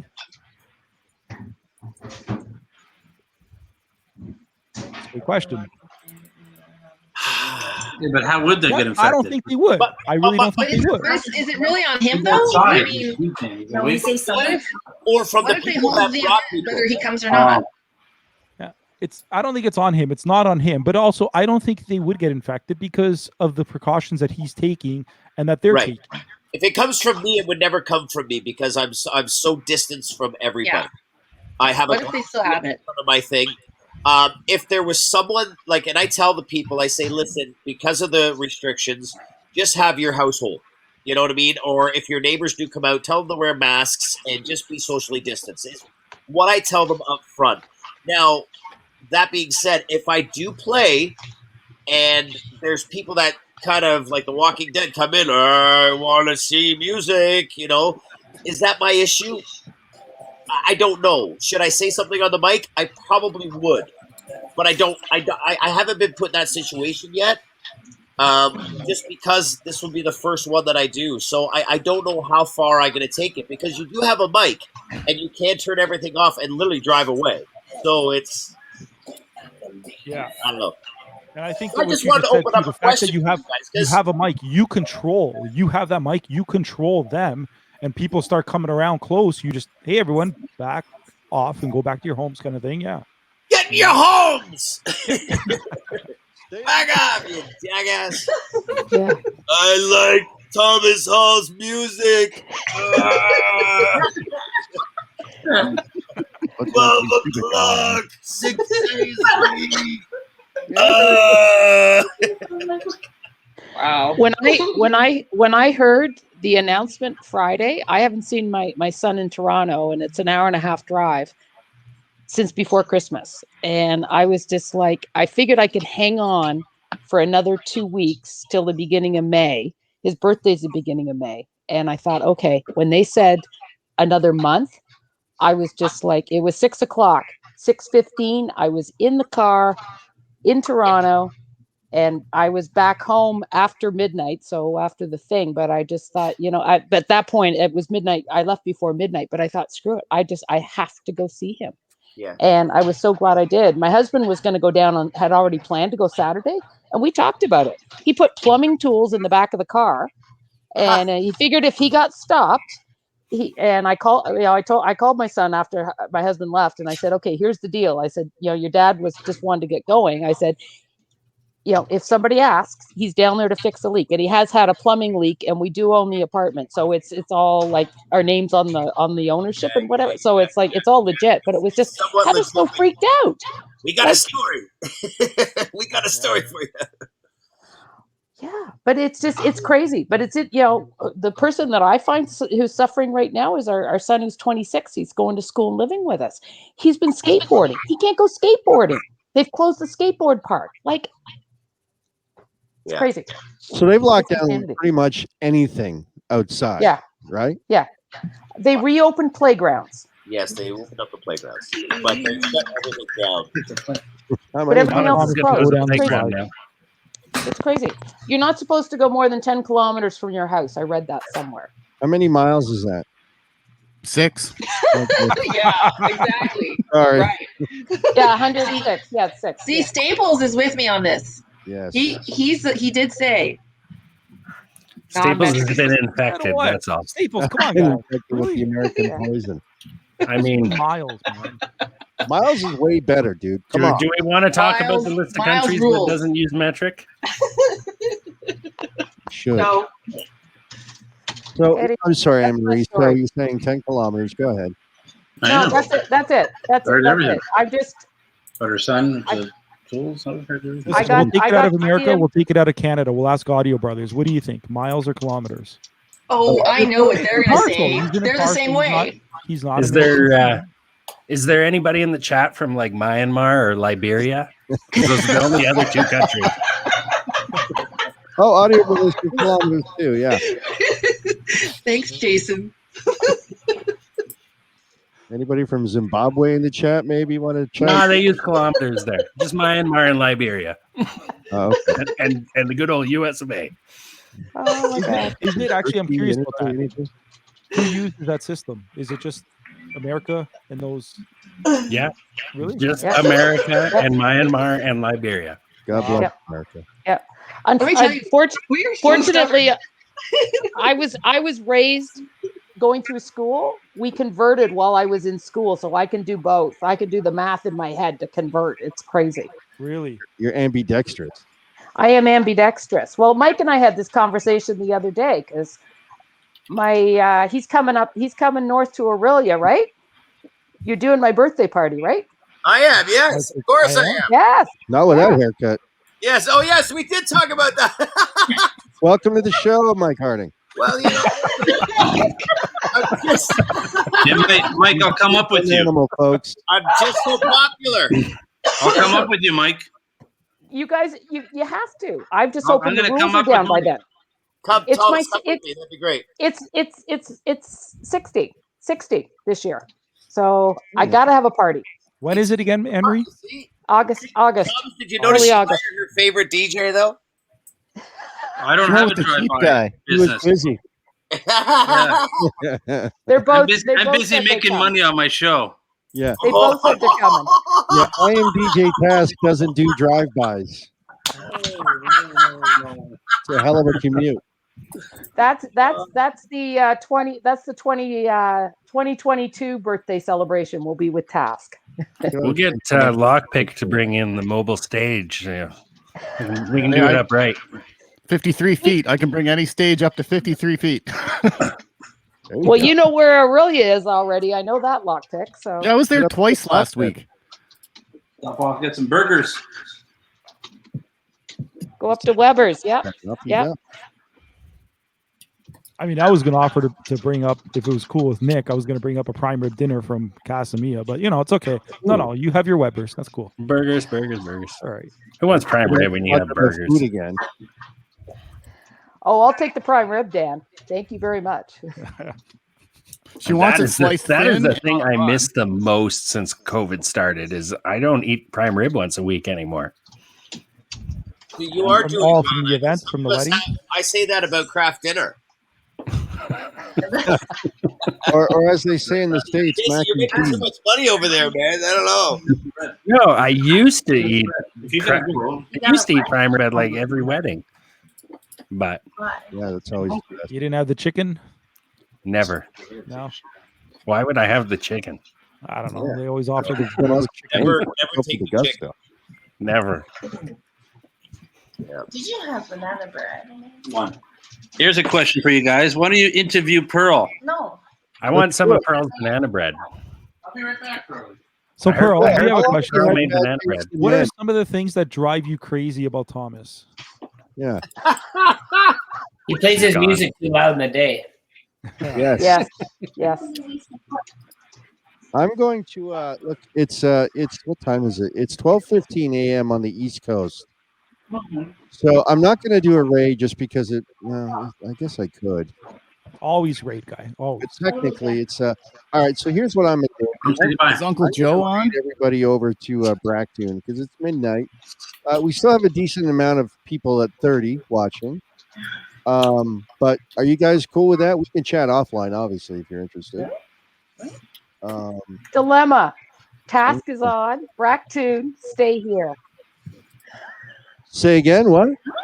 I said it's a dilemma. Task is on. Bracktune is on. Or I stay here and chat. Where my carding is.